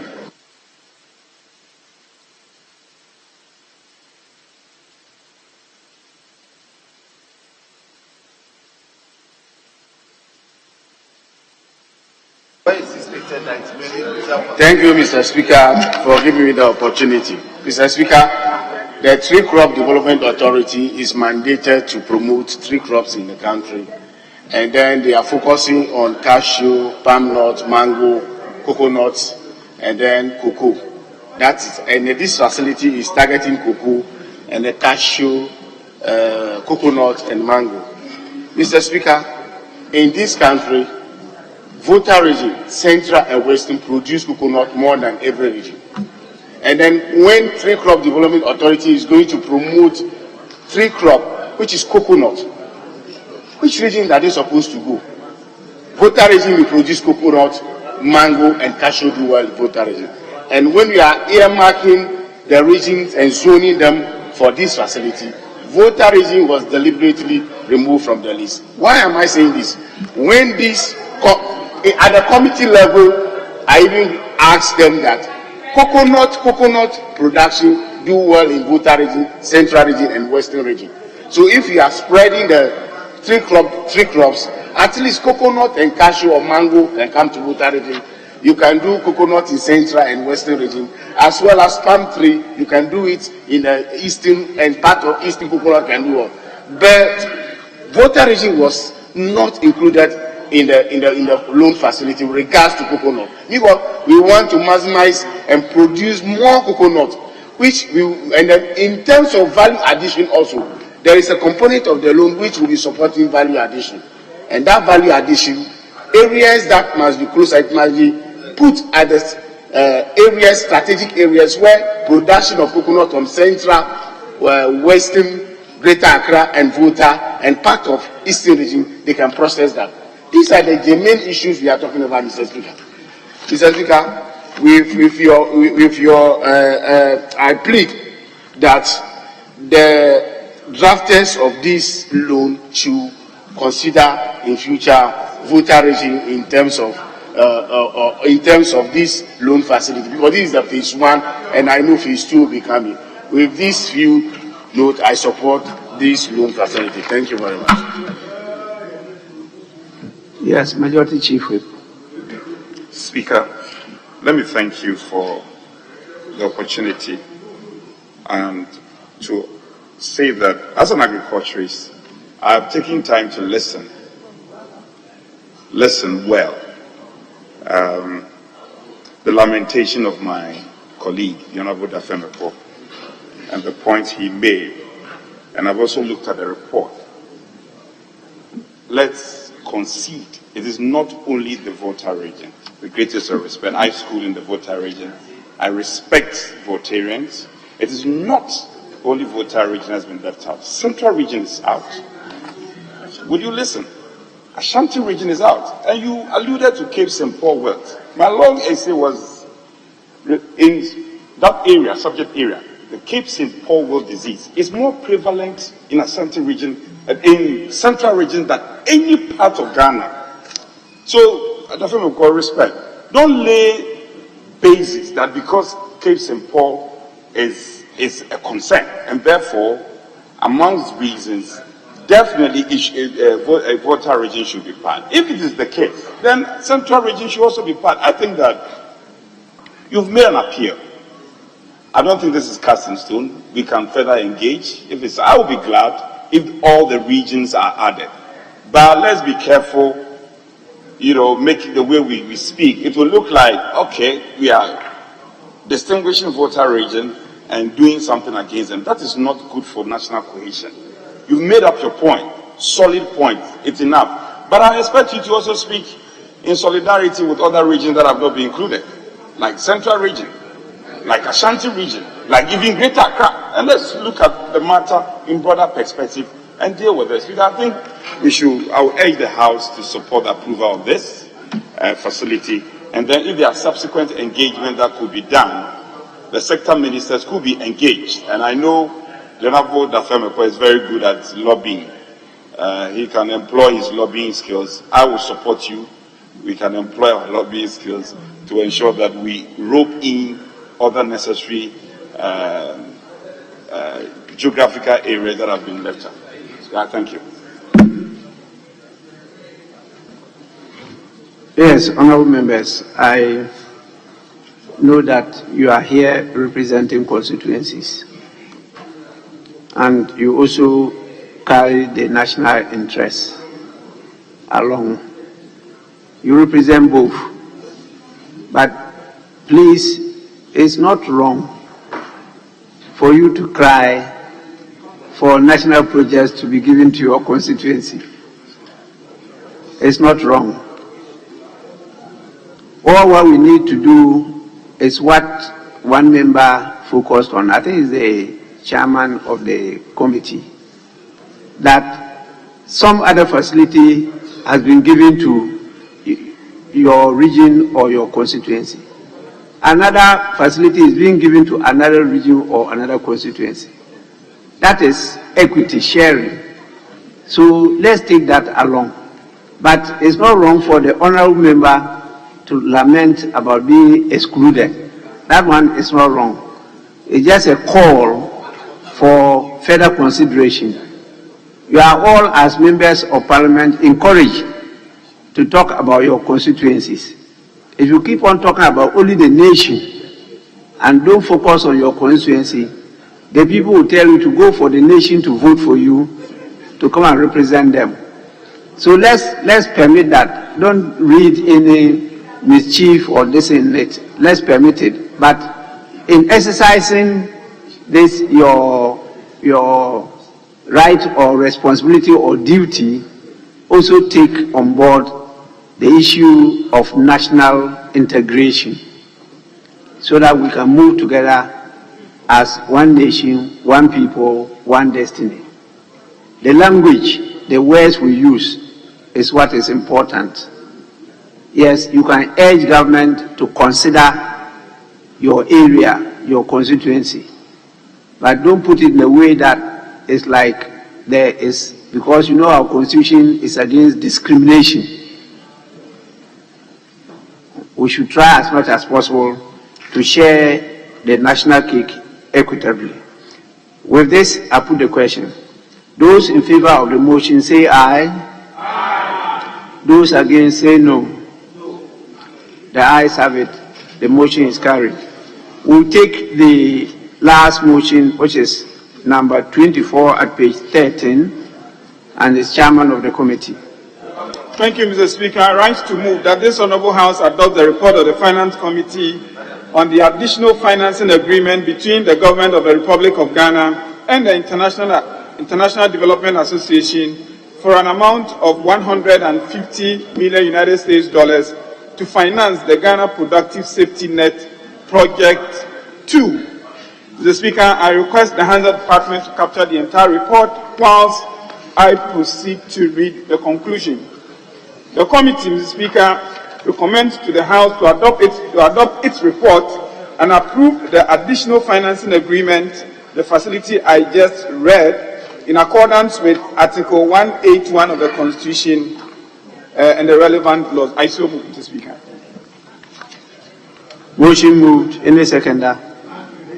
Yes, Deputy Ranking Member. Mr. Speaker, I rise to second the motion and make a few comments on the committee's report. Mr. Speaker, reading from page 2 of the committee's report, the background of the project. Mr. Speaker, with your permission, I want to read. I'm reading item 2. As part of the effort to end extreme poverty and protect the poor and vulnerable, the government has over the years implemented key social protection interventions, including livelihood empowerment against poverty, that's LEAP, cash transfer program, labor-intensive public works program, the Ghana School Feeding Program, National Health Insurance Scheme, Education Capitation Grant, and Productive Inclusion Program. Mr. Speaker, we are taking this facility to support all these aforementioned programs. But, Mr. Speaker, the question is, we are saying we are doing so well in terms of, for example, LEAP program. We are transferring money to the poor and vulnerable. But the point is, if you get a chance to read the Ghana Poverty and Inequality Report, they are telling us that about 2.99 million people in the northern region are in extreme poverty, 2.99 million. And 214,000 are in extreme poor in the urban areas. So the point is, all the investment we are making, are we getting the needed results? What is the impact? Do we have a proper exit plan so that the beneficiary who have been upgraded will exit the program so that the newly identified poor people will also take advantage and get this grant? These are some of the things we need to investigate, because we are spending so much money, but still the report is telling us many people have been pushed to the poverty line. So what is happening? Is it our actions and inactions? Is it government program that is not supporting all these programs that we are talking about? Mr. Speaker, we are taking loan to support school feeding program. As we speak, we are owing the caterers. We are owing the suppliers. So are we going to use this money to pay the debt, or we are going to use this money to start another school feeding program? So these are some of the conversations we need to have. As you take a loan, use the loan to support the school feeding program. When you exhaust the facility, how do you run the school feeding program? Where are you going to get the loan? Already, we don't have access to market to borrow, apart from World Bank facility. And we are taking loan to do school feeding, health insurance, labor-intensive program. Everything is by loan. We need to generate more resources to do certain things, especially about the lives of individuals. Not more taxes, but we need to make sure that we spend the tax net for people who are not paying to pay. The inefficiency in the tax administration should never be an excuse, because some people must pay the taxes, they are not paying. Some are evading, some are avoiding. GRA has the responsibility to deal with these matters. You can't say because of the inefficiency you impose additional taxes on we who are already paying the taxes. We are suffering already. We are suffocating. So that is not the solution. There must be an efficiency in the tax administration. My brother, thank you very much. That is the solution. Because, Mr. Speaker, when His Excellency John Dramani Mahama mentioned the 24-hour economy, just today, GRA has issued a statement that those at the port, they should spend their working hours from 8 a.m. to 7 p.m., including other banks. John Mahama is a prophet. Now, everybody wants to do 24-hour service. Have you read the letter? So, Mr. Speaker, the 24-hour economy is the solution. So, thank you very much for the opportunity. Minority Leader. Mr. Speaker, I'm particularly interested in this law for a simple reason that, Mr. Speaker, it is important for us to protect the vulnerable in our society. Mr. Speaker,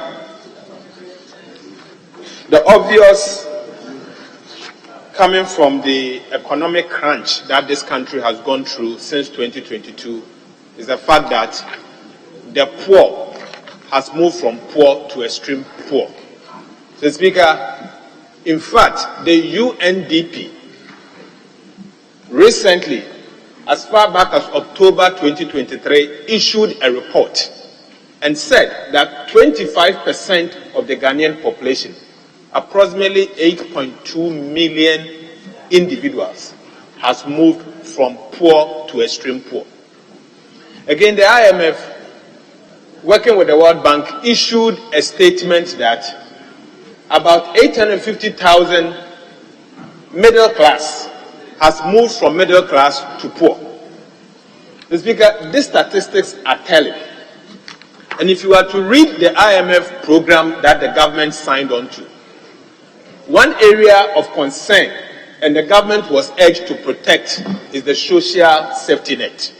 And that is why, Mr. Speaker, this loan, if you were to look at the components carefully, the austerity that we are going through as a result of the hyperinflation we have seen, the ones that are suffering most are the ordinary people who are not working.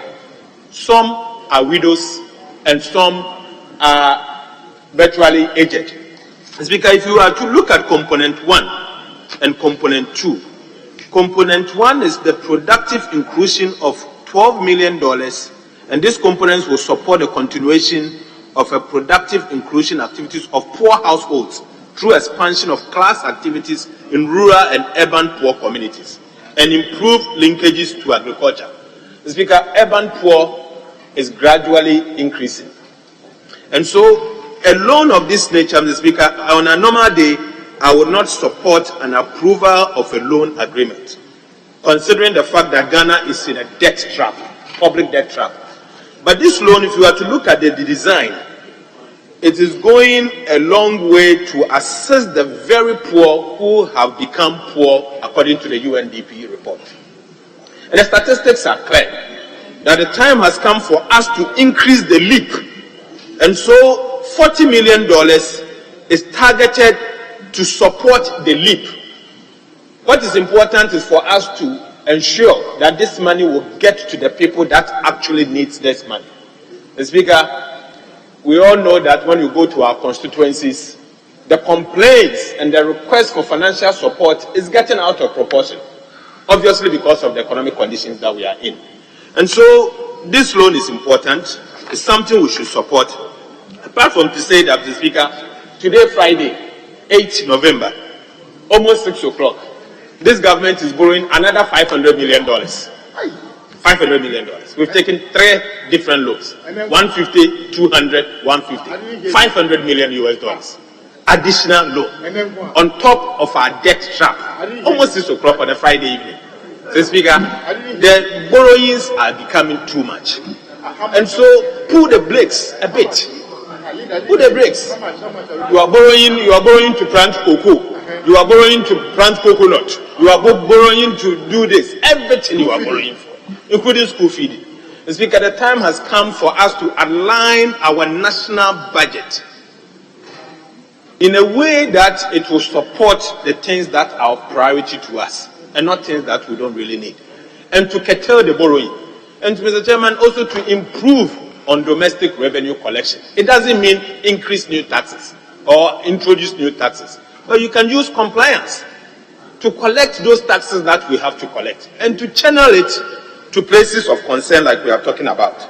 The need for us to protect the vulnerable. Mr. Speaker, I am particularly in support of this loan for a simple reason that poverty is coming out of hand in our economy. The situation is becoming very scary.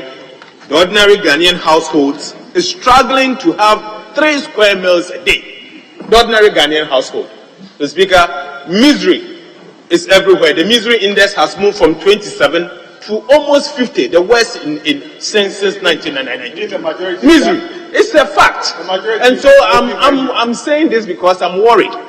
I am worried. I'm not rehashing because this one, I see it as something that will go a long way to support. And so we should support it, Mr. Speaker. I'm a man of my words. I've said that clearly the misery index is something that we should do something to support. But in as much as this loan is going a long way to provide some support to the people in need, Mr. Speaker, I urge this House that in unison all of us should support this particular loan to allow the vulnerable in our society to get some form of relief. Thank you, Mr. Speaker. You speak on behalf of the leadership. Yes, please.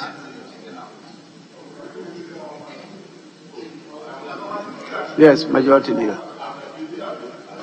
Mr. Speaker, I thank you for the opportunity to make a few observations on the motion before us.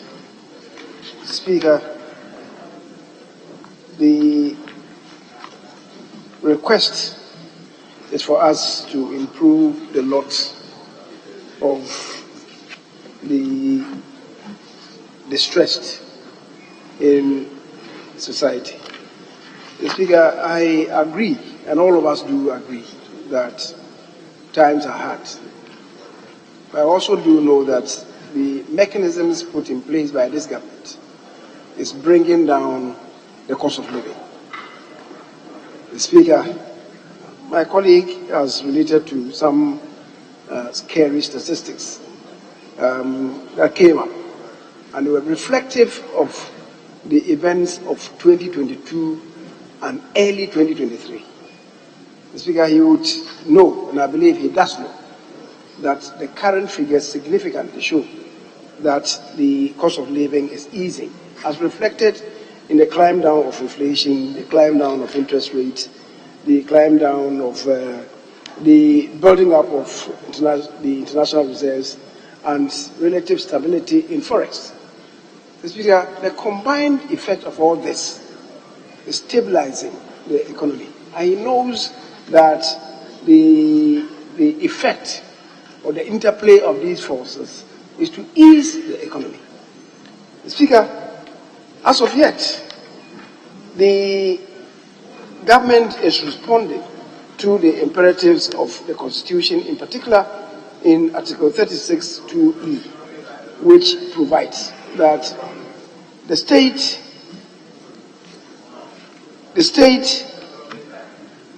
shall in particular take all necessary steps to establish a sound and healthy economy whose underlying principles shall include, and E says, the recognition that the most secure democracy is the one that assures the basic necessities of life for its people as a fundamental duty. That's why government is having to do this. That's why government is having to do this. Yes, at the outset, there will be initial problems. But given where we are moving to, things will start easing up. Mr. Speaker, initially when we went into the COVID circumstances, the projection was that we'll be able to stabilize by 2030. It came down to 2028. Now, the thinking is that hopefully by 2026, that's a climb down of 4 years, given the situation that we find ourselves in. We all hope that the GDP growth rate was going to register about 1.5% this year. Hopefully and thankfully, it's more than doubled. 1.5, and we are looking up to 3%, 3.2%. Upon the 1.5, the projection for 2024 was supposed to be 2.8%. Hopefully, by the time we are able to settle at 3.2 at the end of this year, hopefully, as he does so, it will come to us that the least growth rate for 2024 will be in the region. If we hold our horses, I should say, in the election year, if we hold our horses, then we'll be able to grow in the region of about 4%. And certainly we'll be inching towards where we came from. So, Mr. Speaker, my colleagues should appreciate what to do to lift up the lot of the people that, if we don't assist, will be left behind. And yet we do recognize that in this enterprise, nobody should be left behind, which is what government is doing. So yes, it will bring some initial destabilizing effect on the economy. I will certainly get out of the woods. Mr. Speaker, I thank my colleague for concluding that he thinks that having raised these reservations, he still thinks that we should support it. And I thank you for it. Mr. Speaker, I invite you to bring the curtain down on it, and then we can move on. And Mr. Speaker, I will plead with you after you put the question, because we require the same number to approve the motion to also do the resolution. So once you're able to carry the motion, the resolution should also be able to be carried by the House, given the numbers that I'm seeing in the House. The legion. I don't know which law you are referring to about motions and resolution carrying the same number or percentage of votes. I don't know which one you are referring to. Which law are you referring to? Mr. Speaker, I don't have my magical study orders with me. Magical study orders with me. But the same numbers are required to approve of a nation, of a motion. It's 1/2 of the entirety of the House. If you want to negative a resolution, you require 2/3. Approving it is 1/2 of the entire numbers. So whoever and we have more than 1/2 here. I don't know which base you are using. Which mathematical base? Let's speak at base 10. Base 10. Yes. Speaker, I recall when you once said someone is a limpy man and that his back is sometimes a problem. Speaker, in spite of that, I think I will take his word that we have more than 1/2, and then urge you and then urge you to accept the resolution. Thank you. Honorable members, I put the question on the motion, item 24 at page 13 of the order paper. Those in favor say aye. Aye. Those against say no. The ayes have it. The motion is carried. Honorable members are being urged to put the questions on item 21, 23, and 25. Those are the resolutions on the loans that we just approved. So those in favor that items 21, 23, and 25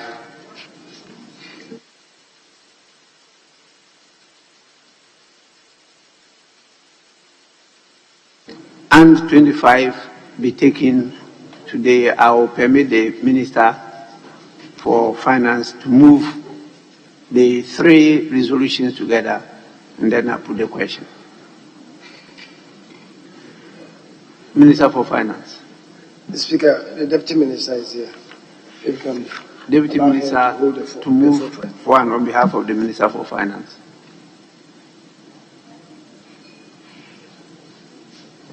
Thank you very much, Mr. Speaker. Mr. Speaker, I beg to move that resolutions captured as item 21, 23, and 25 on pages 11, 12, 13, and 14 of today's order paper be adopted now. I so move, Mr. Speaker.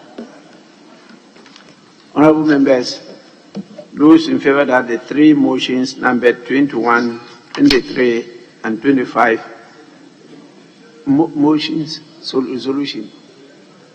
Who is second? Mr. Speaker, I second all 3 resolutions. Resolutions moved and seconded. Then it's for the consideration of the House. There being no consideration, I put the questions. Those in favor of resolutions 21, 23, and 25 say aye. Aye. Those against say no. Honorable members, the ayes have it. The House have accordingly resolved that Resolution 21 at page 11, 23 at page 12 and 13, 25 at pages 13 and 14 are accordingly resolved and approved by the House. Any other item to be taken? Mr. Speaker, I think we should be thankful to colleagues for their enduring spirit. And I'll pray that we take an adjournment. We don't need a motion to that effect. But we emphasize that we meet on Monday. The House will sit on Monday. Honorable members, I will proceed to adjourn the House. The House is accordingly adjourned to Monday at 10 in the forenoon. The House is adjourned.